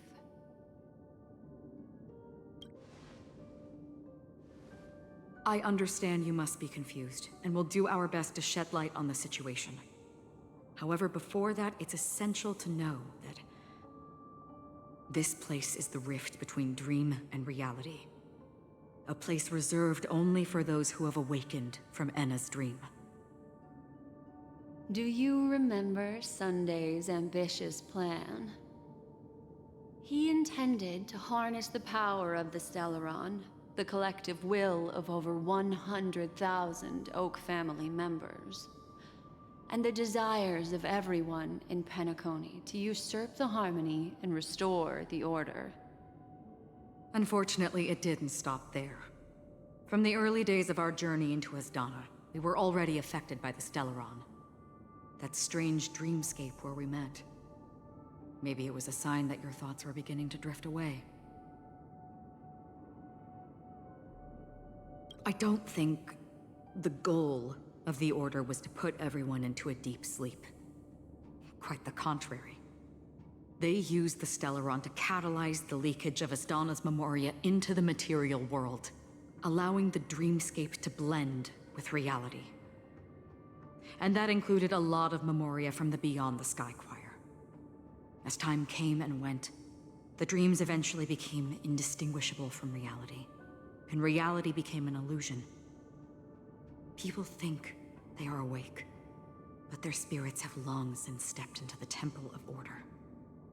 This is what makes Anna's dream so powerful.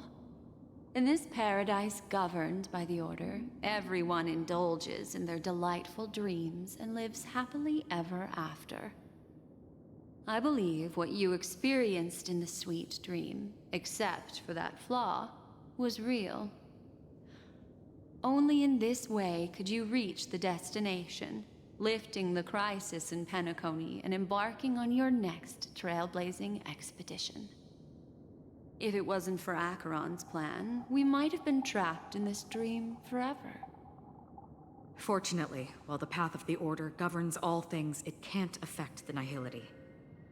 I came to realize this when the Dream Master tried to expel me at any cost.